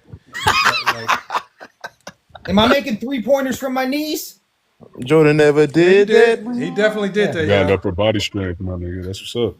Yeah. So I'm just saying, my problem is this, bro. If you playing like basketball, though, back to the rebound and shit, like if you playing basketball, bro, and you undersized, good luck trying to get more than 5 rebounds. If you're not like 6'5", 6'6", 6'7", yeah, my problem is I'm a 5'9" post player. Like, I don't have the body to match my game. Andre Miller. Yeah, Andre Miller. Shit, Andre Miller ain't short. I had to guard Andre Miller at one point when he played. Shit, that motherfucker is about 6'3". If you like 6'3", bro, you got to be determined to go in there and get rebounds. I have a question. If I want a rebound, I know I'm about to take some punishment, nigga. Because I had a bunch of we got new people. I want to make sure we get back to the top before we close it out. Oh, I'm sorry. Go ahead. What's your question? Go ahead. Oh, I was gonna ask about rebounding because I'm gonna be honest. I only played freshman basketball, and then after that, I quit.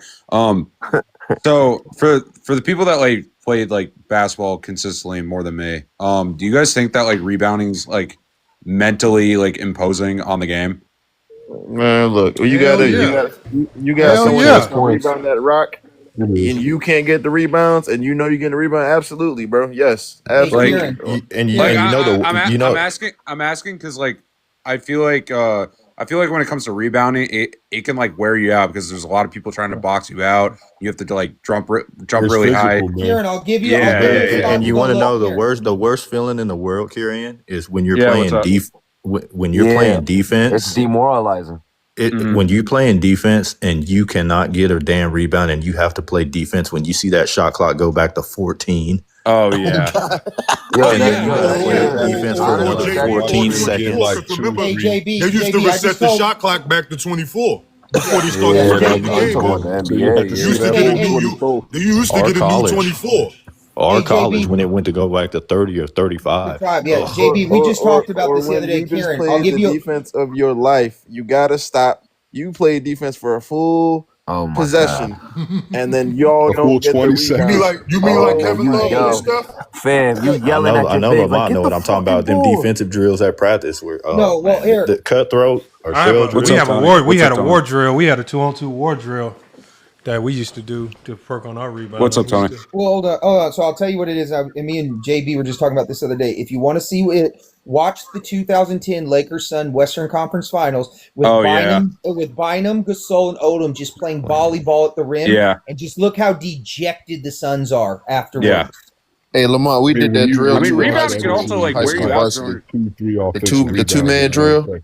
Yeah, 2-on-2 war. We did war drill. They call it war. I remember one time, I think it was in the tournament time, I think Michigan State got out-rebounded by someone, and Izzo put pads on them, and they were boxing out with football pads at practice. Yeah. That's crazy.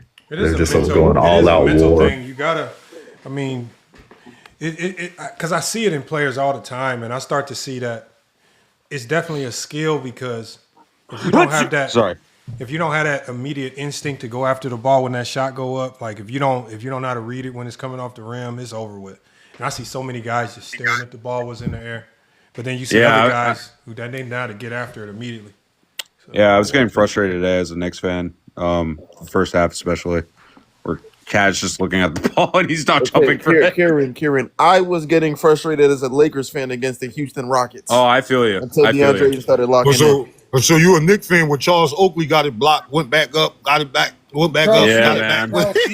Come on, Waffle. Yeah. I got it, bro. Hey, kind of like when Wilt Chamberlain went up, got it blocked, got it blocked. Or that sequence. When was that? When Toronto lost to Cleveland, they kept missing tips at the rim, and then Valanciunas, he had a point blank one and missed it. Is it game one? Game one, right? I think it was game one. I know it was in Toronto. Oh, it was Valanciunas. Yeah, it might have been. It might have been game one. That was 2018. Yeah. Charles, pardon me, Charles Smith, not Oakley. Yeah, Charles Smith. Yeah. That's some funny ass shit. Hey, that shit's Angel Reese shots is crazy. I ain't gonna lie. Angel Reese. The me bounds. Talking about Angel Rodman Reese. What are me bounds? That means she gets rebounded your own misses. I'll tell y'all. I tell you what though. I bet none of her teammates complain though.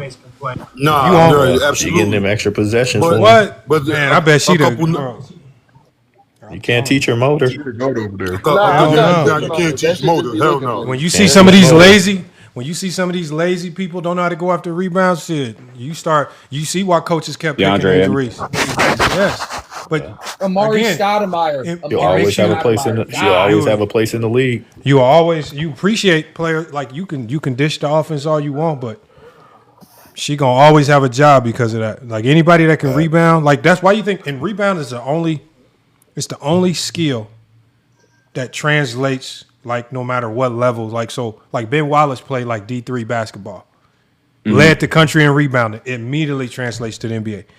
If you're a great rebounder in college, it's always going to translate to the NBA. It's the only skill that directly translates to any level. That's why I know that Hamilton's better than Wallace. You have an athletic ass center who's going to grab rebounds, run the floor, and block shots. That's obvious it's going to translate. Bro, that is the blueprint for a big these days. Be able to run the floor, set a screen, and rim run, and put pressure on the back line, and you will be successul in the NBA. JB, the perfect example right now is Mitchell Robinson. Like, you need to work on that. Yeah, the problem with most bigs though, y'all, is what they do is a lot of people don't know, but a lot of these bigs, a lot of them don't even want to play basketball. They just play it because they big. Yep. So it's hard to get them. I'm not lying.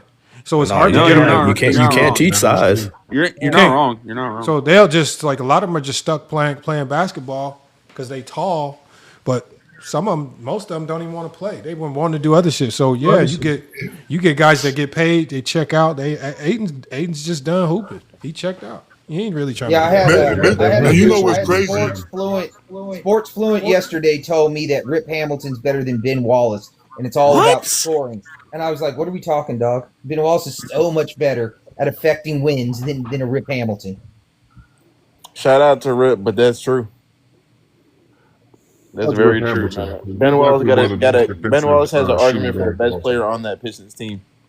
Oh, I know. Ben Wallace is a top 10 player. Ben Wallace is one of the best players in the league at that time. Yes. Come on, man. I argue this all the time. You know, I'm taking Ben Wallace over Allen Iverson. And that's cool if y'all don't disagree. I would have rather have Ben Wallace. I'm not gonna go there. I'm not going there. That's fine. You don't have to go there. I went there. I'm not going there. No, I mean, cool. it kind of depends on who you have on your team. If you was making a starting five, are you going to choose Ben Wallace before you choose Allen Iverson if you was going to make a starting five? Yes. To anchor my D, yes. You probably would. Yes. You talking about prime Ben Wallace? Yes. Yeah, everybody's in their prime. If you was like about to make a starting like 04, 05 Ben Wallace. No, hell no. Prime? Hell no. You must be out of your mind. Y'all getting crazy now. No, hell no. I'm not. Yeah, y'all getting crazy. I was just trying to entertain it. I said, hey, Lamont, I did not say it. I did not say it. Just on the upside. Iverson, prime Iverson? He in my starting yes, prime Iverson. Here's a crazy take. Yeah, the 15 misses Iverson gives me, the bad defense. But Ben Wallace, I can get 20 possessions off him. I can deter at the rim. He doesn't take any bad shots. Yeah, I want Ben Wallace. Yeah, you got that, bro. Shout out to Tony Styles and friends, man. Feel bad for your coach, man. Look at what he did with that Pistons. He said, "I feel bad for your coach." Your coach gonna be whoever you hire as a coach gonna be mad as hell. We had a chance to get Iverson. Yeah, and we throw the ball inside this dude. You can't score. And not only that, the fact that Ben Wallace consistently plays 82 and Allen Iverson's injured for about 20 games this season. That's another reason. Yeah, but we're talking about prime. I can give up on Allen Prime Iverson is missing games. MVP Iverson misses 11. I'm from 757. Give me 757. Man, you must be out of your mind, man. Ain't nobody would know, bro. Tony, you good? I like defense, but I don't like defense that much. Hell no. Hey, yo, Tony. So I'll take Rasheed Wallace before Ben Wallace. Hold on, Tony. Rasheed Wallace. I'm talking, brother. I'm just talking. Tony, but does he not? He fades in and out of games. You sound like Kenyon Martin with that. Give me Ben over Sheed. I ain't gonna lie. Sheed's ceiling was crazy though, bro. It ain't better than Ben Wallace. He just like that. He like them trees too much. Hey, yo, Tony. So who will be the rest of your five with Ben Wallace? Dude. Well, I mean, I don't know. I don't know who's in the draft after that. That's crazy. We have to met this Tony Styles and friends. Man. Wait. So Tony, do you think Ben Wallace is a better player? I think he impacts winning better. I give you that. He does impact winning better than a lot of guys, but that's all I care about. But switch. What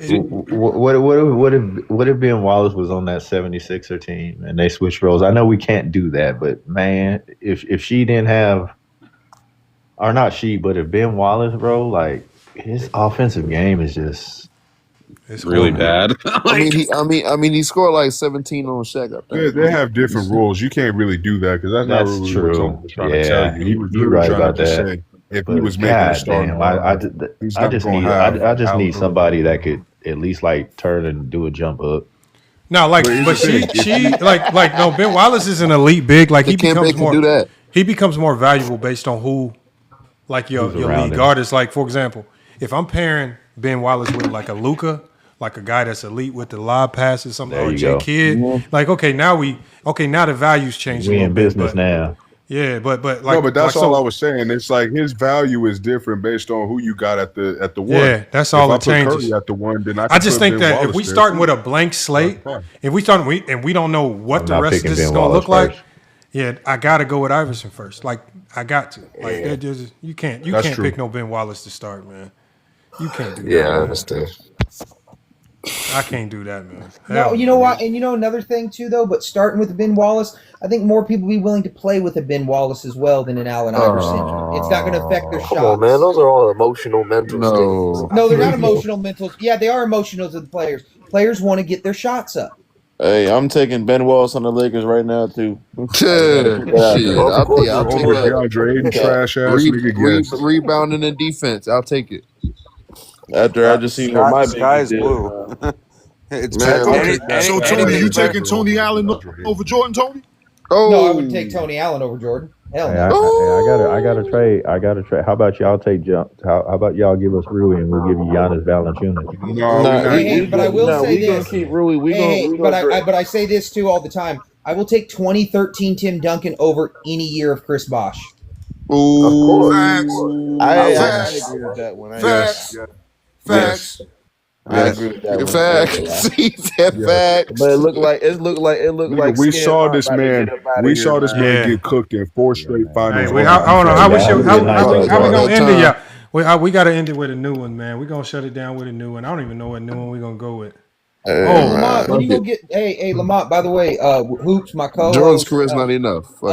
He's gonna give you access to his mod powers because we're gonna start running it on his show after you post those 2 interviews and stuff like that. As soon as we get all that, and then we'll start going live on here. Get back to me. Text me. I got you, man. So hold on. We got hold on. Which one of y'all pick one? We got Press Play. I don't even know what some of these songs are about. We got Paperwork Party. I'm trying to get y'all one y'all haven't heard before. I'm down to listen to one of these new ones. Hey, I just want to say too, since y'all into music, if y'all ever want to check out my music videos, if you like scandally clad women. Hey. Before we get out of here, tell me your thoughts on this one right here. We're gonna go with the Paperwork song. We're gonna hear with the Paperwork. Yeah, I like that. I like the way that sounds. Yeah, Paperwork. Hey, and Trees R Us, man. Go ahead and sell some trees, bro. We got you. Yeah. We just gonna listen to this first one. We're gonna listen to the first one. We're not gonna shut it down yet. I just want you because I haven't even heard these yet. You need to put the trees down. Hopefully they didn't turn out too trash, y'all. Hopefully they didn't turn out too trash. That boy Lamont said treasure. Oh yeah, that's what I said at first because I'm looking so quick. Hopefully this one, y'all. This one's good. It's called Paperwork Party, y'all.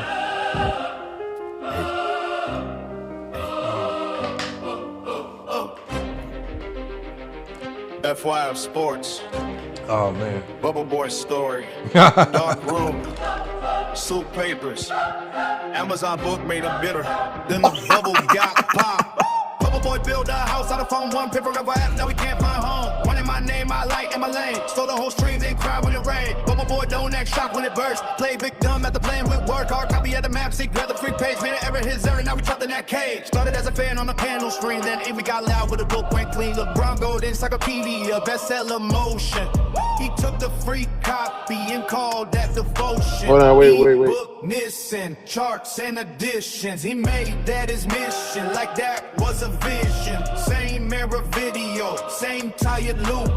50 clips later, still begging for proof. YouTube ain't care, TikTok ain't care, GJK left and right there. Damn, Bubble Boy bows in the Sub-Zero fib, no bubbles on live that a nickname hit. Bubble Boy built a house out of phone, one clip from FYF, now we can't find home. One in my name, my light, and my lane. Stole the whole stream, they cry when it wane. Bubble Boy don't act sharp when it burst. Play victim after playing real work. Hard copy at the map, see, grab the free page. Made an error, his error, now we trapped in that cage. Rebranded 9 times, still searching for shape. Sports rap, every lane fell fate. Reactions, old clips in rotation. Trying to make beef look like elevation. FYF 160, no need for an answer. Why wrestle with ants when the channel got banners? Then he crossed lines 2 hours in full. Live stream stolen like nobody knew. No comment, no transform, just ball rap. Bad you slept when the whole show left. Strike hit once and it's already got shaky. Strike hit twice, now the confidence breaking. Email for peace, call to my no. Wanted to talk, but the door stayed closed. Once you sit around the table, there's nothing to say. No round table talks, only paperwork.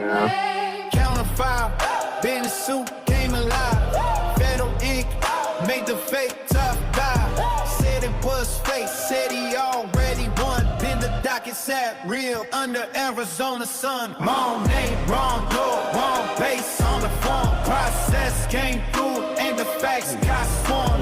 One house said no, one file said no.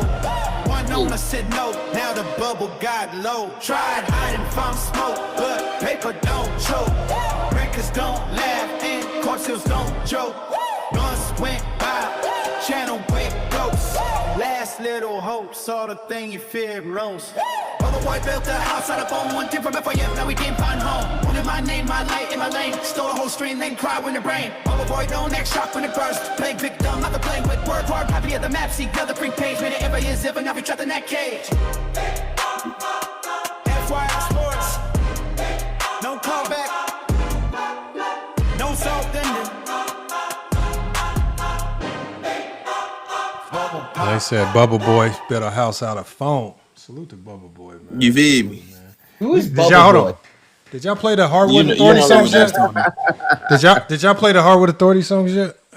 Yeah. Yeah, we played them. We played them on the show that we just did. Oh, okay. I didn't even see that. Hold on, let me see what. Oh, we got this one. Hold on, This this is A fire. Johnny. I ain't gonna hold you. This one's A I Johnny. fuck with that one. Who's Bubba Boy?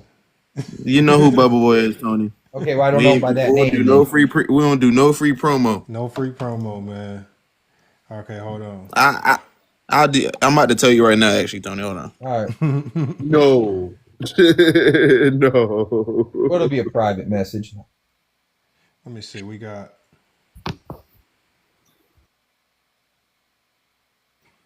I thought he had a picture of him. I was gonna say, please. No. Oh nah. I ain't gonna do it wrong, man. I don't care. Hold on. Did y'all hear the first one that played at the start of the show? Well, I didn't hear it. I was late to the show. Okay, here go a new one right here, man. Hold on. This is another one. No crying in the GOAT debate. It's the revised version.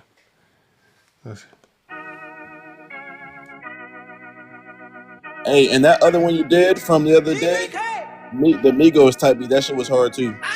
Oh yeah. The Migos. They asked for the debate. Now they crying through the case. Ain't no crying in the GOAT debate. Ain't no crying in the GOAT debate. You made the claim, now hold that way. Jordan fans weak when the standard gets straight. Excuse after excuse, but the resume wait. Ain't no crying in the GOAT debate. Don't bring feelings when the facts rotate. Zesty Jeffries forward and pressure give place. TJK pull up, not a room, not a face it. Every time I come up, they explain what he lacked. Every time run come up, they throw dirt on the fact. Why he retired, what he didn't have access to. Why the league was different, why the losses don't pass through. But ask what made Jordan great, they started drifting. Can't build his case without LeBron in the sentence. 6 rings and silence, the stories get stretched. Whole argument living off a highlight cassette. A Johnny say counting, they call it hate. He say wait a career, say wait. MVPs get tricky when Russell in sight. Scoring get longevity when Bron at the height. That ain't debate, that's the shrine of the stress. That ain't criteria, that's the emotional debt. They might think so clean, the person that clean don't cry about Bron every time I get sane. Ain't no kind in the GOAT debate. You made the claim, now hold that way. Jordan fans weep when the standard gets straight. Excuse after excuse, but the resume wait. Ain't no pride in the GOAT debate. Don't bring feels on the. Yep, that's a banger. Yeah. That's a banger. I ain't gonna lie. That's a banger. Hey, I want to say this. The dude you said it was about, they've started making videos about me and stuff, you know? And then somebody in the comments says, I spread such hateful rhetoric. Welcome to the club, bro. Dude, it sounds like I'm doing a Triple K meeting in the 60s the way he said it. I spread hateful rhetoric. Hey, man, welcome to the club, man. By listing facts of what happened in the NBA.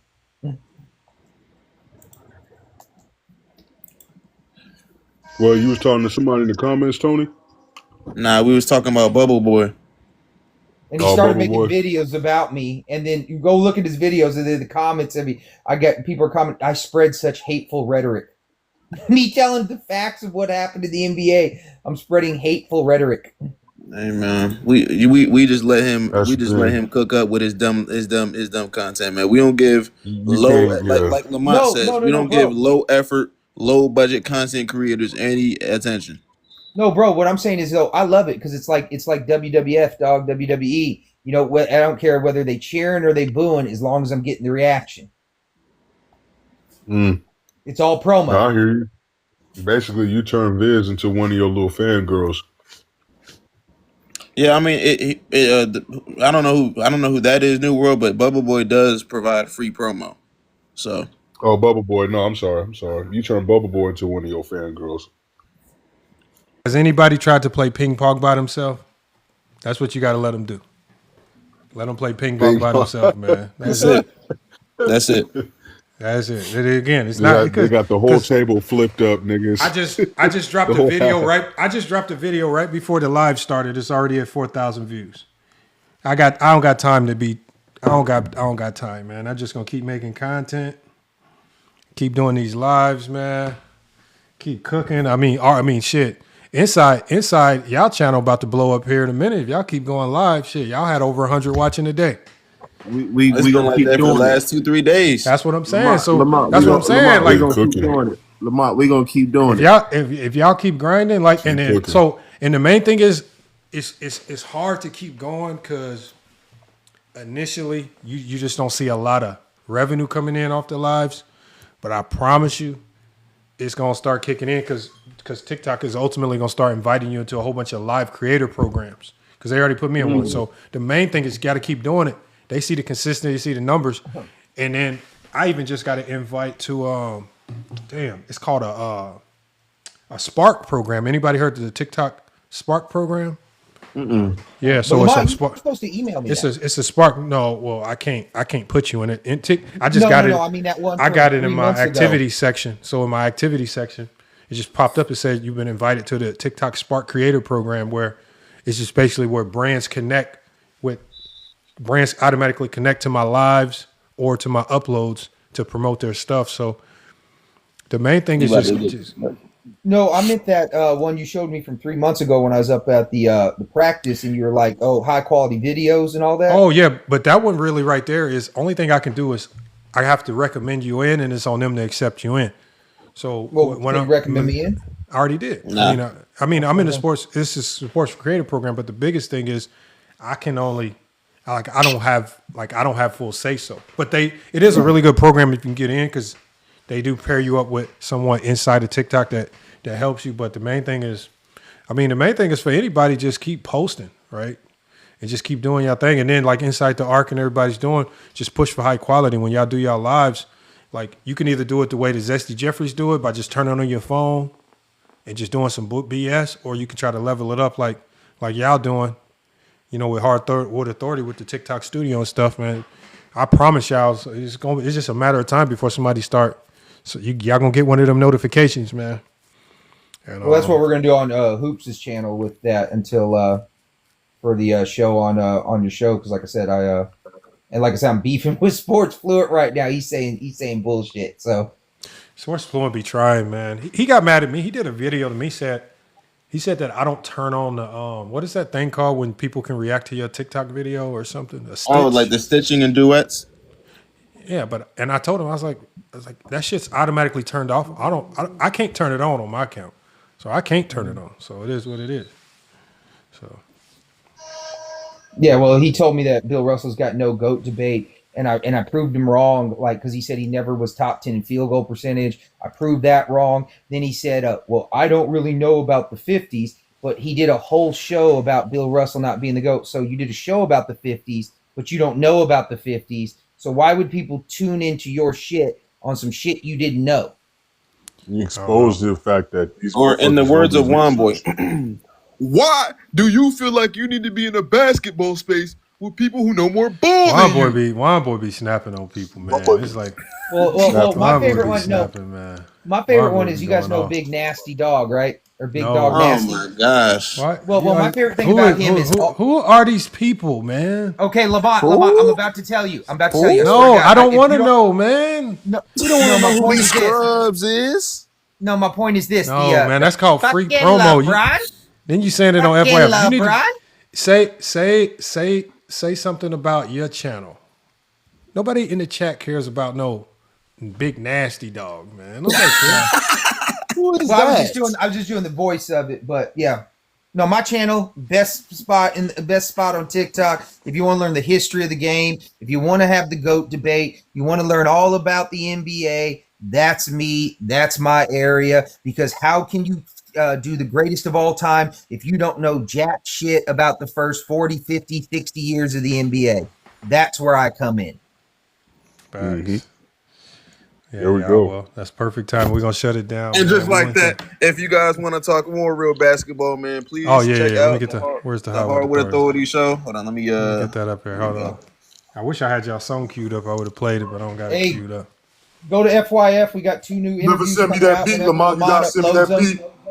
Hold on, yo. So we got the I'm gonna send that to you. I got you. We got the Hardwood Authority show. We do our live show every single Monday at 3 p.m. Eastern Standard Time on this account. Also, check out our social medias on every platform. Well, I say every platform, YouTube and TikTok. Just type in the Hardwood Authority Show, and you will find us both here on TikTok and also on YouTube. So please check us out. Thank you. Myself, Juan Boy Ola Hoops. Salute, man. Yes, sir, man. Everybody doing their thing, man. Everybody. Hardwood Authority, Juan Boy, Tony. Go to FYF. We got 2 new interviews coming out. We got Bob Ryan, a guy who votes on MVPs, top 75, Hall of Fame. Whenever Lamont releases the videos, and then Kermit. I'm just trying to create an intro for y'all. I got to finish creating this intro for y'all show. Trying to give it a little bit. I'll send you a link. Like I said, I'd love if you guys could just take the old one from my old show. You know what I mean? That'd be great. That's a fine one. And then Kermit Washington interview completely changed the way the NBA is ref with fights, suspensions, things like that. Kermit Washington too. We got 2 of those coming out. Former NBA All-Star. There we go right there, y'all, man. Look, man, we're going to shut it down. Appreciate y'all pulling up. We had a lot of new people in here today, though, man. Salute, man.